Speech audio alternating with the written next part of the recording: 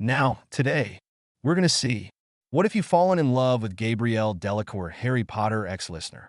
Join Patreon for early access of super op stories, also adult and steamy Harry Potter stories too.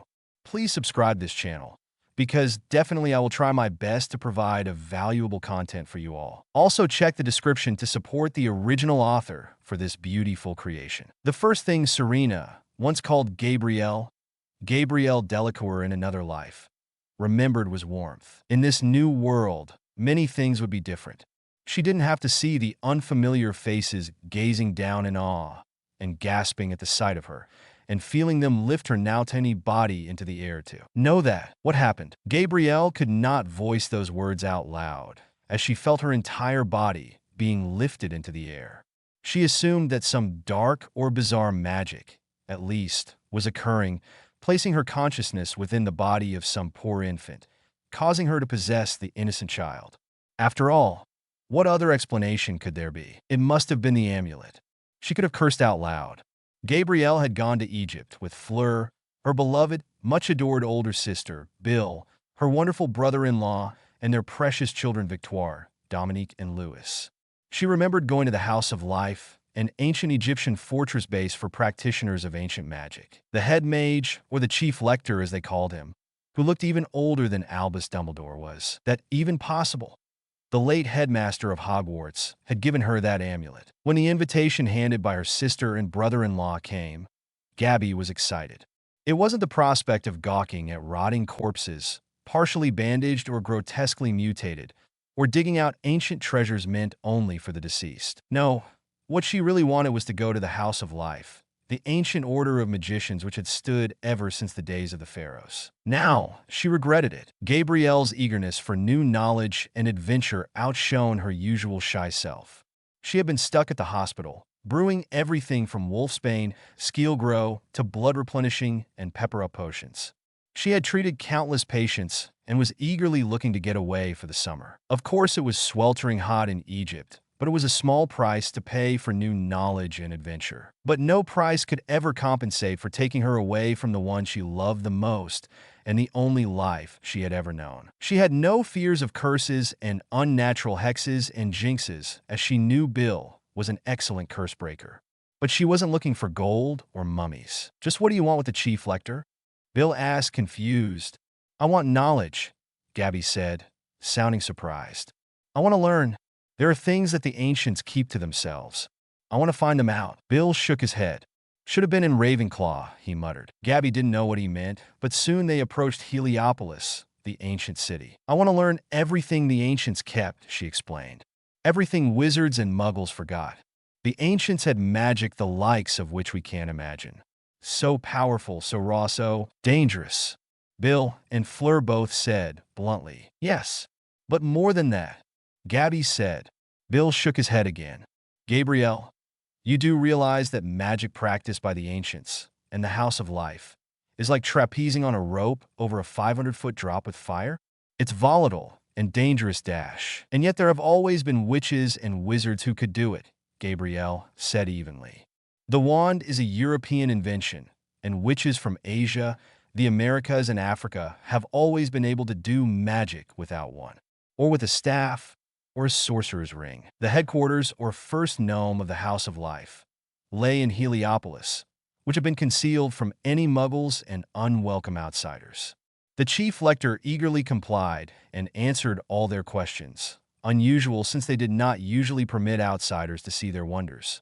But throughout the meeting, his eyes kept shifting back to Gabby, as if he saw something. Just as the acolyte was about to lead them away, the chief lector grabbed Gabrielle's arm. Remember, child, he whispered, when winter approaches and the long night comes, the dragons will be reborn in fire and blood. When all hope seems lost, let this be your protection. He placed an amulet in her palm. It was a curious thing, a dragon of silver, in different style and design than what she had seen and read about in most cultures, including Egyptian, curling itself as a chain so that it would coil comfortably around her throat, holding a carved red jewel like a huge drop of blood, from which another dragon framed it. Dragons, Gabby thought. Bill's younger brother worked with dragons and adored them. She rarely ever saw him, but on the occasions that they met, he did his best to answer every question she had about rearing, breeding, and training dragons, as well as healing their various ailments. She had written down every word he said and memorized everything. She even learned how to brew dragon tonic by combining 1 feather from an eagle owl, 3 feathers from a peacock, and 3 warts from a giant purple toad in a cauldron. But why did he give her this amulet? She stared at it throughout the tour of the tomb. It was better than seeing the grotesque skeletons of tomb robbers hit by various curses, jinxes, and hexes. The chief lector said that that would be her protection and salvation, whatever he meant by that. It was dark in the tomb. It was dank, and it was nasty. The stone-cold smell of damp, heat, and death filled her nostrils, and Fleur kept a strong hold on her children. It was too dark. Then suddenly, a strange sound emerged. Gabby curiously looked away. "Did you hear that?" she asked Fleur in French. Fleur looked at her strangely. "Hear what?" Gabrielle frowned. "It sounds like hissing." Fleur looked at her even more strangely. "We have snake-repelling charms, so don't you worry about it," she replied, brushing it off, though Gabrielle could easily see her uneasiness. Gabby frowned further, but decided against it. Still, the hissing was loud, and she couldn't help but feel as if she was being watched. She tried to shrug off the feeling. Victoire and Louis tried to chat amicably with their father, who attempted in vain to keep their spirits up. Dominique snuggled closer to her mother. And Gabrielle? Gabrielle still felt uneasy. "The tomb's that way." Bill pointed his lit wand up ahead. Fleur frowned in the darkness. "Just how deep does this go?" she asked, peering in the dark. Bill tried to reassure her. "Only a few more meters. No more of those skeletons." Gabby tried not to shudder. The tomb robbers that grew an extra arm, or an extra head, or other grotesque deformities. She had best not to think about it. Gabrielle preferred healing and defensive magic. She suspected that while the children might be fascinated, they would be having nightmares for at least a month. She clutched her amulet and her wand. The hissing persisted. Then she couldn't stand it anymore. As if by an unknown force, she turned to the right. Ignoring Fleur, Bill, and the children, Gabby saw another corridor. "Lumos!" she whispered, her wand up ahead. Gabrielle ventured towards the tunnel. Strange, she thought. She hurried down the short corridor. Then, she saw a mass of something. Nonipers. Leopards feasting on. Her hand flew to her mouth. A human corpse, but that wasn't all.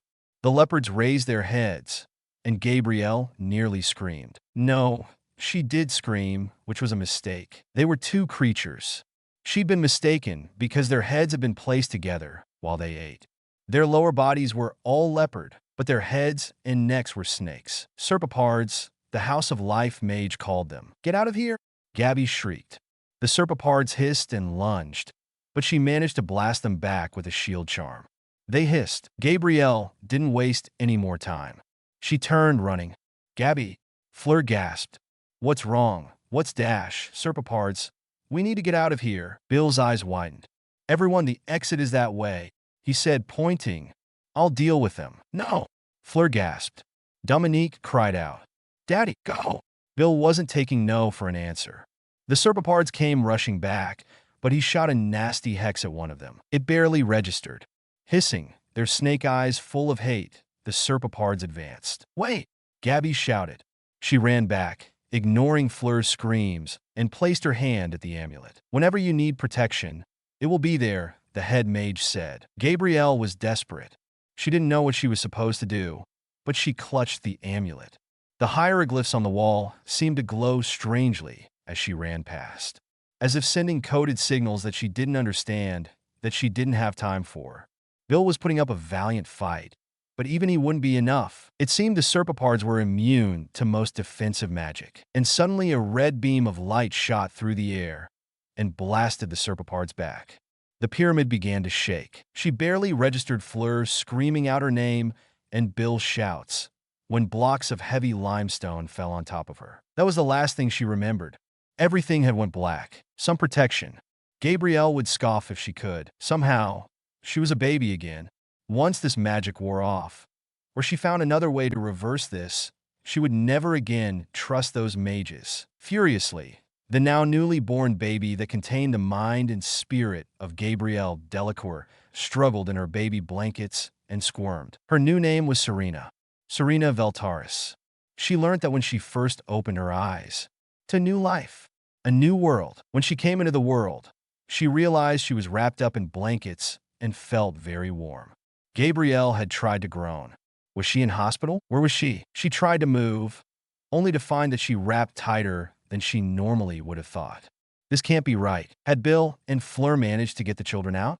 Was she now in hospital? She tried to squirm, only to flail helplessly. She's breathtaking, a woman whispered. Gabby tried to ascertain the source of that sound, but the light in front of her was too bright. She was shocked at how sensitive her eyes were. How long have I been out? A sharp inhalation was heard. It's true. I've never seen an infant as beautiful as this, the woman whispered. Look at her. She glows. Gabby wanted to retort. She glows indeed. She was a Vila witch after all. But wait, why was the woman calling her a baby? What was going on? Gabrielle wanted to scream when she felt something shift, lifting her from beneath.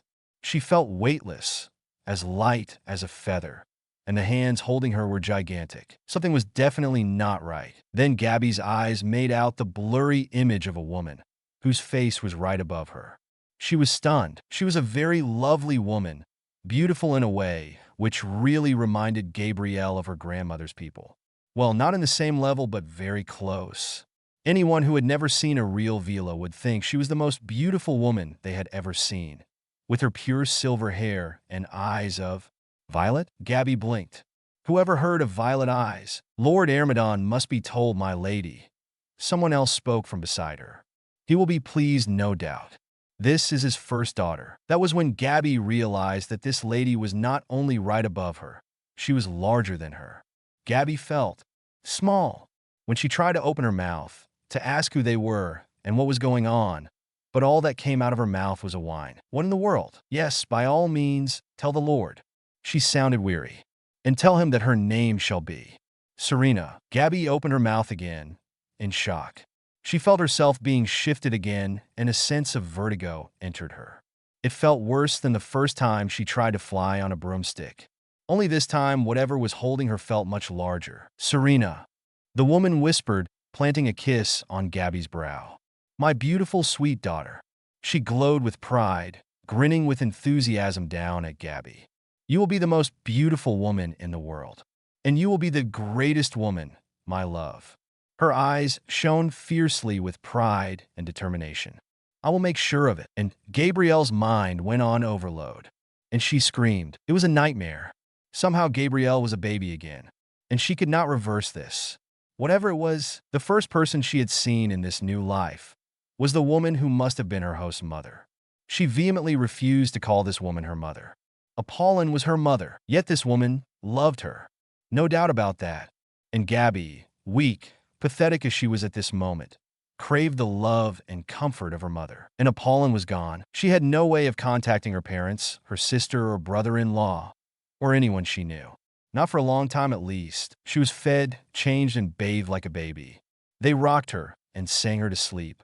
It was months before she could taste solid food again.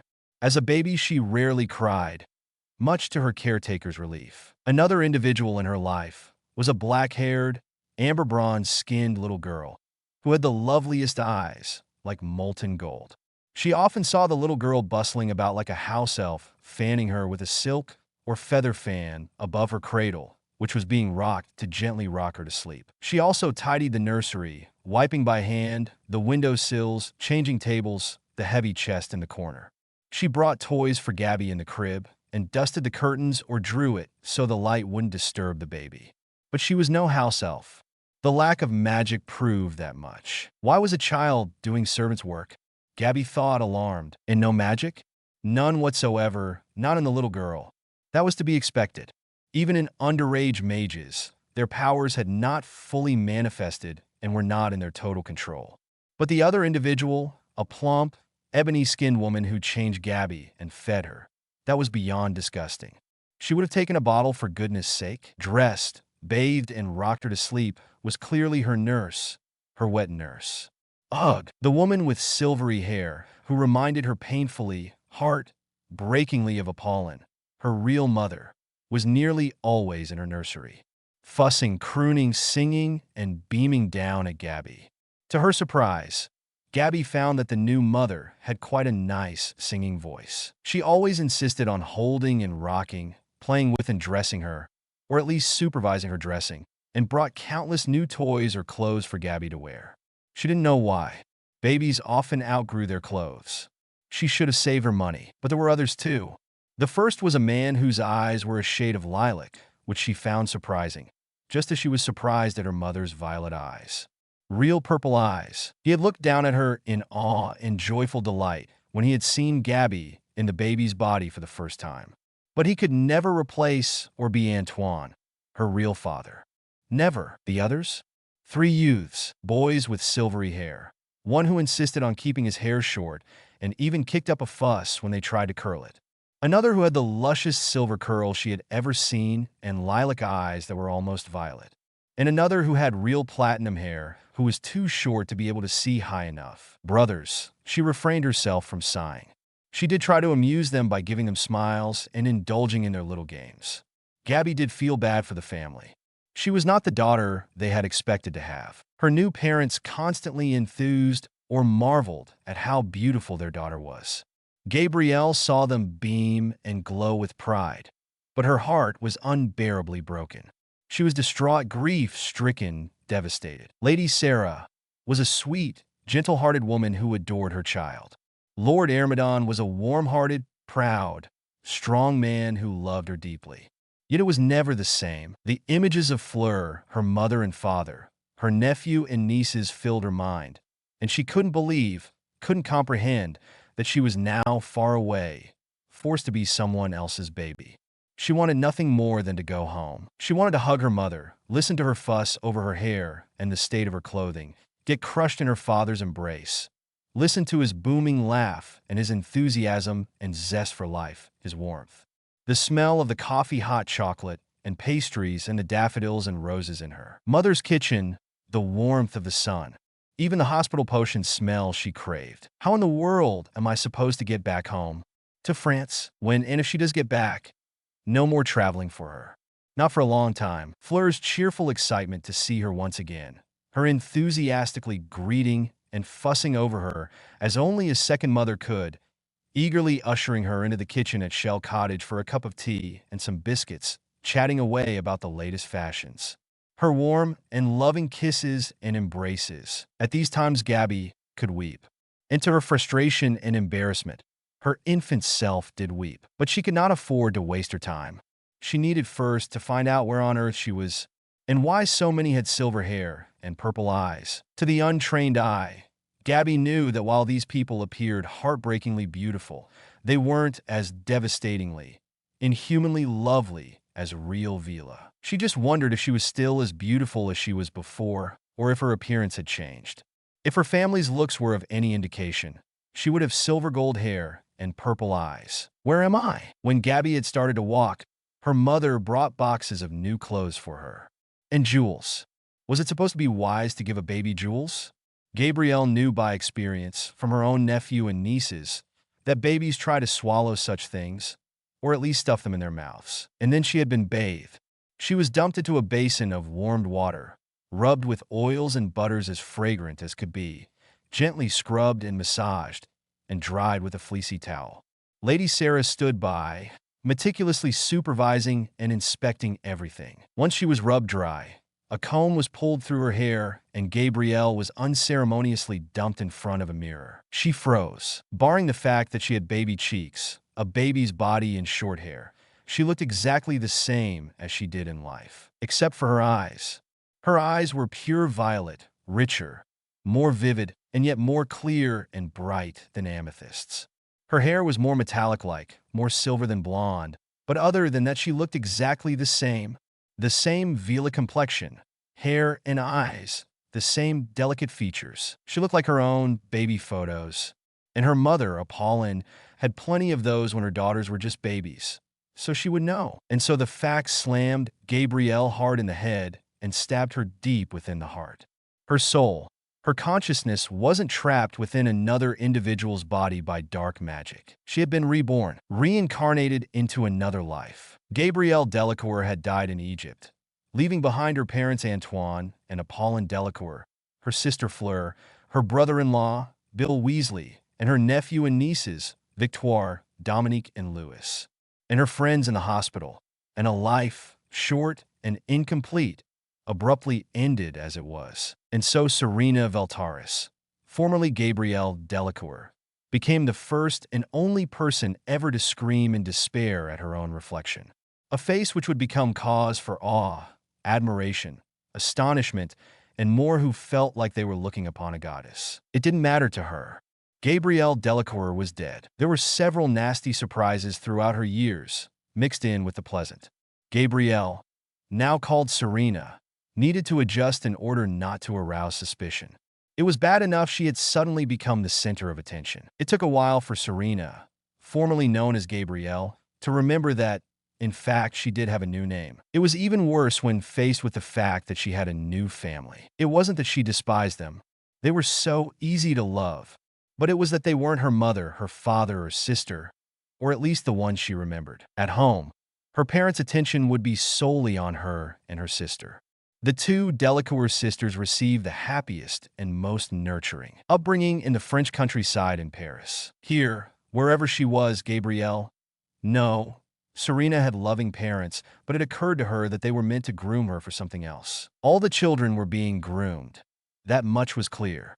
It was also clear that even though their parents loved them and were proud of them, in a way that was almost too much to bear because to Gabrielle/Serena, it was for all the wrong reasons. For starters, her parents, or more specifically, her new mother, couldn't stop gushing and proudly showing off their very young daughter to whatever guests came to their home. Whether they were important businessmen, party guests lounging around on couches, or, well, anyone, Serena would be dragged out of the nursery, scrubbed, combed, and perfumed within an inch of her life, and paraded out to the ooze and ahs of all onlookers, like she was some exotic animal in a zoo. It humiliated and angered her.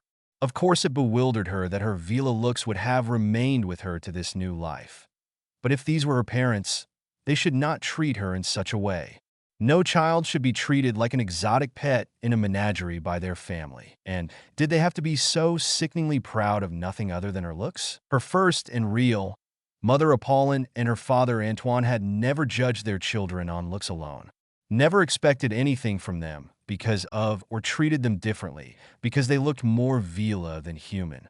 Only others, apart from family and the few real friends they had, did. But her new mother was proud to the point she brought out loads of jewels and silks, bringing it to the nursery, holding Serena/Gabrielle up to see which ones would suit her best. In a way, she could understand because even though Lady Sarah was beautiful and the rest of the family and just about every individual she came into contact with, neither she nor anyone Serena/Gabrielle had seen throughout her new life ever matched the level of beauty that she had. And considering that there were many breathtaking and stunning men, women, even children to choose from, that was something. Her mother crowed that she had borne the most beautiful child in the whole world, who would grow to surpass the greatest beauties, including the courtesans of Liss and Bravos, wherever that was. And Serena had to grudgingly admit this was the truth. That was one thing she had to adjust to. Her new family. Another question. Where in the world was she? When Serena was old enough, she began taking lessons learning how to read and write. Needless to say, she excelled in her letters. One thing she did not understand, however, was how she understood and could speak a different language. According to her nurse, High Valyrian was the language her family spoke. Lysini, a dialect of Valyrian, which some called a bastard Valyrian tongue, was the language she spoke to the servants with. The common tongue, however, she instantly recognized as English. That startled her. Then she had seen a map, and it slammed into her. The fact that she was not in France, Britain, Egypt, or anywhere she had ever learned about. Not in Europe, Africa, Asia, Oceania, or the Americas, but somewhere which lay on an uncharted part of the world, or literally in another world. The city in which she lived lay on an island. It was known as Liss. The island itself was considered part of a continent known as Essos. Liss was an independent city-state, It was not part of a single country. Even more bizarre, her parents had insisted upon her learning about Valyria first. Valyria had been founded by what used to be shepherds. It was right in the middle of a peninsula on Essos which extended towards the Summer Sea. At the very heart of the peninsula was the capital, Valyria, seat of the Valyrian freehold. The first and the greatest the Tudor-added civilization in the known world. The Valyrians had been shepherds, as mentioned, until a chance discovery led them to dragon eggs. Serena/Gabrielle's eyes had widened at this. This had been the first mention of magic or any magical creature she had ever heard. But she had been relieved when she learned that the ancient Valyrians had had magic, and that they had been her ancestors. So if anyone asked questions, well, she was still going to try to hide it. Harnessing the power of the dragons, the Valyrians had created the greatest empire the world had ever known. They were dragon riders and defeated the Giscari Empire. But to her fantastic dismay and disgust, they adopted some traits of their enemies. That is, slavery. Gabrielle/Serena flinched violently when she heard about slavery. The tutor himself pointed to the collar around the slaves' necks. He wore one too, she noticed. He looked incredibly well-fed and groomed, especially in comparison to some house elves she had seen. But the collar showed that he was a slave, though a scholarly one meant to teach her. Her nursemaid was a slave, and Karina, the little girl who rocked her crib, was one of them. She wanted to shake and run from the room, screaming when she had heard that. But Serena, she had to remember to call herself that from now on, forced herself to swallow her disgust and remain calm. She needed to learn more. For thousands of years, Valyria reigned unchallenged and supreme. And then the doom happened. According to what she was taught, Liss, the city of her birth, known as Liss the Lovely or the Perfumed Sister, was one of the most powerful of the free cities, the 9 powerful, independent city-states of Essos. It was certainly the most beautiful. Serena, she had to remember that, had been born in a lush, fertile island paradise. It was filled with palm and fruit trees. The climate was sunny and warm, and the blue-green waters surrounding the island were filled with fish. The sunsets were so famously lovely throughout the known world, and it was once a popular resort and holiday destination for the Valyrian dragon riders. There was the Dragon Lords of Valyria, the ancient freehold of her ancestors. Serena had been told that she carried the blood of the ancient Valyrian dragon lords, the leaders of the ancient world's arguably greatest and most advanced civilization, who rode on the backs on dragons and flew across the known world, conquering half of it. Valyrians, according to the histories and legends, were once shepherds. Then a discovery made them the founders of a civilization the likes of which the world had never seen: dragon eggs. Somehow, they learned magic and they learned to use and harness the powers of the dragons. Serena had gasped. The Valyrians were magic users. Her skin tingled and her heart began to pound as she read this. Magic. As mentioned, the servants and her nurse did not possess any magic, and it appeared neither did Serena's parents. No one had a single ounce of magic, and it terrified her, as she was used to seeing her mother cook with magic, her father using magic to summon his paper and stir his coffee. She used magic far more than Muggles used electricity. She used it to brew healing potions and to heal. She used it to do housework to summon things. The thought that she not only was unable to do magic publicly, at least in this new life, and that she would have to conceal one of the most major parts of herself from those closest to her, whom she lived with, was beyond terrifying and overwhelming. For her entire time in Liss, she had never once seen a person do magic. Not the various servants, not her parents. No one. Therefore, her conclusion was that they could only have been Muggles. She was terrified, as she had never been without magic in her entire life. But for some reason, if they were all Valyrian descendants, which they were as they had silver gold or platinum hair and purple eyes, they were all squibs, or Muggles. Serena knew she still possessed her magic from being Gabrielle Delacour. She could sense her magical core, and at times, tested it when no one was around. But despite the citizens of Liss being descended from the members of the Freehold, they had absolutely no magic, not a single drop. What happened? From what she heard, the Valyrians certainly built a civilization to envy. They defeated and conquered their old rival, the Giscari Empire before proceeding to conquer and rule half the known world. Not bad for former shepherds, Serena thought. They built topless towers and had unique ways of shaping stone, as well as, though this was debated by scholars, powers. The Valyrian capital itself lay in the center of the Valyrian peninsula, and the 14 Flames, a series of volcanoes, ringed their homeland, where they first discovered the dragons, the heart of their civilization. For thousands of years, the Flamekeepers kept the power of the Valanos from destroying the freehold. She learnt that her family, the ancient house of Valaris, how it sounded like something those snotty, stuck-up purebloods would be proud of, was once a house of dragon lords. They were not the most powerful or the wealthiest at that time, but they had married into several powerful families, which meant that they were related by blood or directly descended from many notable dragon riders, including Gennara Valaris, the lady who explored the continent of Sithorios, and Orion, who had the power and the audacity to call himself emperor after the Doom. But how did the Doom happen? There was definitely magic involved. Even fighting dragon lords on their own could not have caused such a level of destruction. Others believe that a Rhoynish prince named Garin the Great cursed Valyria. Spells, knowledge on just about everything, and more were lost in the destruction of Valyria. Based on what she read, every hill for 500 miles exploded, filling the atmosphere with ash, smoke, and fire. The heat so intense, they killed even the dragons. The 14 Flames erupted, sending molten rock 1,000 feet into the air and dragon glass, obsidian, raining from the red clouds that cover the air. Earthquakes destroyed palaces, towns, temples, and lakes, grew boiling hot or turned to acid. East of the great city of Valyria, Velos, Gozai, and the Isle of Cedars, or at least part of it, were destroyed by a tsunami. So there was definitely magic, Serena summarized. Though the fighting dragon lords may have caused countless assassinations, including those of the Flamekeepers, and thus caused the 14 flames to explode, and tsunamis at times were caused by volcanic eruptions, there must have been more. Perhaps the spells controlling the 14 flames simply stopped working or were neglected.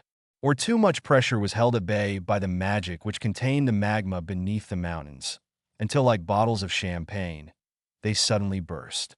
Perhaps the magic itself was faulty, not the mages that kept them. And yet another theory was that the Valyrians traded their souls for magic. Serena scowled as she had heard and read that.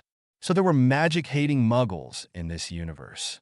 Apparently, like the instigators of the Great European Witch Hunt and the Salem witch trials in America, Westerosi priests of Septons, or the Red Priests of Lawler believe that the Valyrians delved too deep with their blasphemies and sorceries into the Seven Hells. The thought sent ice into her blood, and she remembered that once, in her first world, Muggles had hunted wizards and witches for their ability to do magic, calling it evil and unnatural. Serena wondered just how on earth she was supposed to survive. The worst bit was growing up, not only all over again, but there in Liss. One of her main concerns was her magic and how to conceal it. Fair point. As the daughter of an ancient noble family with so many slaves and luxuries at their disposal, Serena never needed to do any chores. But she still preferred to make her clothing by magic, not allowing some poor slave to spend hours toiling at a piece of fabric just because her mother scorned it as being unsatisfactory. Her first mother, Apollon, had taught her how to do that, and she wanted nothing more than to give those poor things a break. Serena could easily explain her magic, if anyone ever managed to find out, as a result of her Valyrian blood. Prior to her leaving, Gabrielle/Serena had read about a discovery which shocked the wizarding world. Muggle-borns did inherit their magical abilities, unlike what most assumed, and the term blood was not at all specific. Genes were the correct term. The magical genes, of which there were two, were discovered to be dominant, which was why, despite the fact that she, Fleur, and their mother possessed the appearance of Vila, they inherited only the powers of witches. They could entrance but could not transform like full-blooded Vila. Squibs, on the other hand, had magical ancestry, but they had unfortunately inherited the magical genes in its dormant state. This did not prevent them from passing it down throughout the generations. Ministries and councils of magic did not keep a record of squib births, which was why they had absolutely no idea of how a child from two non-magical parents could produce a magical offspring. Only Makusa, the Magical Congress of the United States of America, did, due to the threat possessed by corrupt wizards known as Scourers and their non-magical descendants. Squibs were sent to Muggle schools, encouraged to marry and integrate in Muggle society, and mostly forgotten. So how would anyone know if farther down the track, a descendant would have magical abilities? But as Serena reflected on this, she found it best to keep silent. It was unwise, she reflected, to reveal anything to anyone. This was a dangerous world, perhaps even more dangerous than the world she had lived in before. She frantically rummaged through her family's library to find the answers to her many questions, as futile as they seemed. Roughly a decade before the Doom, Daenerys the Dreamer, the daughter of Enar Targaryen, dreamt of the destruction of Valyria. She must have been a seer, Serena theorized. House Targaryen was not a very powerful house of dragon lords, though they had steadily risen throughout the centuries. But then they moved from Valyria to the island of Dragonstone in Westeros.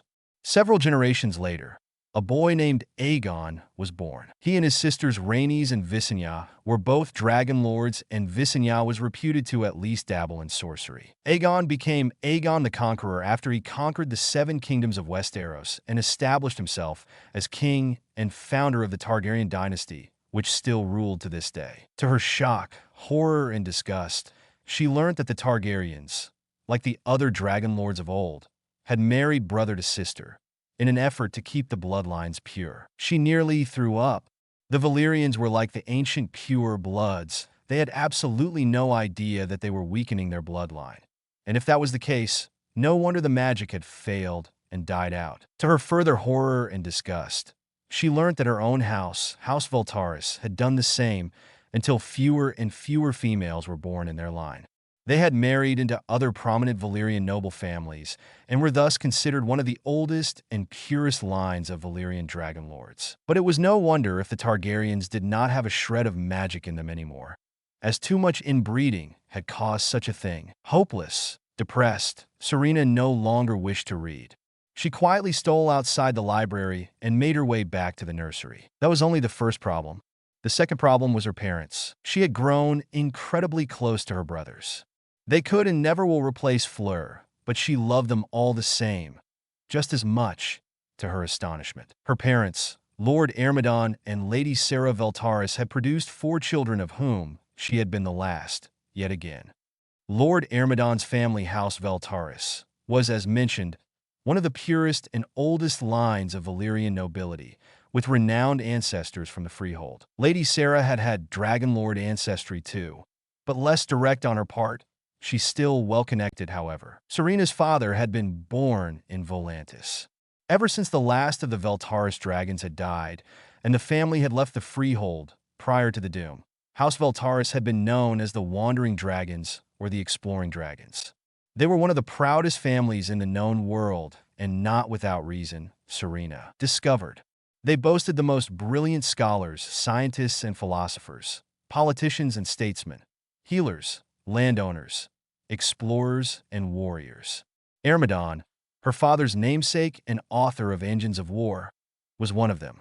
It was no wonder that their parents had high expectations of their offspring. Though to be brutally honest, the expectations for Serena differed greatly from those for her brothers. After marrying a wealthy woman from a suitably pure Valyrian lineage of the old blood of Volantis, Serena's maternal grandfather had settled there.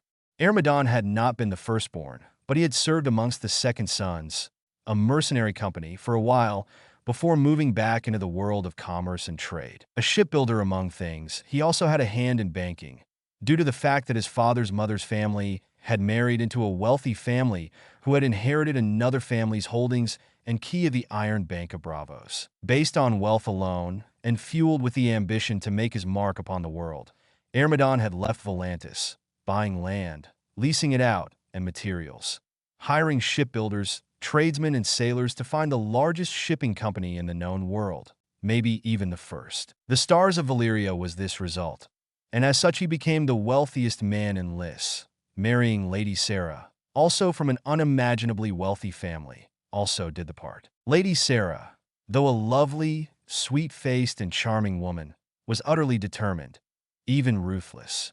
Serena noted that both her parents had a happy, loving, even faithful marriage, but it was not like Antoine and Apollon Delacour's relationship. They had far too many expectations, from themselves, from each other, and for their children, to be anything like the parents from her first life. Serena could sigh. Oh, the irony. Antoine and Apollon weren't the wealthiest, but they were content, even happy with their lot in life. Hermodon and Sarah, or rather, Sarah, however, despite their riches, wanted so much more. Jaciner was the eldest, a youth of nearly 14 when she had been born. He was a handsome lad, but with silver hair streaked with tiny gold strands and lilac eyes.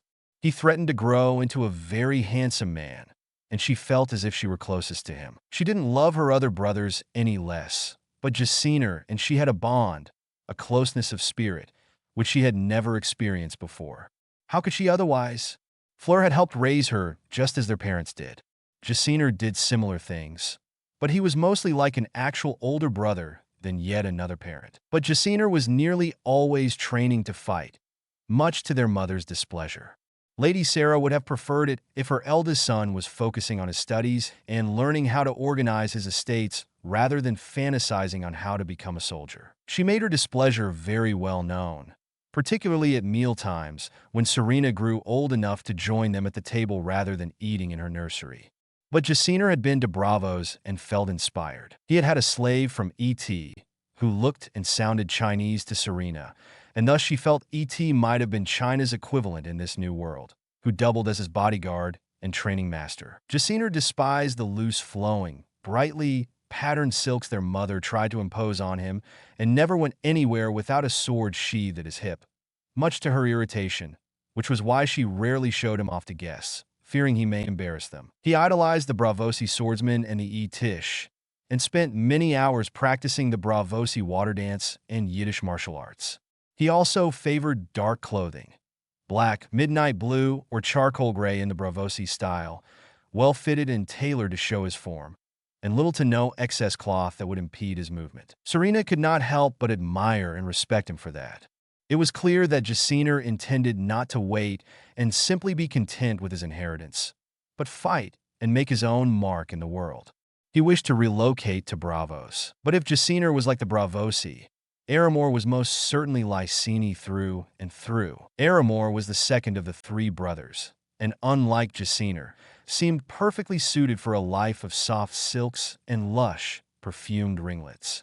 He always smelt like lilacs, and as pretty as he looked, people always admired his looks, though they completely forgot about him the instant they spotted Serena. He had the sharpest and most brilliant mind for finances, which was why he not only took an interest in the family's business and the managing of their estates, but banking. He dreamed of building a bank that could rival the Rhaegar Bank and the Iron Bank of Bravos. Needless to say, Jaciner did not take it so well. Serena felt her lips twitch into a smile as she remembered that. Lastly, there was Balaguer. Most of the time, the other members of the family did not know what to make of the third, and frankly, the most unappealing of the Veltaris siblings. He wasn't bad-looking, but he was, to be truthful, the least handsome than the strikingly noble Jaciner and the sculptured Aramor. His hair was platinum white with a pure gold streak, and that was striking, but his skin was powdery pale, and his eyes much too dark to balance all the lightness out. It looked like all color had been drained from his appearance. It didn't matter if he wore brightly colored clothes, he always looked washed out. He also rarely smiled, and was very eccentric to say the least. With an unhealthy obsession with the occult and arcane arts, he was also going in and out of several mystic cults, and had an almost fanatical devotion to several pantheons. The Veltaris family primarily worshipped the gods of old Valyria. But Balaguer had sought comfort and strength in the gods of old guys, the black goat of Qohor, the blind god Bosch of Lorith, the Lion of the Night and Maiden Maid of Light of E.T., the Weeping Lady of Liss, and more. He changed face the way some change clothes. For now, it seemed, he had been devoted to the worship of R.H. Lore and his flames. Serena felt disturbed, but also saddened by the fact that this brother of hers had had to find solace in gods because his family could spare little time and love for him. She swore she would never make that same mistake. So she latched onto the hearts of each of her brothers as tightly as she could and swore never to let go. But despite his introverted and mystical personality, Balaguer was determined to make his mark upon the whole world. In spite of their differences and apparent dislike of each other, the Valaris brothers had only that one thing in common. Otherwise, the three of them were as different as dragons, slugs, and sparrows. Her family brought her to her next problem, her future. Ever since she took a single glance at her daughter's beautiful face, Lady Sarah had been determined that her daughter would climb higher and shine brighter than any star in the sky. She would be the most beautiful woman in the world, the most cultured and refined, the most intelligent and polished, the most elegant and graceful. Serena's incalculable wealth only heightened her prospects as Lady Sarah was concerned. Take, for instance, this episode. Serena sat, legs placed neatly together, feet on the footstool. It was impossible for her to be comfortable, but she was expected to spend the majority of her schooling tied to that rod. It was an iron rod with straps that buckled tight at her waist and at her shoulders. Another strap went around her forehead to the rod. She had to hold her horn books high as a young child, and her paper books and scrolls once that stage had passed. Lady Sarah had intended it as an instrument to keep her daughter's back straight and to ensure good posture, even when unbuckled. She was learning High Valyrian poetry and grammar at this point.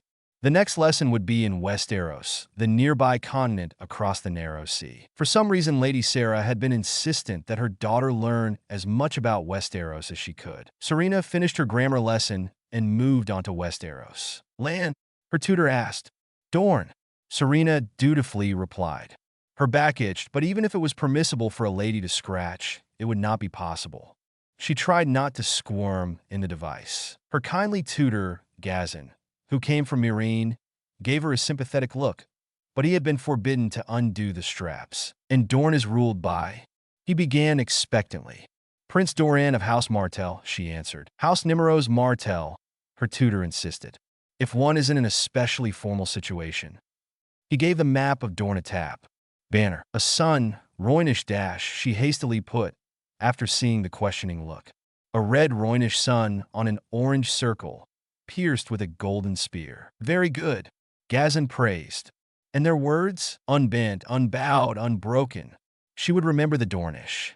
The only one who viewed women as equals to men amongst Muggles. They were currently speaking the common tongue of Westeros, which Lady Sarah had insisted when doing their lessons. "Indeed." He moved on.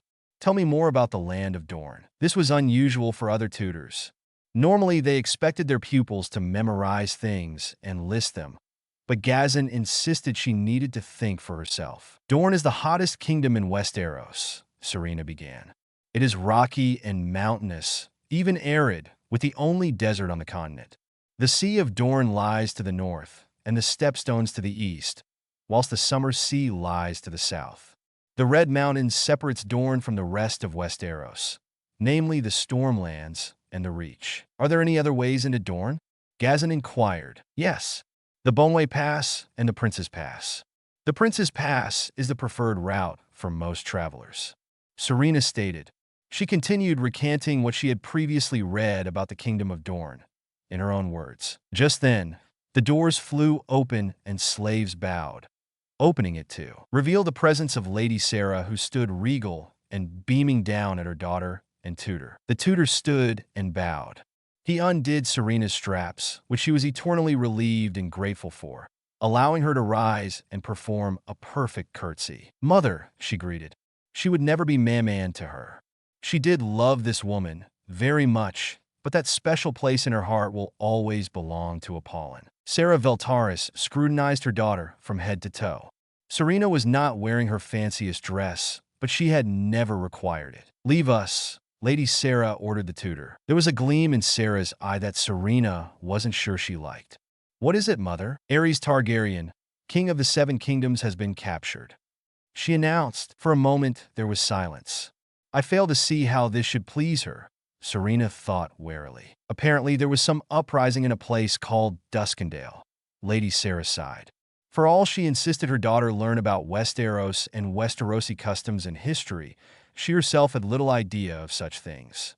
The lord there, some upstart named Darklyn, had ceased to pay his taxes last year. They say his Myrish wife was behind all this. I wouldn't be surprised. Myrish women are more like whores than the ones in our pillow houses. Her voice dripped with disdain. Serena had to bite her tongue and hold her breath to prevent herself from saying anything further. He traveled to Duskendale with only one knight of his Kingsguard with him, who died not long after. They clapped him in irons and stripped him of his royal raiment, and now he lies in the Darkland's dungeons. Lord Darkland threatened to kill him at the first sighting of an armed host. Lady Sarah looked grim. I dare say, House Targaryen and the realm of Westeros are in dire peril. Her mother, her second one, she kept reminding herself, crossed the room and gazed out at the windows. The sounds of seabirds and the waves were enchanting, peaceful, not at all like Westeros, Serena could imagine. Yet her mother was scheming something. She knew that for certain. Ever since that fire in the castle of Summerhall, which took the lives of all but 5 of the Targaryen family, House Targaryen is desperate for more heirs to secure their line. As of now, the king has a grown son, Rhaegar, who will be king one day, and 1-year-old boy, Viserys. Although House Targaryen is known for wedding brother to sister Dash, Serena struggled not to wince. The king and queen have had no other living children, no nephews, and less than a handful of cousins with the name Baratheon. Orys Baratheon was the trusted general and right hand of Aegon the Conqueror, reputed to be his illegitimate half-brother. He married the Storm King's daughter and founded House Baratheon, taking her family's colors, sigil, and words for his own. Thus, they are faced with a problem. What noble lady shall they choose to be the prince's bride? Sarah turned to face her daughter and beamed.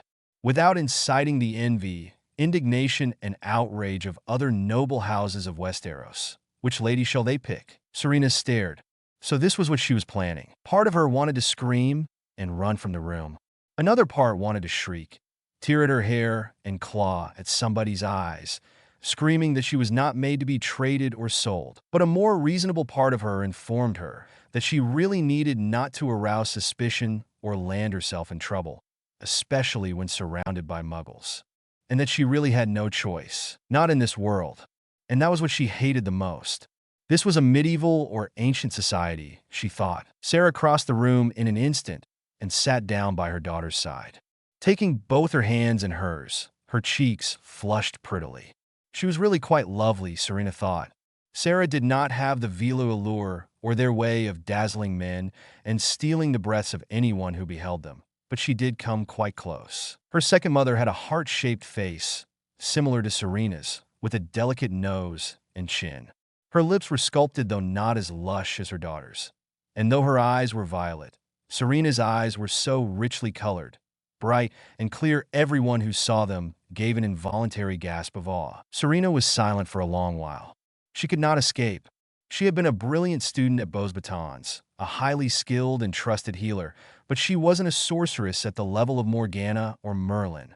She did not have the slightest clue as to how to return to France. Besides, where in the universe was this new world?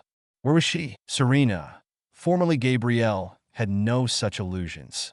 She had avoided thinking about this for years, but the cruel, merciless fact was that she was never going back. She had her magic, though, and if she was ever forced to marry, she could always flee and confound others as to her whereabouts, even modify their memories of her existence. My dearest child, she was startled from her thoughts when Sarah grasped both her hands. I knew from the moment I first held you in my arms, when I first saw you, that you were meant to rise and shine brighter than any star in the sky. I would expect no less for you. I have always wanted the best for you. Why do you think put off countless suitors from all over the free cities for years? If you stay in Essos in the free cities, or even travel and marry into one of the great houses of Slaver's Bay, you would be naught other than a rich man's ornament. We women are powerless in this world used, but although a man is always the head of a great house, a woman may be the neck, and necks may easily turn heads. She beamed at this. And not just a great house, my daughter, a great realm, 7 kingdoms. Serena froze. So Prince Rhaegar, she said numbly. Yes, Sarah did not notice her lack of enthusiasm. Prince Rhaegar Targaryen, someday Rhaegar of the House Targaryen, first of his name, king of the Undulls, the Roiner, and the First Men, and lord of the Seven Kingdoms. She was practically bouncing with joy. They will not accept a foreign queen, Serena said flatly. Lara Rhaegar was the wife of King Viserys II, and mother to Aegon the Unworthy, Ser Aemon the Dragon Knight, and Queen Nerys. Before he even became king, she was constantly mistrusted and shunned by the Westerosi. The rumors were that she and her brothers were even framed, simply to be rid of them. Like me, she too came from Liss. Unlike you, Lara did not have the slightest clue about Westeros and its court. Her mother answered with something very much like triumph. She could not tell one noble house from another, and though beautiful, did not have a tenth of your charm. Sarah stroked her daughter's lovely face. Her violet eyes sparkled. Then she soured. Besides, your 3 brothers would be remaining in Essos, and your father will make it clear that they shall not interfere in Westeros. You know the Veltaris way. The Veltaris way, meaning that once all offspring receive their inheritance, the wandering dragons will take flight once again. The grown offspring will seek to make their own names, fortunes, and marks upon this world, and not simply by taking what their father passes to them. Unlike the Westerosi nobles, that will merely be the starting point for them, not something to live off with for the rest of their lives. They would often explore the world, find their purposes a new power base, and as such, apart from her immediate family, Serena had little to no contact with the other members of House Veltaris, despite their house being very large and prosperous. My child, this is our chance, her mother insisted. Your chance to make a mark upon this world, to be a queen and the mother of kings. As a woman, the gods know that you will have little chances enough in this world. We must take what we can. Drawing her close, Sarah kissed Serena upon her forehead. She smelled her mother's lavender oil and the kiss of jasmine tinged with myrtle upon her hair. Pulling back, Lady Sarah gazed deep into her daughter's eyes. I do this because I love you, because I want more for you than to be a rich man's ornament and breeder, she insisted. Serena bowed her head. I know, she replied. It is time. The voice resounded in her ears, and her eyes flew open. For a moment, she was either Gabrielle Delacour or Serena Veltaris. She could not remember. Casting her eyes around the room, Serena could not see Karina, her loyal handmaiden. Doubtless she had gone to fetch her breakfast as she normally did. But who was the voice in the room? There was no one and nothing amiss. The sunlight streamed into the room. No man lived near her for miles. Serena's father made sure of that. His daughter's maidenhead was too precious to risk with any grown man near her, unless she was armed. Needless to say, he did not have the slightest clue of her power. Serena sat up and prepared to leave. Murmuring the spell that changed her sheets and made her bedding for her, she waved her wand, like her first mother Apollon had taught. Her heart constricted and her throat tightened as she remembered her first family. They were gone, lost to her forever, worlds away. Gabrielle's wand had appeared out of nowhere, in her nursery in the 3rd year of her life. Turning away, literally and figuratively, before tears could come in her eyes, Serena did her morning toilette, going into the bathroom and undergoing her extensive beauty routines, as per her mother's insistence. Otherwise, she wouldn't have bothered, before dressing and leaving for the gardens as usual. Her mother had complained about the smells about her person when she had begun brewing potions and practicing healing and herbology. How could she possibly explain that those were magical?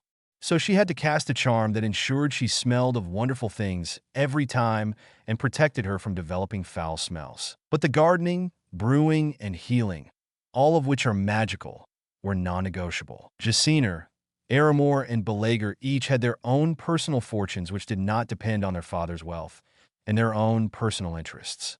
Now Jaciner lived the majority of his time in Bravos. He had wed a Bravosi girl of suitably pure Valyrian descent to satisfy their parents, whose family were key holders in the Iron Bank. Needless to say, they were thrilled and delighted at the bride price and the family line she was marrying into, so there were no issues with that match. But Merlin, Serena missed Jaciner. She missed being carried around on his back or in his arms as a small child.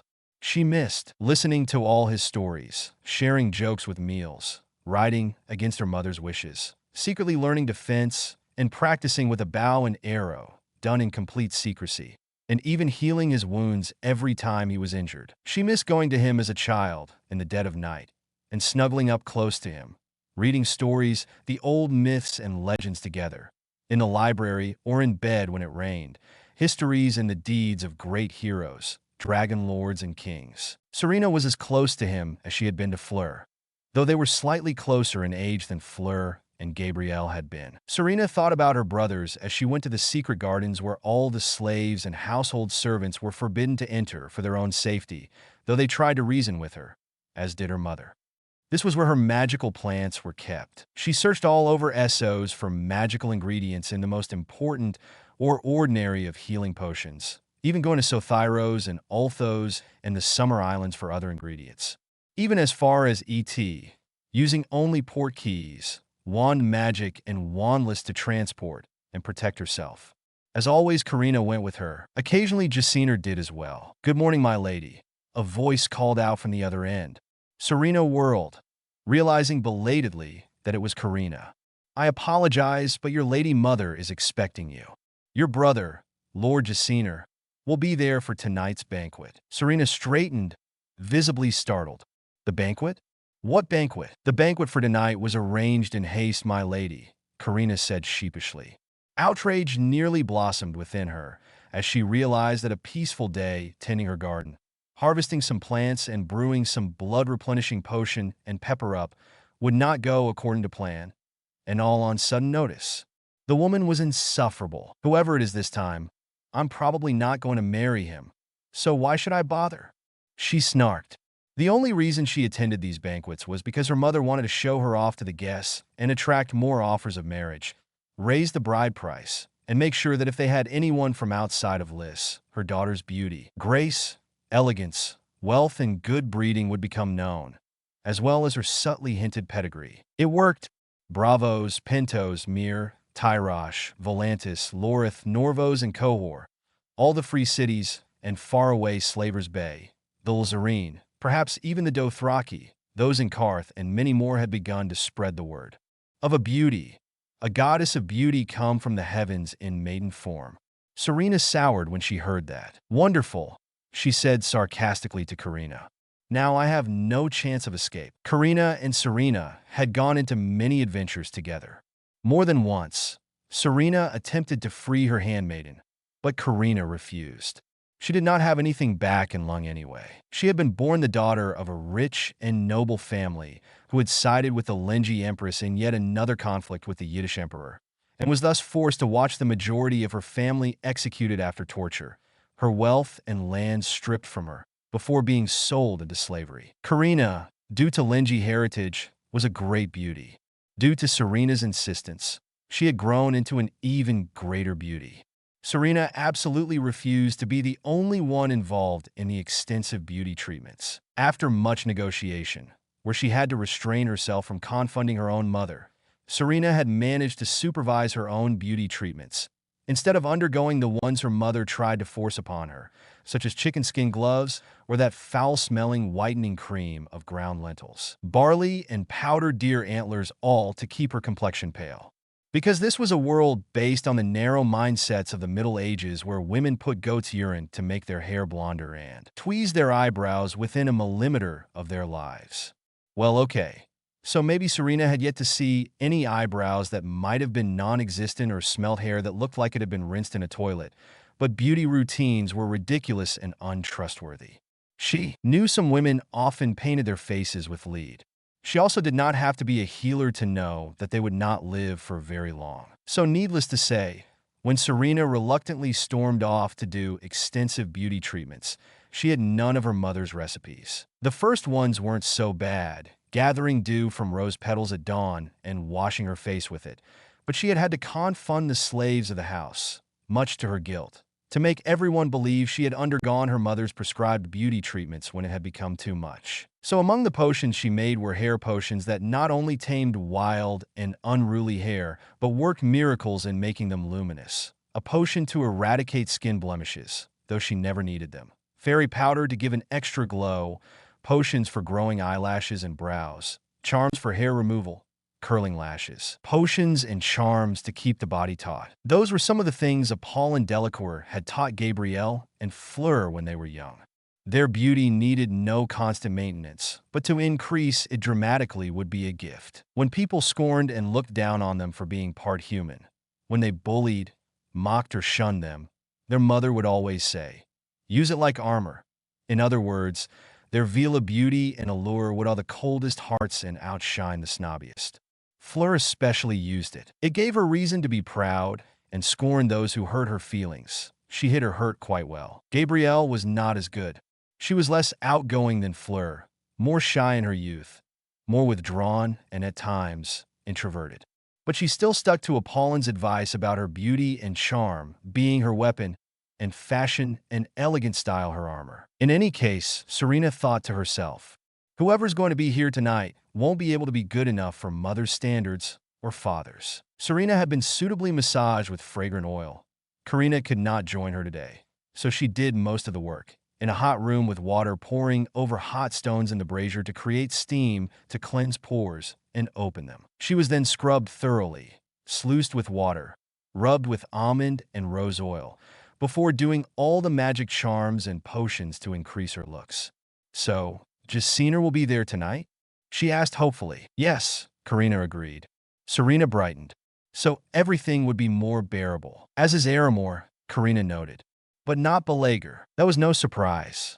Balaguer hated these gatherings, and their parents were only too relieved to have him stay away. As mentioned, he was the least appealing of the Valaris siblings. Serena's voice lowered. "Have you word from him?" Karina cast her eyes around, but she needn't have. Serena ensured that no eavesdroppers or perverts would be able to hear or see anything inside. She knelt by Serena's side. "They say he's with the Red Priestess," Karina whispered. "They say she comes from the Shadowlands." From Asshai. Serena froze. Of all the lands they had traveled together, they had never gone to Asshai.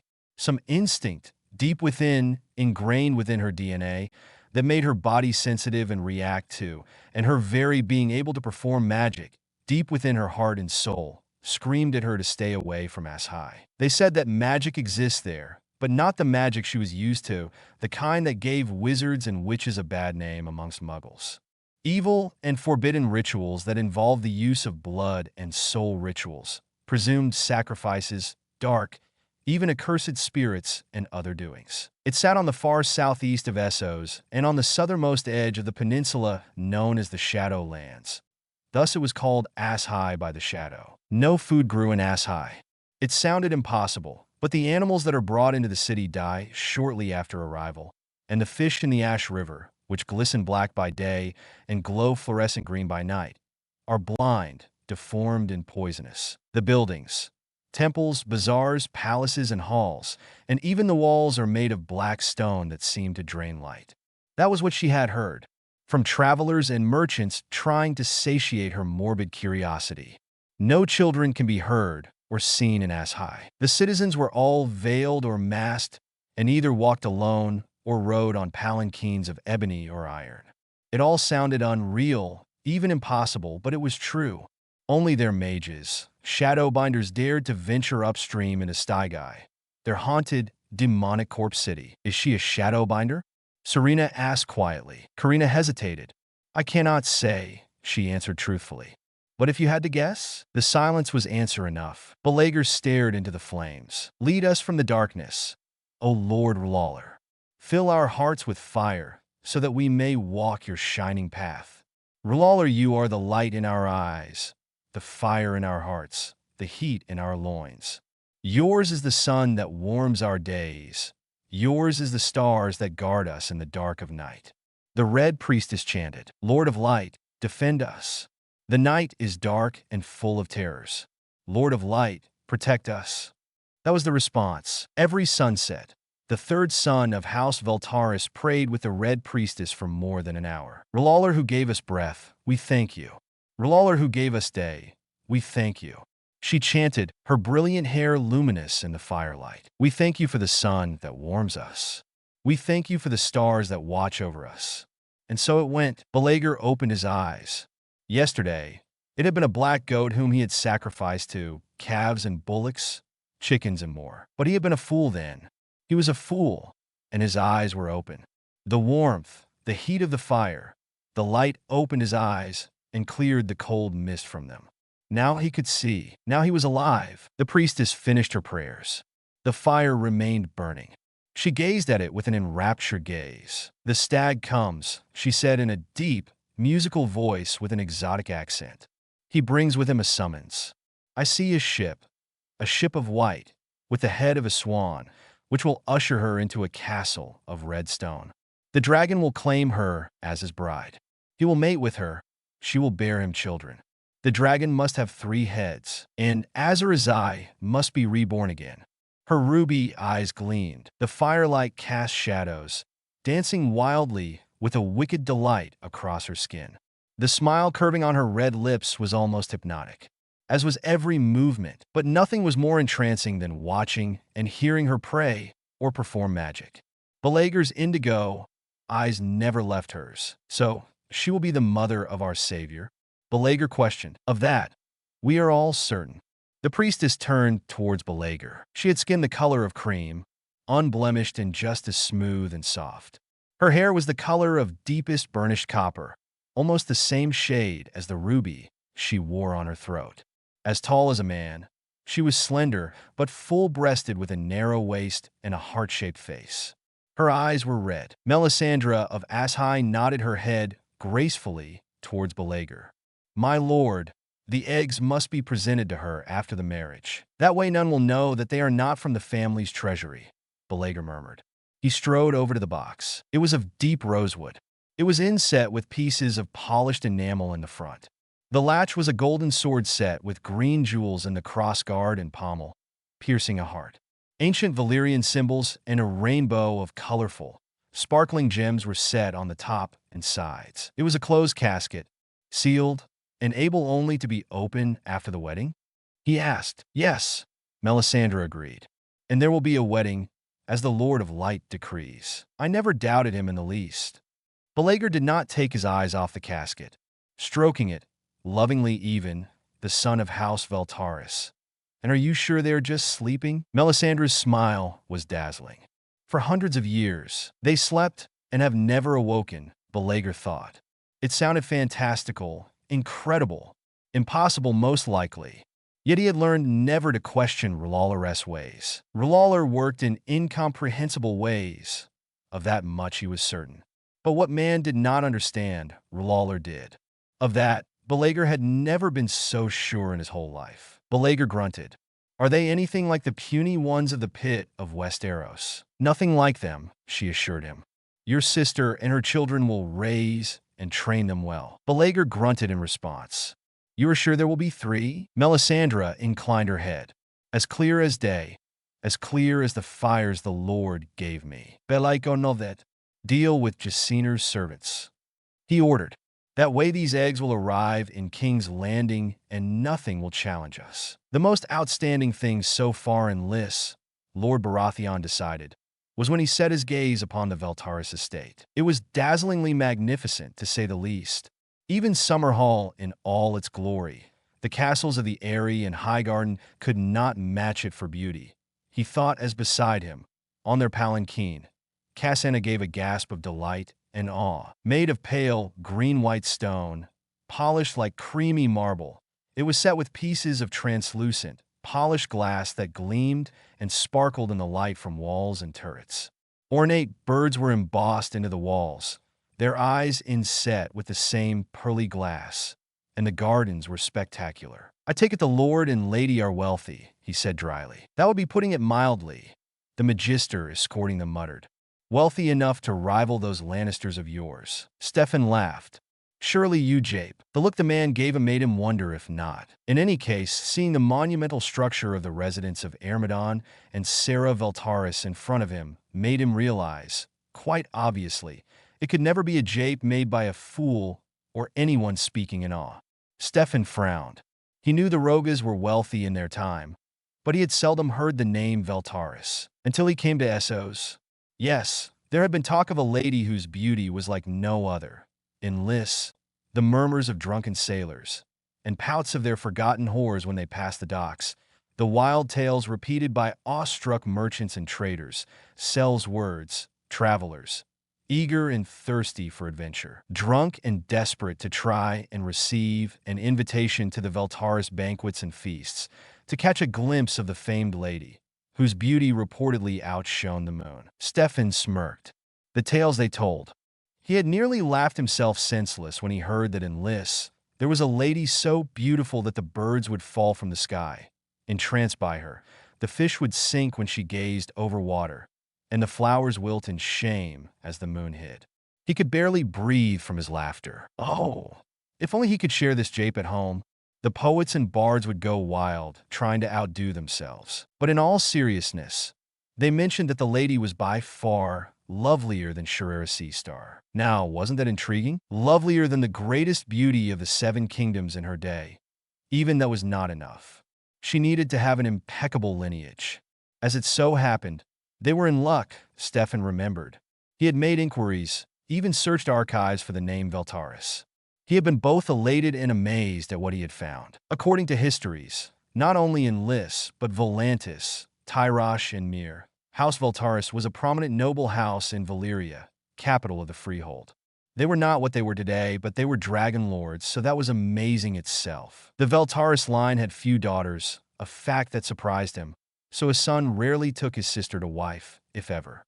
Instead, their wealth, power, and influence, acquired steadily throughout the generations, until they were unquestioned, though never involving themselves directly in politics, ensured that they had suitable brides in other great and powerful houses. Most notably Gennara Valaris, the dragon rider who explored the continent of Sothyros, and Shinara of Vanador, whose family were said to have been magic users, and the only ones who could use transform into dragons to truly be a dragon. Wouldn't Ares like that? But the family was embroiled in a bitter feud from within. Although they were wise enough to stay out of the violent conflicts between rival dragon lords and flamekeepers, the steady, though barely noticeable decline of the Valyrian freehold and empire, there had been two branches of the same family who despised one another. Thus, both had fought for control of the family's wealth and power, the latter of which they had lost whilst preoccupied with fighting. They lost their dragons too, he remembered, probably poisoned, rumors whispered, by each other. In the end, only their wealth and prestigious lineage remained, and even then most of the members of that house were lost thanks to the bloodshed. One prominent matriarch took all that was left, along with the survivors that remained, and left the Valyrian peninsula. After the doom, and during the century of blood, they kept their heads low, to the point where some survivors, including the first Targaryens of Westeros, believed their line long extinct. The subsequent centuries saw them quietly rebuilding their wealth, spawning new branches of the family who were all wise enough to keep their distance from one another and not interfere in each other's affairs. These various branches had taken root and become individual trees in many different parts of Essos. Would that be enough for Ares? Stefan wondered.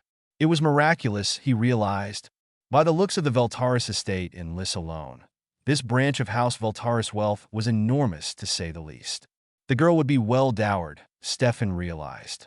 That should keep Ares happy. He only hoped that the girl was pleasing to look upon, wasn't disfigured, and proved fertile. He leaned over to Cassina. What do you think? About the lady or the estate? Stefan answered. The lady and her family. Will she be good enough for the king? Cassina hesitated. Her wealth, doubtless. Her lineage, most certainly. As to the lady and her immediate family, we have yet to meet them. Stefan nodded, conceding to her wisdom on this matter. Inside was even more beautiful and graceful than outside. It was breathtakingly lovely. The interior was creamy white marble veined in gold, or in very light blue or green shades. Carvings were sculpted into the walls, also inlaid with the same glass globes, held between the beaks of carved birds so striking that each feather seemed to rustle as they moved. Priceless ornaments of glass, polished stone, gleaming enamel, and fine porcelain graced the halls and rooms. Unlike Storm's End and the Red Keep, this was filled with light. It was beyond luxurious and unscrupulously clean, so clean that the floors gleamed without a speck of dust. Fresh flowers bloomed in crystal, glass, and porcelain vases. Fruit and ewers of wine temptingly placed upon each table. Instead of tapestries, elaborate mosaics of semi-precious stone depicting the ancestors of House Valaris were set into the walls. It was undoubtedly the most spectacularly luxurious place Stefan had ever been to. He hoped that the lady would not be too accustomed to all this. Should she prove worthy enough for King Aerys, she could not expect too much. He winced. Perhaps coming here might not be for the best. After all, Lara Rhaegar had never been fully accepted into the royal court, and Lara had been a Lyseni, as was Serena of Liss, Shirera Seastar's mother, and Miseria, the dangerous paramour of Prince Daemon Targaryen. He did not know if yet another foreigner, this time a future queen, would be accepted and welcomed by small folk and nobles alike. But if the king wanted her for his son, then that was it. The nobles will try to make her life difficult, and he hoped she was no pampered princess barely out of her mother's womb, as that would not endear the people to her, nor generate support for Rhaegar's family. Once that had been done, Stefan and Cassina had been treated to a bath, in separate bathhouses, of course. Massaged, oiled, and smelling irritatingly like lemon and violets, Stefan garbed himself in his finest clothes for this journey, and was thus ushered into the gardens. The gardens were a paradise the likes of which he had never seen.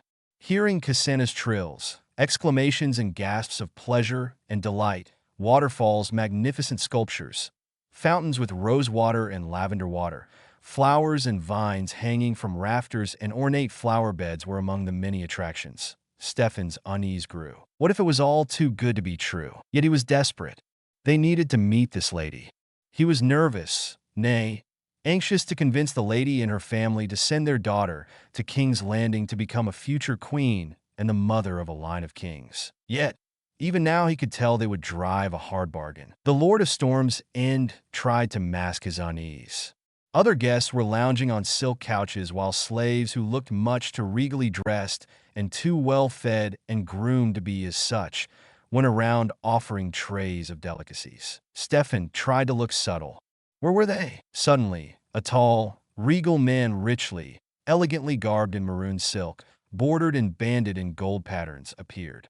A slim, yet strong-looking man with a sculptured face, imperious and stern, sharp cheekbones, high brow, and a straight nose. Like the majority of Lyseni, his hair was silver gold and his eyes of vivid lilac.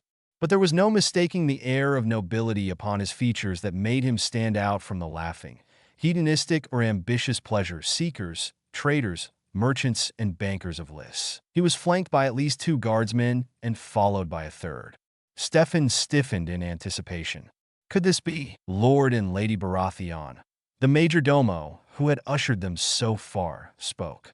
"May I present Lord Ermedon of House Valaris, who hosts us today." "Greetings, Lord and Lady Baratheon." His voice was deep, rich, and sonorous, yet commanding and utterly captivating. Any singer, bard, or poet would be hailed as a master within the 7 kingdoms, the free cities, and beyond, if they possessed such a voice. The voice had a regal authority, which Aerys himself sadly lacked. Not even Tywin possessed such a voice. "Welcome to Liss, and to my home," the Lord continued. "I apologize most sincerely that I was not able to welcome you in person, but alas, I was away for yet another issue on board one of my ships."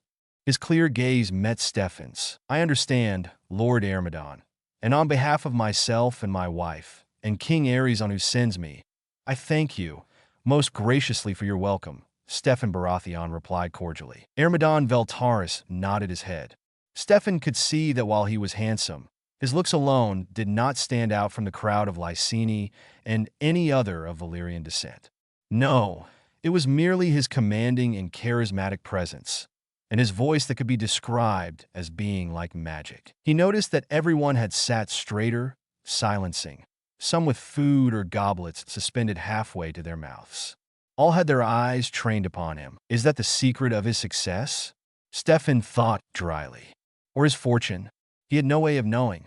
The man's mere presence, even the word of his arrival, certainly stirred the crowd's attention, so much as that he would seem outstandingly handsome instead of moderately so. True, fairness was a common feature of the descendants of old Valyria, but outstanding beauty was, frankly speaking, something that everyone, high and low alike, would be expecting in Prince Rhaegar's bride. There would be many scorned noble ladies in Westeros, the least of which was not Cersei Lannister, Lord Tywin's young daughter, whose own fortune, blood, and beauty have shot her prospects to the stars. Tywin certainly thought her a fit match for the Dragon Prince. For a brief second, Stefan felt guilt in dashing his friend's hopes, but only for a second. From Lord Ermedon's side came a lady in flowing, sheer pink silks trimmed in silver, with silver armlets, bracelets, and necklace set with amethysts. She was outrageously lovely, Stefan conceded, with hair like pure, molten silver touched with gold whenever it caught the light, finely chiseled features, and a delicately pointed and upturned profile, a willowy, graceful figure, and skin that was unblemished and fair. She shone with an unearthly beauty about her, and the Lord of Storms hoped with all his heart that the daughter had her looks and her father's charisma. Lady Sarah was beyond exquisite. "My lady wife, Sarah," Lord Valtaris stated. Lady Sarah gave a brilliant, shining smile. Stefan knew that in spite of her enchanting looks, she resembled a cat that caught the mouse and received a bowl of cream only afterwards. The woman was happy to see them for whatever mysterious reason, and that made him worry. "Perhaps I have been in King's Landing for far too long," he thought. He bowed to the lady and introduced himself and his wife. Those violet eyes were most certainly pleased, though, for whatever reason, Stefan felt himself stiffen. Surely she did not know? They had taken the utmost care, in order not to attract the worst kind that would bring naught but trouble in a royal court already rife with intrigue. Lord and Lady Baratheon's official reason for traveling was negotiating trade agreements and alliances and new routes. Stefan and Cassina had been sworn to utmost secrecy. But the court knew which was useless, as loose tongues, heady wine, gossip, and intrigue knew no bounds. However, he did not expect it to reach this side of the narrow sea. "My second son, Aramor," Lord Ermedon introduced a young man behind them. Aramor was a beautiful man, with classical looks and features of the ancient Valyrians. Straight, thin nose, perfectly proportioned chin and jaw, high cheekbones, elegant as could be, and slightly rounded eyes that were somewhere between lilac and violet, his eyebrows and lashes dark, thick and long, like his mother's. Long, slender, and graceful neck and hands added to features of refinement, and delicately arched eyebrows gave a patrician appearance, along with his high forehead.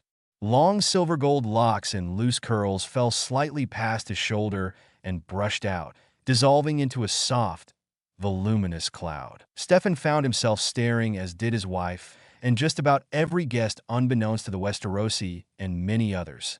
Aramor Valtaris had his own plans that were steadily, but speedily coming into fruition. He was a catch for a family as old and formerly as esteemed as the Rogas, whom he made plans for an alliance soon enough. Normally, he would stay well away from anyone and anything that had something to do with the Targaryens, even if it was a long-forgotten alliance. But now times were changing. His brother was picking up and building prestige, power, influence, and wealth in Bravos. His sister was going to be a queen in Westeros someday, the wife of a man who ruled 7 kingdoms, and Aramor had absolutely no intention of being left behind. "My lord, my lady," the second son of House Valtaris smiled. "Truly, it is a great honor to have you in our home." A charming smooth talker, no doubt, Stefan thought. So this was the family? At least, if the brother was any indication, the lady would be fair to look upon. If they tried to interfere in Westerosi politics, it would not bode well for anyone. Lord Ermedon, at least, had the decency either to conceal his feelings or to be unaware of the situation. He gestured to a group of couches. Almost instantly, a slave in yellow silks appeared, offering a tray of fruit and cheese. "I am curious, Lord Baratheon," he began. "What brings you to Liss?" "Numerous things, including the possibility of opening new trade routes, trading alliances, and even military as well," Stefan replied smoothly. "And something else?" The Valtaris lord raised his eyebrow. "Indeed? Well, I may be able to assist you in the former two," he said smoothly. "The third I cannot say, and the fourth—" He paused. "I am afraid I do not know." He stared at him. No, there was no lie, no matter how small, and no deception in Lord Ermedon's eyes. only curiosity and a growing suspicion. His wife, however, was a different story. Lady Sarah concealed her feelings well enough, but she looked almost hungry, expectant. Stefan did not believe that she knew of his plans because she had spies in King's Landing, but because she had deduced it. Otherwise, she would appear even more expectant than she already was and less hopeful. Unlike Tywin and many other nobles at the royal court, Lady Sarah lived in Liss. She should not know the real purpose of his mission, and even less than Tywin, should she expect the Westerosi to extend the offer of a royal match for her daughter. This meant that she didn't know. With this knowledge bringing him relief, he proceeded to explain. I bring greetings from His Grace King Aerys Targaryen of the Seven Kingdoms. Stefan began. And I come on his behalf. Yes, the Lord said quizzically. You have already mentioned as much. But as to the fourth purpose of my reason to be in Liss, it is to seek a match. Well, the secret was out now. There was no turning back. All three Veltaris nobles sat frozen, gazing at him. Ermedon had an unreadable expression. Sarah looked expectant, even eager, and Aramor smiled benignly with a twinkle in his eye. For a long moment, there was silence with the three of them. Then Ermedon spoke. My lord, am I to understand, he began slowly, quietly, that you seek a marriage alliance? Stefan took a deep breath. Yes, that is the purpose of my visit here. With us? A new voice cut into their conversation. Stefan turned sharply. He was a handsome young man, but grim and silent, wearing something distinctly Bravosi. A fitted pair of dark trousers, gray boots, a fine quilted leather jerkin, overlaying gold brocade, fabric shortened and pulled taut out of the way in order to prevent interference of movement. Even Bravosi women would display their feet and use tight belts to cinch in excess cloth. My firstborn, Jaciner, Ermedon said pleasantly. His garb was a contrast with the brightly colored, elaborate, loose, flowing silks worn by his family and the other guests. Stefan had seen Bravosi before, including the highborn. Were it not for Ermedon's introduction and the clear resemblance to the rest of his family, he would have suspected Jaciner to be one of them, not to mention brothers with Aramor. Forgive me, the eldest son had a similar voice to his father's, but I could not help but overhear as I approached. That was alarming. He had made sure his voice was down, so none of the other guests could hear. Jaciner stepped closer. You intend my sister to wed someone of your choosing, he said quietly. A relative, my lord? A cousin's heir, Stefan admitted. King Aerys' son. Silence. You are the king's cousin? Aramor gazed with keen interest towards the Lord of Storm's End. Aye, Stefan confessed. Our parents were siblings. King Aerys has two sons, Prince Rhaegar, heir to the throne, and Prince Viserys, who is only two. And recent tragedies also played a part in ensuring that those two were the only heirs to the throne. The tragedy at Summerhall, and Queen Riella's numerous miscarriages and stillbirths among them. The Black Fires were gone, but the defiance at Duskendale proved how dangerously fragile the Targaryen line was. King Aerys was only too painfully aware of that, unfortunately. He had shut himself in his quarters and tripled the guard. Last Stefan had seen him. Stefan noticed the Veltarises exchanging covert glances at one another. Then, Lord Ermedon began slowly. Am I to assume that you have an interest in my daughter? Stefan nodded, almost sheepishly. We have traveled throughout the free cities when we heard talk of a daughter of an ancient and noble bloodline stretching back to the days of the freehold. Aramor laughed. And of a beauty too, no doubt whom the poets waxed lyrical things about. He ate a grape. Lord Baratheon could not tell if he was mocking them or encouraging such things. The eldest son appeared less pleased. Serena? Lord Ermedon interrupted his observances. It appeared the father was absorbing all this. As of yet, Stefan could not tell if he was pleased or not. One person whose reaction he could be certain of was Lady Sarah's. Her lovely eyes had lit up in a gleeful delight, excitement, and awe. Her husband gave no reaction. So you have heard of her? That was not a question. Yes, Stefan confirmed. We have heard of her from all the free cities. They sing songs about your daughter's beauty dash. Inwardly, he grimaced. That was not the right way to go about it. Yes, I am aware of that, the father of the maid said slowly. I am aware that nearly every traveler, if not all, who passed to Liss, comes near my lands just for a glimpse of my daughter, as unlikely as it is. She is very well guarded. Stefan didn't know if that was a threat he was insinuating. But why should a father turn down this offer? A chance for his daughter to become a queen and his grandchildren to become kings was no small offer. Stefan was about to say something when everyone gasped and all fell silent. Turning, he heard Cassena gasp as well, and he felt his own breath stolen away from him. A young lady was gliding towards them. A lady of such breathtaking, devastating beauty that Stefan seemed to have forgotten how to breathe. He wasn't the only one. He heard glass smashing, the sounds of goblets and trays dropping. All those present seemed to have forgotten how to breathe. She was, simply put, the most beautiful creature any of them had ever seen. Tall and willowy, she radiated a silvery glow.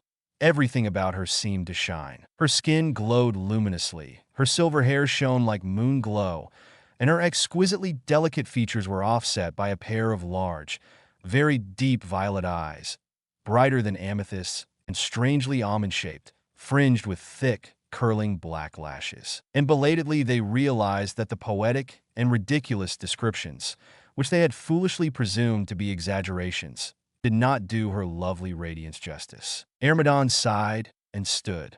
Lord and Lady Baratheon, may I present my daughter Serena?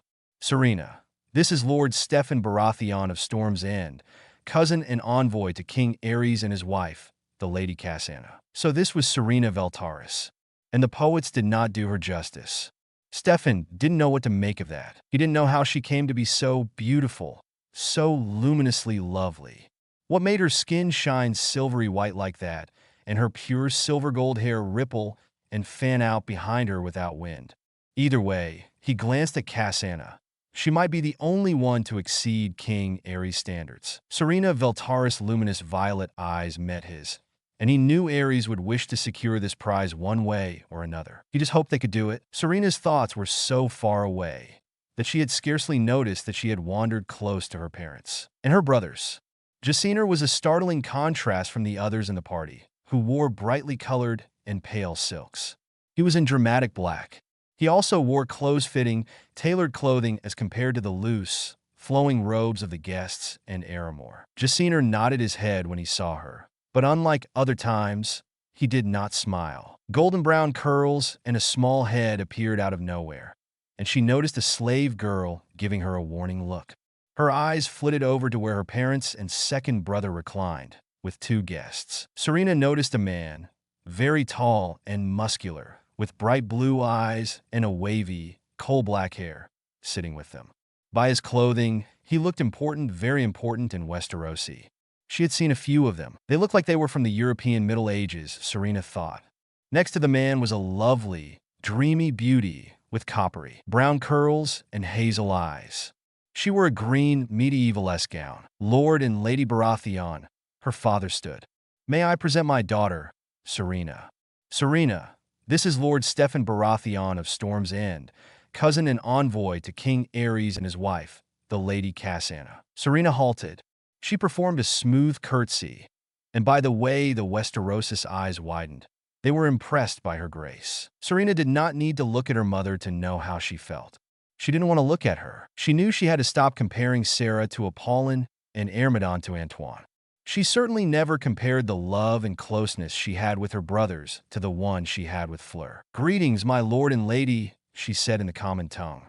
Welcome to Liss. Her eyes met Lord Baratheon's, and he seemed to absorb something quietly. Ah, so no doubt the man had seen her mother's eagerness. That was almost embarrassing. Well, it actually was, but he knew that Serena could not be easily brought, nor was she unguarded. Thank you, my lady. Please. Her father gestured to them to retake their seats. Lord and Lady Baratheon have traveled throughout the free cities. Serena looked at them curiously. Pardon my curiosity, my lord and lady, but whatever for? Trade agreements and alliances with the free cities, my lady, but I confess, we do have another purpose. Stefan answered. He blinked.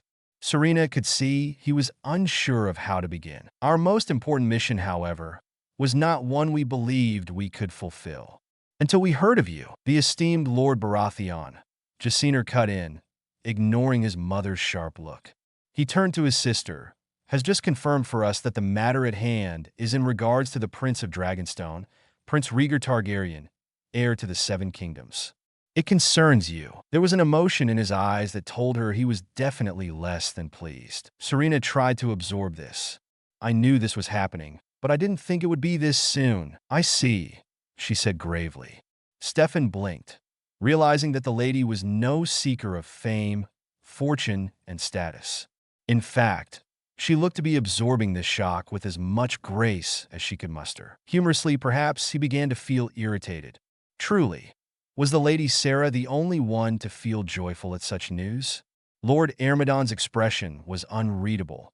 His firstborn Jaciner was less than pleased, his second son was indifferent, and the lady was trying to remain cool and composed. Most would jump at such an opportunity, Stefan thought sourly. Tywin certainly did.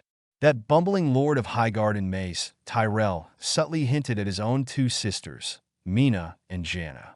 Lord Tully had two young daughters, and Lord Stark had one, but even they did not dare reach that high. Perhaps they were wise to keep out of politics. Perhaps this family was simply wise. I take it that there were no available potential brides for Prince Rhaegar in the Seven Kingdoms? Aramor asked, smirking. Serena shot him a strained look. Did he want to offend someone? Alas, favoring one potential candidate, and thus the lady's family, comes at the risk of spurning another and incurring dissent during such a time. But what of spurning all the noble ladies in the Seven Kingdoms? Jaciner raised an eyebrow. Forgive me, but how does wedding a foreigner benefit a king? Stefan was silent. He had wondered this, but Ares had grown ill-tempered, his bloodshot lilac eyes darting about everywhere, his hair disheveled the last Stefan saw him. He had demanded no questions. His cousin had scarcely left his quarters in Maegor's Holdfast since the defiance at Duskendale, and had taken a long while to recover from his ordeal. When Stefan left King's Landing, he had heard King Ares had shut himself in his chambers again and refused to allow anyone in, including his wife and son. Ares' pride had been dealt a mortal blow by the Darklands. When it had been resurrected, it was the pride of a god, high-strung, unyielding, brittle, vengeful, and perceiving vast amounts of grandeur, or at the very least, determined to enforce it in his legacy. More than his pride, the terrible reminder that the Targaryen dynasty, to restore everything the Targaryen dynasty had lost, its power, esteem, and the mystique and awe that surrounded them like steam from a boiling pot. Stefan knew his cousin had wished to restore it. Why else would he ride out alone save for one night of the Kingsguard, to confront a belligerent lord, for the sake of peace in the realm? Because Ares would not accept anything less than this girl. He had to succeed. That may be the case, he said carefully. But his grace, King Ares, had very high standards, and I am sure you are aware, handing too much power to a single family may be highly dangerous. Well, perhaps in that regard, you need not worry. Lord Ermedon suddenly spoke. Do you know who is the head of House Veltaris? Not simply this branch present here. Stefan shook his head. I fear I do not. That is because there is no head of in our family, Lord Ermedon confirmed. We have never needed one, and thus we flourish. Stefan gave him a very strange look. Strange, perhaps, especially for Westerosi, but before our ancestors left the freehold, our family was among the wealthiest and most powerful of dragon lords. Due to the limited number of daughters born into our house, we married the daughters of other dragon lords. Janara Valaris and Shinara Vanador were merely two of them. But a bitter feud, not unlike your Dance of Dragons in Westeros, broke out as the Veltarises fought for control of the family's wealth and power. Our line was nearly wiped out. Our dragons died. Poisoned, some say. Others believe it was the fighting. But ever since then, we have never recognized a single man or woman as the ultimate authority, nor interfered in one another's doings. Ermedon sighed. I had a brother. He remained in Volantis until his death. I saw him rarely, ever since we both married, had children, and made our marks in the world. It is not our way to remain in the way of our siblings, older or younger, for fear of more feuds. Kinslaying is perhaps more accursed to us than most, as it nearly ended our line. Thus we stay out of each other's ways. Nor is it for any of us to be content to wait to be handed our inheritances from our parents upon a silver platter. He leaned forwards. We follow the ways of old Valyria. And Valyrian law states that all our children, male or female, will have equal share of the inheritance. My daughter already has the largest dowry on this side of the world. When it is my time to leave this world, all my children will have a share of my wealth, ships, and estates. But I expect them he fixed his gaze on his sons. All of them to make me proud and to leave their mark in the world, and not in obscurity. They must all follow the family's ways. Expect that much from us, Lord Baratheon. But do not expect us to come running to Westeros whenever your king commands, like we are his bannermen. Stunned, Stefan barely registered that Jaciner Veltaris had his gaze fixed on him. Are you prepared for that, Lord Baratheon? Lord Ermedon asked quietly. Is your king? Your prince? I think you might have scared him off, father, Jaciner remarked absently as he poured himself a drink. Scared him off? His mother all but shrieked. The door slammed shut behind her. Ermedon. Husband, this was the chance we have been waiting for. We have prepared her for this her entire life. On your insistence, Ermedon said calmly, as he accepted the glass of Tyroshi pear brandy from Jaciner. And for good reason, she fumed. Do you think anyone other than a future king would be good enough for her for our family? You know our way, mother, Jaciner said almost irritably. We cannot form a family alliance with anyone, even a king, just as we cannot engage in familial strife and kinslaying. Yes, but his mother paused. The days of the freehold are different. She beseeched them. Her violet eyes were pleading, almost begging. No, I know our sons. Ermedon cast a dark look at his wife. They are more different than night and day. As different as a dragon, a peacock, and a snake. It is best that they keep out of each other's ways, even in close vicinity to their younger sister, whom they all love. It would cause her naught but trouble, in any case, like the Rhaegar brothers did to their sister Lara in King's Landing. She would have been arrested and charged with treason, like her brothers, if not for the intervention of the king and his brother. Do you want our daughter to rise very high only to come crashing down in full view of the eyes of the world, for all histories to remember her as such? Lady Sarah was silent. She cast her eyes down. Ermedon looked at his son. If the king wants an alliance with your Sellsword company and needs you to fight his wars, he is more than welcome to seek it from you. Not from her, not me, nor your brothers. Treat anyone who comes to you as you would any client. Jaciner nodded his head. Yes, father. He turned his eyes towards his wife. The same goes for you. You have placed us in a difficult position, Sarah, our daughter and I. For centuries we have kept away from the Targaryens and each other, ever since the Century of Blood, and now this. He slammed his goblet down upon his desk. Yet King Aerys will expect nothing less because of what and who she is. They have heard of her. Her blood, beauty, wealth, virtues. All this, the only thing lacking is a solid alliance. But if he should force the matter or not, everyone turned to face the other occupant in the room. Aramor Veltaris smirked. They did not even notice him, as their irritated expressions showed. As we have pointed out, he began silkily and as soft as sin. If King Aerys picks one noblewoman from among those Westerosi, he risks incurring the wrath of others.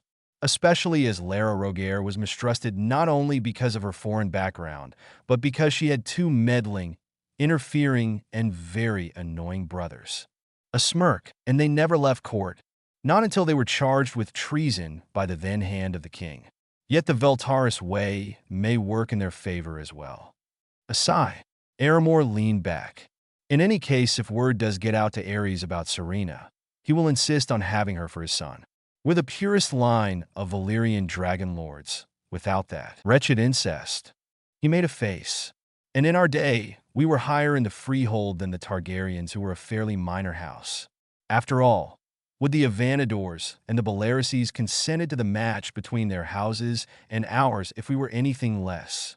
He looked at the three of them. Ermedon was silent. Then again, he began slowly.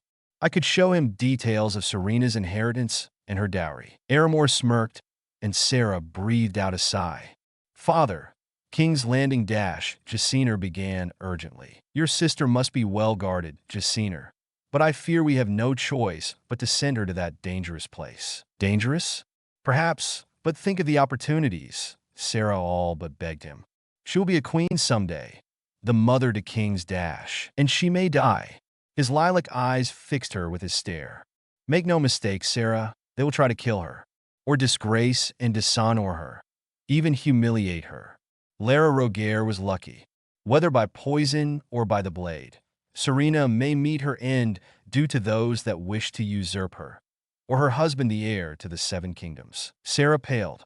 Look for honor and morality in a whorehouse, Sarah, Ermedon said casually, flipping a sheet of parchment casually. Or in a band of pirates, thieves, and whatever else. Not in a place where power is given and many would do anything to keep it. Even murder. Even treason. Serena went silently back to her rooms, a disillusionment charm. Not that it would last. Sighing with relief, she retreated back into the safety of her quarters. No one without magic could get in. She only ever operated there. Her guards were there to keep everyone out and ensure that she stayed out of trouble, as chaste as could be. They themselves were eunuchs. There's no way out of it, she thought grimly. Not unless she wished to confund countless masses. And that would be impossible. Everyone had heard about her beauty, her wealth, her lineage. She could confound her mother if she needed to. But not only will people start asking questions as to why she was still unmarried, she would need to confound a great deal of other people, some of whom she might not even know. Stefan and Cassina Baratheon, she could easily modify their memories of anything to do with her. But if they departed, they risked incurring the wrath of a king, who, rumor has it, was growing unstable. She did not know if Aerys would ever harm his own cousin. But one of the things she had learned about these Targaryens was that they were prone to madness. And she didn't have to be a healer to know that inbreeding, most especially brother-sister marriage, was the cause of it. Aerys might not reach the level of Maegor the Cruel, but he could still be volatile and highly dangerous, even to his own family. Serena could not, in any sense of morality, allow that to happen to the lord and lady who only ever did their duty. A chill swept through her blood and spine. Suppose Prince Rhaegar was also mad. Well, there were other solutions to that, Serena thought dryly, taking comfort in her magic. But she needed to be careful in Westeros. The first men killed off the children of the forest, a race of beings who, as their name implied, once lived in Westeros forests. Well, actually, they only killed half of them. The other half were slaughtered by the Undul invaders. The Westerosi priests, called Septons, had a severe mistrust of magic, to put it mildly. They considered it heresy and blasphemy, and anyone thought to be practicing magic could be put to death by burning. Though that law was not as heavily enforced as it was in medieval and Renaissance Europe, Serena needed to watch herself. But she knew, as highly skilled at magic as she was, she could not, as mentioned, confund and modify everyone's memories, especially if they had never met her. She could not apparate to King's Landing to do anything there, as she had never been there. And she felt sorry for poor Lord Stefan and Lady Cassandra, who would surely be at the mercy of a mad king. Sighing, Serena allowed herself, in the privacy of her chambers, to bow her head and dropped it into her hands. Her family. She needed to stop comparing them to Antoine, Apollon, and Fleur, Bill, and their children. This was not only a different world, but it was essentially like the Middle Ages with a different mindset and different morals. Trying to impose one's own version of morality from 20th or 21st century France. That was a modern, progressive nation who had been among the first of wizarding countries to accept magical television. The Weasleys needed to go to France just to see some of that. Fleur's father-in-law had been practically bouncing in excitement. This was a world where slavery was imposed, and they could be treated, raped, starved, beaten, tortured, kept in horrendous conditions, or killed in whatever way they pleased. Not even house elves were treated the way many treated slaves. Hermione Granger Weasley would be beyond infuriated. This was a brutal world where many were still superstitious and ignorant of basic health requirements, such as forbidding children to drink alcohol and the importance of drinking water. This was a world where men ruled and women were sold and brought according to their whims, dependent on the men of their family for a living. This was a world where daughters counted for less than their sons, where their only worth was through how high they could climb through marriage. Not to her parents, though. Serena sighed, feeling not a small measure of guilt. Her parents did love her. In their own way, they weren't Antoine and Apollon Delacour, or Fleur. They weren't brought up as they did. They didn't live where they did, but they did care. Why else would her father show apprehension, to say the least, about marrying her off into a place where greedy, avaricious, power-hungry, and ambitious nobles, who were said to be worse than the sly sycophants who tried to flatter her father in order to gain something for themselves. Her father did not, or perhaps could not, immerse himself thoroughly in her upbringing. Her mother was too controlling and ambitious for her, but they did care. They did care. But Serena, or Gabrielle, whichever she was called, was at war with herself. At times, she knew and felt in place in the world where she lived. Other times, she was homesick, pained, heartbroken, and longed for her family, for love, for freedom, to be whosoever she wanted, to be with who she wanted, to be allowed to go wherever she wanted, to work, to be a witch. Now she could hardly ever be left alone. She was heavily guarded by eunuchs, day and night, watched over by her mother or the chaperone whom she tended to confront on a daily basis. And she was sick of it. But who was she? Gabrielle Delacour or Serena Valtaris? At this moment, she didn't know.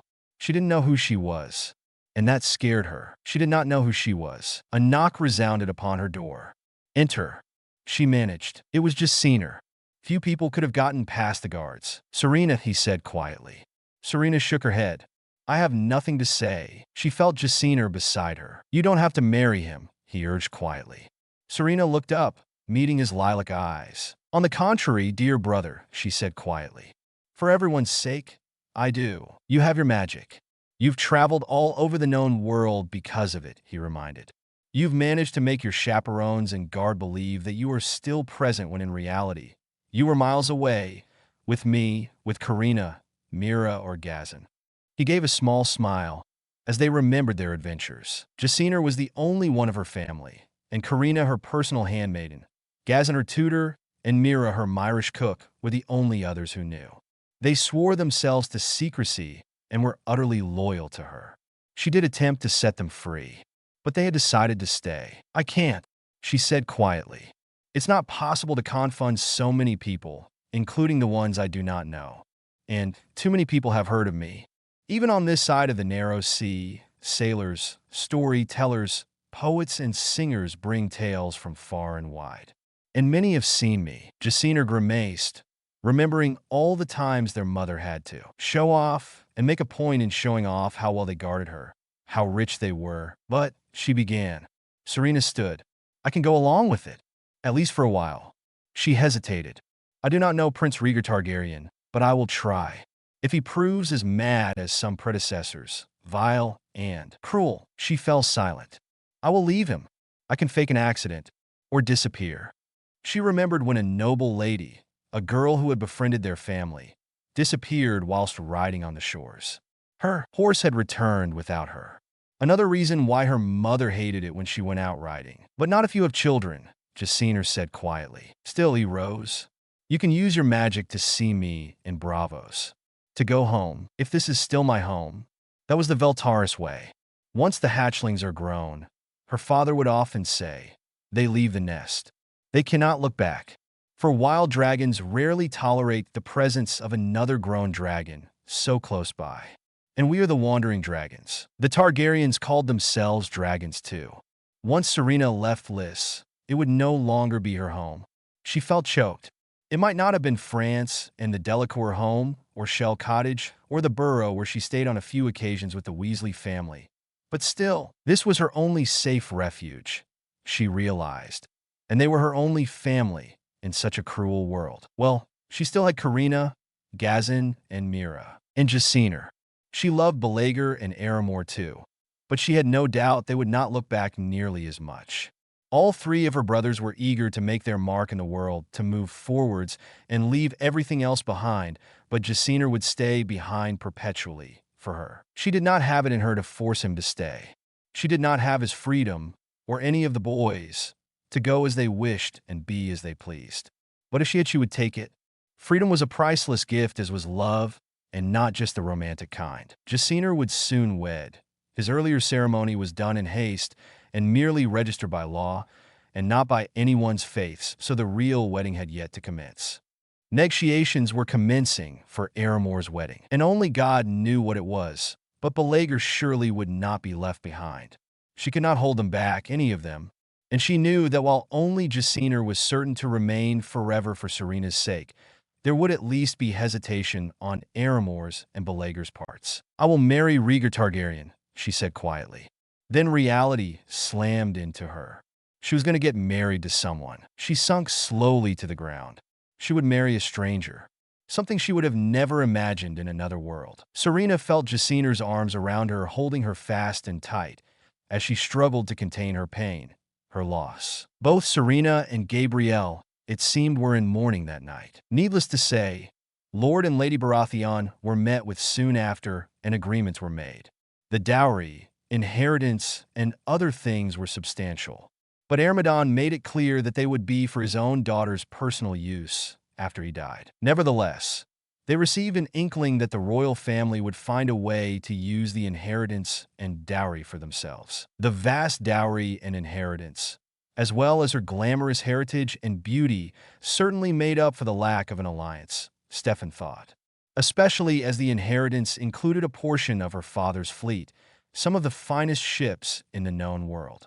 Warships, luxury-filled travel ships, merchant ships, and a great deal of treasure, not to mention her trousseau, as Serena mentally referred to the wardrobe that was being made for her, from her wedding gown to numerous other things such as the shoes she would wear when walking the palace, the gardens, or visiting some nobles. The days were hectic, and Lord Baratheon and his wife departed Liss.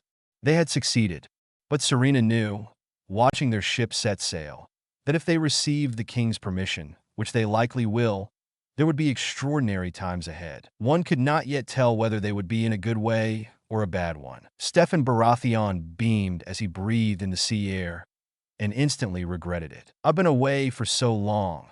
I've forgotten what the stink is like," he scowled as he choked and tried to keep himself from retching. He had convinced himself that it was not as bad as he remembered. How wildly foolish. At the same time, he had been in Liss. Liss was known as the perfumed sister, and it did smell lovely by anyone's standards.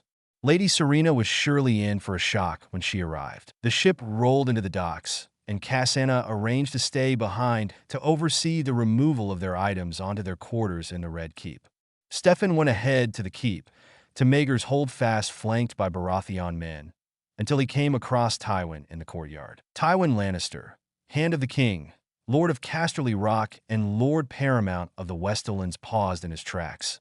Looking up from a scroll he had been seriously poring over. Several Lannister men, at arms, flanked him, keeping a respectful distance but close enough to defend him, if necessary. "Tywin," Stefan said warmly. Tywin didn't smile. He hadn't, not since his lady wife Joanna had died in childbed, giving birth to their son Tyrion, who was a dwarf. But his expression relaxed somewhat and grew a trifle more pleasant. "Stefan," he greeted. He rolled away the scroll. A squire took it from him. "So, you have returned." Always one to state the obvious, Stefan thought with a smile. "I have." "Well, perhaps it would have been wiser to continue on a storm's end," Tywin remarked. "King Aerys has grown restless of late. Should you present yourself empty-handed before the king?" "Ah, but I have not failed, Tywin." Stefan beamed. Tywin halted. "You have not." He remained regal and cool as ever, but Stefan could see the hint of surprise in his voice. "I have found a bride for the prince," he confessed. A small margin of pity crept into him, and guilt. No doubt his old friend would not be too pleased, as this dashed all the Lannister family's hopes of a daughter of their line becoming queen of the Seven Kingdoms. "And who, may I ask, is this fortunate young lady?" he asked quietly, an unreadable expression in his pale green eyes, flecked with gold. Stefan hesitated. "You know as well as I do, Tywin, that it would not be wise to discuss this until we have seen King Aerys in person." He cast his eyes about. Eavesdroppers, spies, no doubt. All of them power-hungry and avaricious. Tywin looked grim. "Very well. He's in the throne room." Well, that was news. Stefan took it as a good sign that his cousin was out of his quarters and back in full view of the court. Oh, how he was wrong. As soon as the huge doors swung open, King Aerys was revealed, seated upon the barbed monstrosity that was the Iron Throne. He had grown gaunt, his skin feverishly pale. New lines had aged his face, and most of the flesh had been eaten away, putting emphasis on the sharpness of his bones in his cheeks, jaw, and chin, as if made from blades. His lilac eyes were feverish, and did not seem to focus when they stayed still, but they occasionally darted around and round. They shone with a wild, unnatural light. His hair had grown wild, and it did not look like it had been properly brushed under his heavy crown of red gold. The Ares Stefan remembered had been clean-shaven. The Ares that Stefan had returned to was growing a thick layer of stubble, like silvery dust. His nails were cracked, yellow, and long. They grasped the arms of the throne. Ares blinked as he approached, even when the herald called out his name. He seemed to have trouble focusing at first, but then his eyes sharpened and he called out, "Stefan?" in a sharp, harsh voice that cracked. Stefan paused, trying not to cringe. He bowed. "Your Grace. So you have returned." It was not a question. "I have your grace," Stefan agreed. Ares' eyes narrowed. He gripped the arms tighter. His hands strayed dangerously close to the blackened blades, almost burying themselves within the swords. "Without a bride," he said flatly. A dangerous silence filled the room. Was it true? Stefan thought to himself. Was his cousin going mad, like his predecessors? "I have found the perfect bride for Prince Rhaegar," he announced. At this, Ares nearly jolted upright. "You have?" he demanded. "Well, where is she?" His eyes darted wildly once more, as if determined to root out the young lady. Should she be hiding in this throne room and drag her out himself? "She will remain on the other side of the narrow sea until all preparations for her journey are finished, and unless you fit to send word of your approval for this match." At this, Ares snorted. "They did not think I gave you my approval to find a bride for my son?" He scoffed. "Fools! Who is this lady?" Stefan took a deep breath. "Your Grace, I would prefer to discuss everything in detail with you in private," he insisted. Ares narrowed his eyes, as if displeased, impatient as he was. "Very well," he finally conceded. He stood from the throne. Stefan noticed thin drops of blood dripping from his hands, at the ends of his cuffs onto the floor and the Iron Throne. "You are certain of this?" he demanded. "Very certain," Stefan insisted. "Before I even arrived in Liss, I sought out scholars and copies of the family's history. They are descended from powerful dragon lords of the Freehold, among them Gennara Bellaris and Shinara of Vanador." "Of Vanador," Ares murmured, as if from a great dream. His eyes were unfocused yet again. "They say they could transform into dragons," he muttered. "Be the very creatures we were." Stefan did not know if he was speaking to him now. "Yes, that is what they say," the Lord of Storm's End agreed. "And apart from her lineage, well, her dowry is vast, and her inheritance. As I mentioned, the family follows the ways of old Valyria, which means the offspring have an equal share of the inheritance. Lady Serena brings not only a large shipment of treasure and goods for her own use and her husband's, but she stands to inherit a portion of her father's fleet. Warships, travel ships, merchant ships to carry goods. No slaves, of course, as that is against the law." Ares nodded, absorbing all this without seeing what was in front of him, no doubt imagining it in his own eyes. However, Stefan continued uneasily. "House Valaris is uncommon in some regard, due to their family history of the bitter feud and kinslaying between kin which cost them their dragon's dash, not unlike the Targaryens. Ever since they left the Freehold, they swore never again to fight or even come to the aid of their kin, unlike we in the Seven Kingdoms. To avoid one another, to avoid familial strife which may lead to kingslaying. Not since the days of Valyria have they recognized a head of the family, and there are various branches of that clan, all of whom either have never met nor contacted one another, possibly because they are unaware of their existences, or at least infrequently. We cannot expect them to come to our aid, but on the other hand, unlike the Rogas, we cannot say that they will interfere in our politics." Ares nodded jerkily. "Is she fertile?" he asked harshly, all of a sudden. "She is a maid, well guarded by eunuchs and her own family," Stefan began. "As for her fertility, her mother bore 4 children, of whom she is the youngest. She has 3 older brothers, though I have only met 2. She is also the first daughter to be born into House Valaris for generations. They have had plenty of sons." "Huh!" the king exclaimed, nearly startling him. had he not been so alert and wary. As if sons were all I need. Many a night I have spent praying, fasting, lying so that my wife he spat the word out, may bear me a daughter to wed to Rhaegar, to ensure my legacy. But she has brought me naught but dead babes. A daughter would not have me stay up at nights with worry. Stefan hesitated. Your Grace, you have 2 healthy sons, he began. Aerys' head flew in his direction. Yes, and one of whom is barely a babe, not out of his gowns, and the other a grown man, beloved of small folk and nobles alike, so beloved. He seeks to wife a daughter of my hand, so that together the 2 of them will rule the 7 kingdoms and seat him upon the Iron Throne, whilst Tywin remains. He raged. Stefan was taken aback. No, it could not be as bad as this, could it? But as he gazed at the barely controlled fury, the unfocused gaze and gaunt, hardened and newly lined features of his cousin, Aerys looked as if he had aged decades in the months Stefan had been away. He knew it was true. His cousin and close friend was sinking into madness. But the girl must come, Aerys murmured. As swift as a blink, his expression had calmed. He appeared relaxed. Stefan was stunned. Yes, she will wed him. She will bear dragons for our line.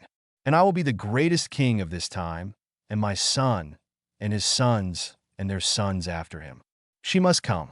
I will have no other, not for my son, my heir, he whispered, almost reverently, evidently forgetting that not 2 minutes ago he had been accusing the same son of treason and treachery. You have done well, cousin. Aerys looked at him, as if seeing his arrival for the first time. He smiled. That was the tiniest hint of the Aerys he had known. Stefan bowed. Thank you, your grace. Now, send the message across the narrow sea.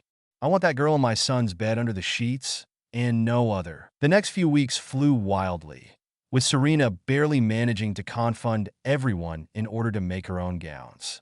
Lady Sarah had insisted on hearing the latest fashions and styles in Westeros, and Serena could barely point out that those will have gone out of fashion by the time she arrived in King's Landing and the wedding commenced. Fashions changed faster than the winds, she reasoned. She preferred to start her own trends. Lady Sarah conceded for a while, but then something always happened.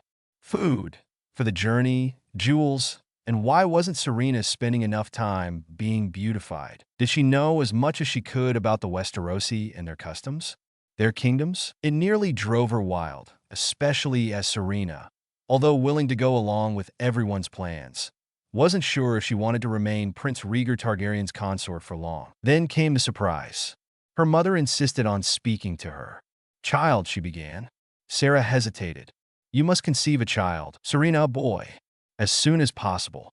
If you prove your fertility and bear an heir for House Targaryen and the 7 kingdoms, your position will be secure, and you will be safe. She hesitated. Rhaegar the Cruel dealt harshly to his wives when they failed to give him children. They say that this king is going mad. Serena bit her lip. She wanted to scream. Why then did they marry her off to this man's son and send their only daughter far away? Sarah pursed her lips and grasped her daughter's hands between her own. You are a healer, Serena. You must know of a way to conceive and conceive quickly. She did know, but right now she didn't want to do it, even despite them. She wanted to shut her ears and run screaming, to separate and go far away. Go back to France. Home, right now. She was Gabrielle Delacour. She wasn't Serena Veltaris. And Gabrielle would have none of it. But a rational part of her told her she had no choice but to go forwards. Everything else was gone. She needed to go forwards. For everyone's sakes. She took a deep breath. Very well, mother. I know a few tricks. Good, Sarah beamed. She hesitated. Serena looked up. For a moment there, it looked as if her mother was about to say something. And then Sarah stood and said, Your brother Jaciner will be accompanying you to King's Landing and for the wedding. I am afraid you will have to say your goodbyes to the rest of the family. She left the room. Serena just stared where her mother had gone. Absently, she flicked her wand, and the magic needed to stitch, embroider, cut, and whatever else flew into place. Needles threaded themselves and embroidered exquisite patterns in fine silks or sewed apparently seamless pieces of cloth together.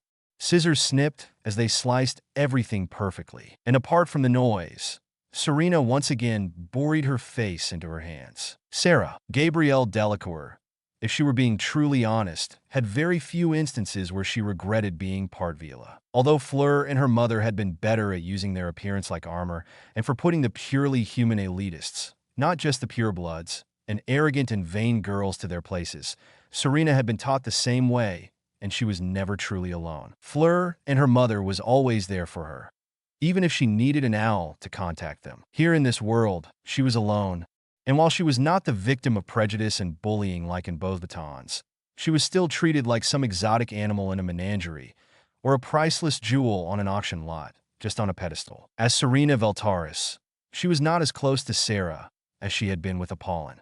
Apollon and Antoine never cared if they had sons or daughters, how well they could marry, how high they could rise in the social ladder, or whether they fitted the mold of the perfect family. The only thing they expected was for the girls to be moral, to be on their best behavior, and to work hard in school, so their grades would be well. But even if they were nothing like that, they would have loved them all the same. It was an unconditional love, and Gabrielle had flourished and thrived. She never realized just how priceless it was until she lost it. How fortunate she had been. She knew Ermedon cared for her, but she rarely saw him unless she was learning how to manage his businesses, and even then he tended to spend more time in the company of his sons. Serena knew she shouldn't feel hurt. It was just the way he had been brought up. But it still hurt to know that she had less value, standing, and importance than her brothers because she was female. She had been adored, cherished, and nurtured by her parents and elder sister in her previous life, and Antoine Delacour immersed himself wholeheartedly into the raising of his young daughters. Both he and Apollon never really cared if their daughters wanted to be unconventional. They encouraged them to be their own persons, to be proud of who they were, to have their own voices. When Gabrielle was once required to fill in a form, asking what she was, a pure blood, a half-blood, a muggle-born, a squib, she paused. What on earth was she going to write? Antoine Delacour had shaken his head. He drew another box. Make your own box, he told her. It was a moment Gabrielle would forever cherish, even as Serena. Serena knew that Aramor was her mother's favorite son. She was her mother's favorite child, but it wasn't an unconditional love, or maybe it was just with a whole lot of pressure. Sarah was proudest of Aramor of their sons because he was what she wanted him to be. A beautiful boy with slightly rounded, violet, lilac eyes, a lush cloud of perfumed ringlets, and the classical features of an ancient Valyrian sculpture. His pretty looks would have generated mockery as well as admiration in Gabrielle's world, but they hid a shrewd and cunning mind. He was a businessman, the most highly regarded in Liss. It didn't matter if you were a banker like Lysandro the Magnificent, the owner of the world's largest shipping company like her father, or the owner of a pillow house establishment like Princess Sarah Targaryen, Lady Sarah's namesake. The profession of business was higher regarded than the profession of arms in Liss. Wealth was more important than lineage, though the latter was valued too. Jaciner she loved, but she did not understand. She would have preferred it if he had stuck to business and not become Bravosi. Sarah complained about his Bravosi clothing, his love of martial arts, how he never went around without a sword at his hip, even his hatred of slavery, ignorant that her daughter shared the same sentiments. But he rose very high and was considered highly accomplished and admirable in Bravos, and of that she was proud. Balaguer was the boy she wished she never had. Not that she was cold-hearted enough to say that. Serena had heard her mother complaining about his looks, how ugly he was compared to her other children, how he looked so void of color it was nauseating, sickening to gaze upon him. Her ire grew when it was proven that he was a recluse and preferred the company of mystic priests and warlocks, which caused people to whisper. That distressed her, as she was worried about the family's reputation. But was it any wonder he was a recluse if he had a mother like that? Sarah's distaste for warlocks and mystic priests was what caused Serena to hide her magic meticulously from her own mother. Her father she was also not willing to risk. Only Jaciner, Karina, Gazin, and Mira knew. But what about Rhaegar? She would be living in full view of the public as a prince's wife. Could he be trusted, or would she be mistaken? The best thing that came out of this was that Serena managed to get to her garden at her private estates before anyone could grab her for clothes fittings, farewell parties, or anything like that. She stored away potion ingredients, potted plants, small animals which she raised primarily for need. She did care of magical creatures in both batons, but it was also because she needed the ingredients they gave her. Back in France, Antoine Delacour her first father, had taught her how to do an undetectable extension charm, a featherlight charm, and charms to prevent muggles from knowing or seeing things. As a result, she had charmed a casket or a small chest. At first glance, one would only see a layer of clothing, delicate lacy things, a silver brush, comb, and hand mirror, some fragrant soaps, and delicate jewelry. She had placed her hand in the box and found the bottom of the case. But once she withdrew it and waved her hand, the casket transformed. Once the concealment charm had lifted, one could enter a vast potions laboratory, magical conservatory, healing station/infirmary, and library. A library to host her grimoire and vast collection of scrolls, illuminated manuscripts, and leather-bound papers and parchments. She had a potions laboratory, obviously, to make the ingredients needed, a conservatory for magical creatures which she cared for. She had taken care of magical creatures and bows batons, but this was also based upon a necessity for potion ingredients. She had scoured all over the world to find these creatures, magical and mundane, for healing. Powerful wards and spells kept them safe, and she cared for them extremely well, and she still followed French magical laws on keeping them and caring for them and their safety, despite being in another world. In a world where there was no established magical government, she had the liberty to do as she pleased, but she would be damned if she followed the dark arts. She had heard of suitcases and trunks that could host entire places like tents, but it was hard to replicate this, and it took years of her being extra careful, creating certain conditions for the animals, keeping them in their enclosures, and the plants too.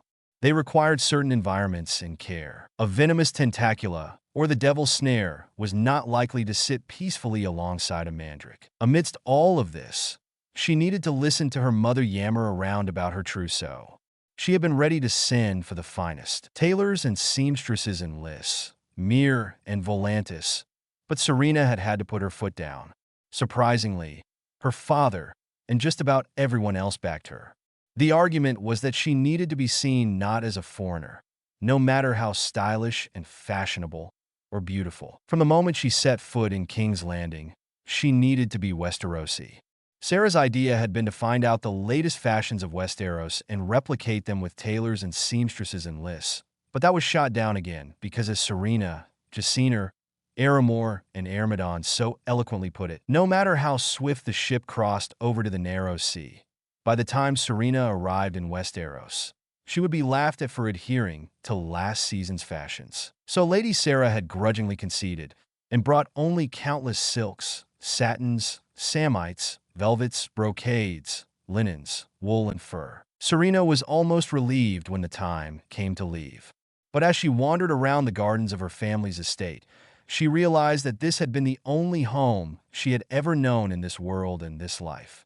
Her home, her shelter, sanctuary, and retreat, where she could hide in safety from the outside world. And now she was about to leave it for somewhere where her fate and future would be ruled by a king who had the absolute authority over everything. I never knew, she thought sadly. I never realized it. I miss France so much. I still do. I wish I'd been married and had children there. A much safer world than a world which forces children to marry before they've fully matured and lacks proper healers. Somewhere where it does not matter if your child is a boy or a girl, but they're my family. And it occurred to her that that was their way of expressing love. What did they know? Over here, if you cared for your child, you controlled everything about them. You pushed and fought for their position in life, and that included marriage. Social climbing was a necessity in this world. That was the hard truth. There was no safety, no relative peace and comfort, and certainly none of the easiness granted by magic. Serena sighed and closed her eyes. What have I gotten myself into? Without Jaciner, Mira, Gazin, and Karina, she would have wished she had never gone to Egypt. But there was nothing she could do. And now, Serena Veltaris, formerly Gabrielle Delacour, realized that she was forced to move on. The final night in Liss was a farewell dinner. Under Serena's insistence, and Jaciner's and their father's, Lady Sarah's desire to make it a public banquet was quickly vetoed. Their father pointed out, now that Serena was the future bride of the future king of much of Westeros, she would be scrutinized and her reputation inspected, being displayed in front of large crowds before her marriage. Like some courtesan would not do, he advised. In Liss, it would have been all right, but in Westeros, things were different. Besides, he explained, now that she was going to be married to a prince, she would be that much of a higher prize. They didn't want anyone to get any ideas, take their liberties, and ruin Serena's royal match. Sarah had conceded, reluctantly. Serena just didn't want to be displayed again. She wanted to say goodbye to everyone she had known in this world. The feast had seen the family, however, reclining on couches, like the ancient Valyrians, the Romans and Greeks from her first world. Right hands for eating, left for leaning on. Two young maids from the summer island strummed a harp. The other blew a graceful note from a flute. These maids were clad in embarrassingly sheer shifts, if one could call them that. They were more transparent than ghosts, with ceramic beads covering their most sacred parts. A slave from Volantis turned somersaults. Lissom and lithe dancers swayed with the haunting melody. Karina came, bearing golden platters piled with food, red and black crabs, fresh from the sea, the first caught in their nets. Cabbage and vinegar, snails with olive oil, herb and orange rind, clams, thrushes soaked in honey. A large spit was borne by two eunuchs, bearing the weight of its suckling pig. A salad of fruits grown in Liss, freshly gathered with rampion, cucumber, purslane, carrots, lettuce, and herbs. It all tasted delicious, but Serena could barely manage to swallow a few mouthfuls. Her mother looked at her. Eat. You'll need it when you get to King's Landing. It's fortunate Mira is going with you. I do not know how these Westerosi eat, what foods they prefer. It depends on the region. Jaciner muttered as he took a chunk of pork with spices, plum sauce, and rosemary. Sarah gave her firstborn a sharp look. So, it is settled then? You are to wed that Bravosi. Girl, it appears so. Jaciner agreed, taking a crab. Belager had taken another one and was cracking the shell to reveal the soft, peppered insides. Sarah's lips pursed, and she turned, waving her hand towards the honeyed thrushes. On the other matter, Aramor, how are negotiations? Proceeding as planned, the second brother smoothly replied as he took a thrush. Serena looked up from her bowl of clams and salad on her lap in order to look at her brothers' faces. Jaciner was staring at Aramor with an unreadable expression.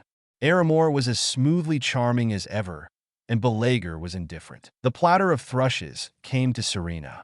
Gingerly, she took one. Aramor bit into some crab meat. Delicious.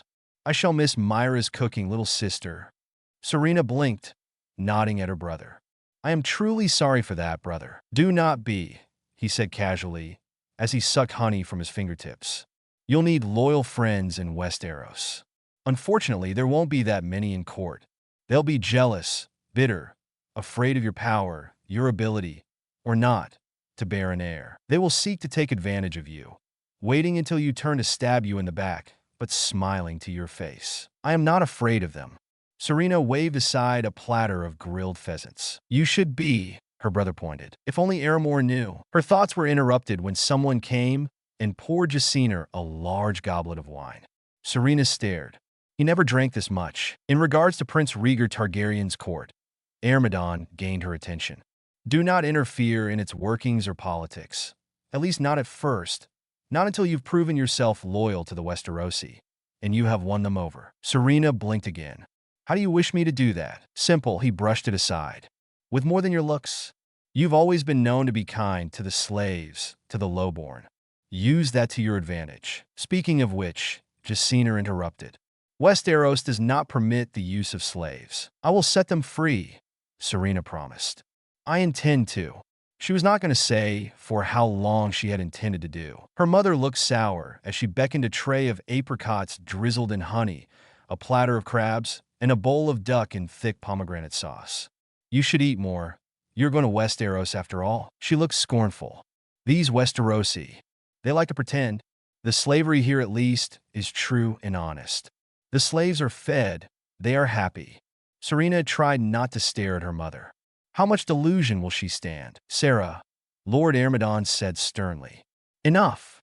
To be accepted, to gain influence of any kind, to not make more enemies than she needs, Serena must become Westerosi. And your children will be Westerosi, Aramor pointed out. He bit into a peach. Serena's stomach roiled, but she accepted the platter of fruits when it came her way. The peaches and apricots were mostly sweet. They scarce needed honey, but it was there anyway. But Mira knew which fruit was sweet and ripe and which was not. She drizzled honey only on the sour ones. Lord Ermedon looked pointedly at his wife. Why else would you have had her tutored about Westeros? Their customs, laws, geography, and beliefs. Serena lowered her apricot. So it's true. You did plan for me to wed Rhaegar Targaryen. All my life. Not all your life, Lady Sarah clarified. Everyone assumed that Prince Rhaegar would wed his parents' daughter, but his sisters were stillborn. When I heard, I saw an opportunity. If he were not the son of a king, his fate set to be a king, I would never have wanted you to wed a Westerosi. Serena didn't know what to say. A rush of feeling flooded her, but all left her confused and befuddled. She could not even identify her emotions. On the one hand, she had expected this of Lady Sarah, and on the other, she wished to live her own life. She had pathetically threw away that chance of a life, of a future without anyone's control when she went to Egypt. She had had a whole life ahead of her. Then in Liss, in this new world she was controlled by, her family, handed over to a man she never met to be his wife for the rest of her life. Do I have a choice? She asked herself. Remember, you are a witch, a Vila witch. A voice inside her head spoke to her. Take your fate into your hands. The next morning was the day of her departure. When everything had been loaded onto the ship, her father looked her in the eye. Take care, daughter, Lord Ermedon said softly. Mayhap, our paths will cross again. We of mortal lands never know. Only the gods do. The blessings of Valyrian, Syrax, Vhagar, Vermithor, Meraxes, and Tessarion go with you. He invoked the names of the gods of old Valyria. Remember, we are Veltaris, he insisted. They will drape a black cloak with a red dragon with 3 heads upon your back, but you will never be rid of the blood in your veins. You are Veltaris, and it is in our nature to move wherever the winds blew us. Gennara Valaris explored Sothyros upon Terex, her beloved dragon. Ever since the death of our dragons, we do not slay our kin, nor do we recognize a single head, nor a single seed of power, like seeds blown about by the wind, who settle and spring roots and send their seeds elsewhere so they may grow without the interference of the parent plant. We do not wait to continue the legacy. We forge our own and settle the links within the chain. The Kothi moved south. The Sarnori were pushed back by the Dothraki. The first men, Undulls and Roiner of Westeros, planted roots in their new land. But though you may go in their direction, bear sons for their throne, it is not in us to sit meekly and settle. We are Veltaris. We fly and ride with the wind. You do not know what the morrow brings us, which directions the wind stirs to rouse the dragon in our blood. Fortune favors the bold. The horizon has no limits. Those were the words each Veltaris parent spoke to their offspring when the time came for them to leave to forge a new legacy to be linked in the chain. It was only then did Serena truly feel as if she were part of something much larger than herself, than Gabrielle Delacour, then little Lady Serena. And at that moment the winds blew, causing the sails to gust forwards to the west, to Westeros. Perhaps it was a sign, Serena observed, but she looked towards Liss. In all her life in Liss, save for the few golden moments of her father's attention, her time with Jacina, and the little time her mother did not spend fussing and pouting, she enjoyed this the most. It was the most beautiful beach she had ever seen. White sand sloping towards the cool blue-green ocean, breaking into waves crowned with seething foam. The palm trees dancing in the breeze, the birds singing when she woke, the tide lulling her to sleep like a song. And now it was time to go. Serena boarded the gangplank, with Karina just behind. She didn't think she ever traveled so extravagantly. The gilded poop deck appeared made out of beaten gold, and the oars were painted silver. To make matters worse, the sails were purple and drenched in perfume. Serena was aghast. Her face burned. These Westerosi are stingy. They will be accusing us of extravagance. They normally do with Lysini. Jacina warned. Karina frowned. Surely it will not be that bad. No, but she will have to work twice as hard, if not more, to win them over. You don't know their priests, how strong their hold upon their peoples. He gave Serena a look. Mira humphed. Well, I shall see what moldy bread and rat-infested rations these ships have." She hurried away. "Then I shall prepare the evening meal." The elderly Gazan and young, tall and lissom Serena began supervising the equipment. "Wait a moment," Serena called after them. Serena looked up. Mira froze and turned. Gazan looked concerned. "What is it, my lady?" Serena made sure there was no one left besides the four of them. "Come here." Hesitantly they approached. She withdrew her wand. It was the only thing she carried in both lives, made from a core of her first grandmother's hair, out of rosewood, fashioned by her father and another relative, with her mother choosing the design, a handle that looked like a rose. It was something she cherished and feared losing far more than her jewels. She touched the wand at Serena's slave collar. Defendo, the leather and metal fell apart. It clattered onto the deck floor. Serena looked astonished. She went over to Mira and pointed her wand at her collar. Defendo, her collar clattered. Serena strode over to Gazan. Giving him a small smile, she touched the wand on the collar of her elderly tutor. Defendo, she uttered softly. It fell apart and fell. Gazan looked startled and astonished. The three of them were too stunned to react.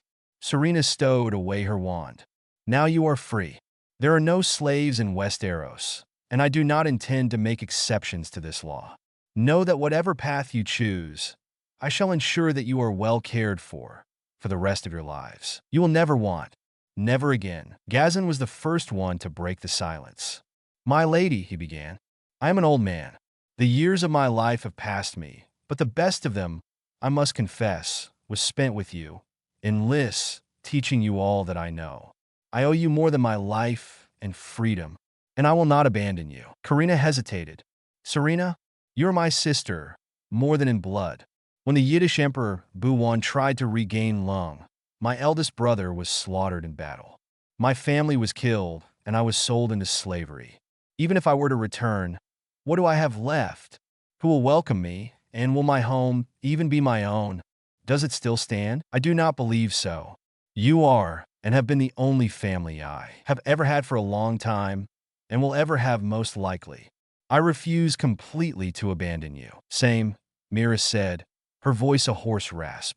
"I had nothing all my life, only my hands and their skills.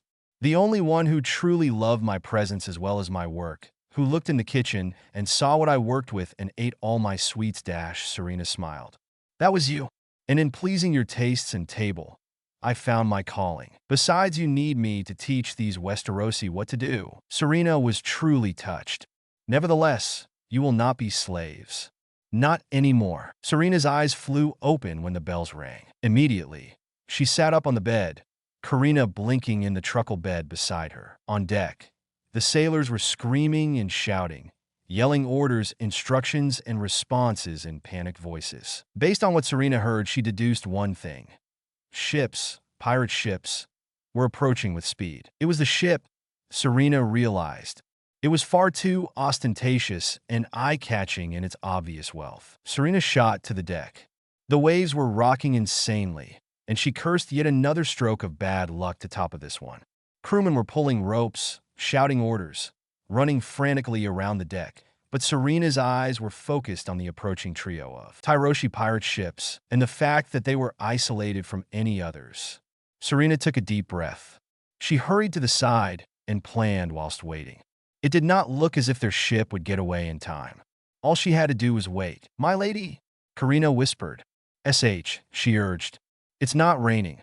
It's just the boats are rocking." "Great gods," Mira hissed, running towards them on the deck, soup ladle in one hand. "What is it?" "The pirate ships are close enough," Serena deduced. She nodded. "My lady," Serena and Mira both hissed.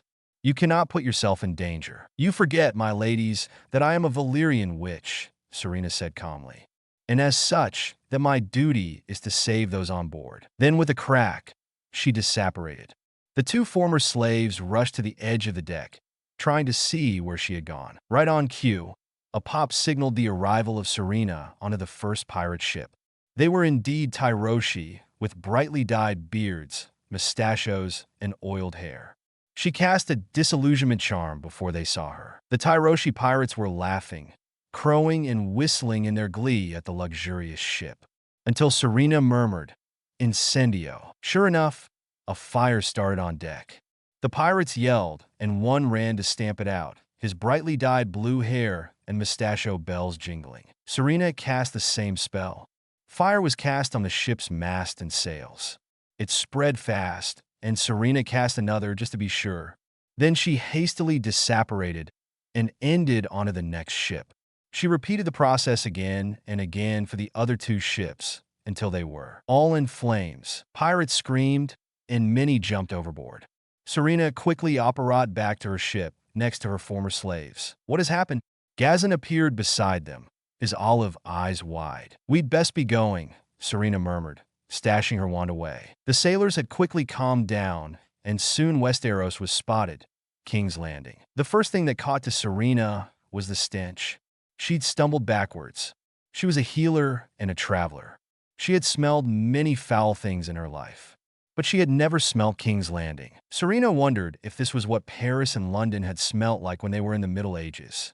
The stench of at least 1,000,000 souls forced to live closely together, in a place where fresh water was unsafe to drink and clean water was scarce to come by. The smells of rotting meat and sour wine, unwashed prostitutes and brothel patrons, half-dried mud, dung from all creatures, and more. Karina gagged as she buried her nose in a scented handkerchief. "What is that awful smell?" "I do not believe King's Landing smells as perfumed as Liss," Jacina remarked mildly. "Liss is called the perfumed sister, brother," Serena pointed out. She glanced at them.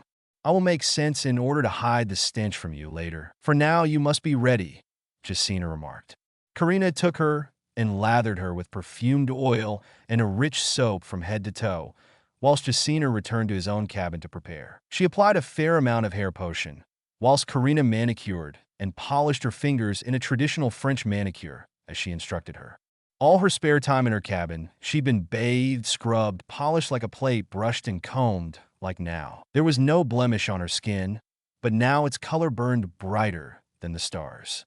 Her hair had never shone so bright, and her lashes were as long, thick and black as could be. When she was done, she donned a silvery white gown and an interesting hairpiece. Her jewelry was minimal.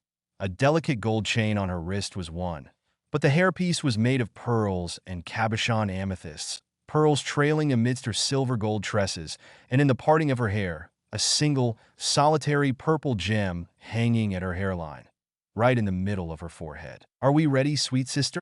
Jacina asked. "As ready as we will ever be," was her response.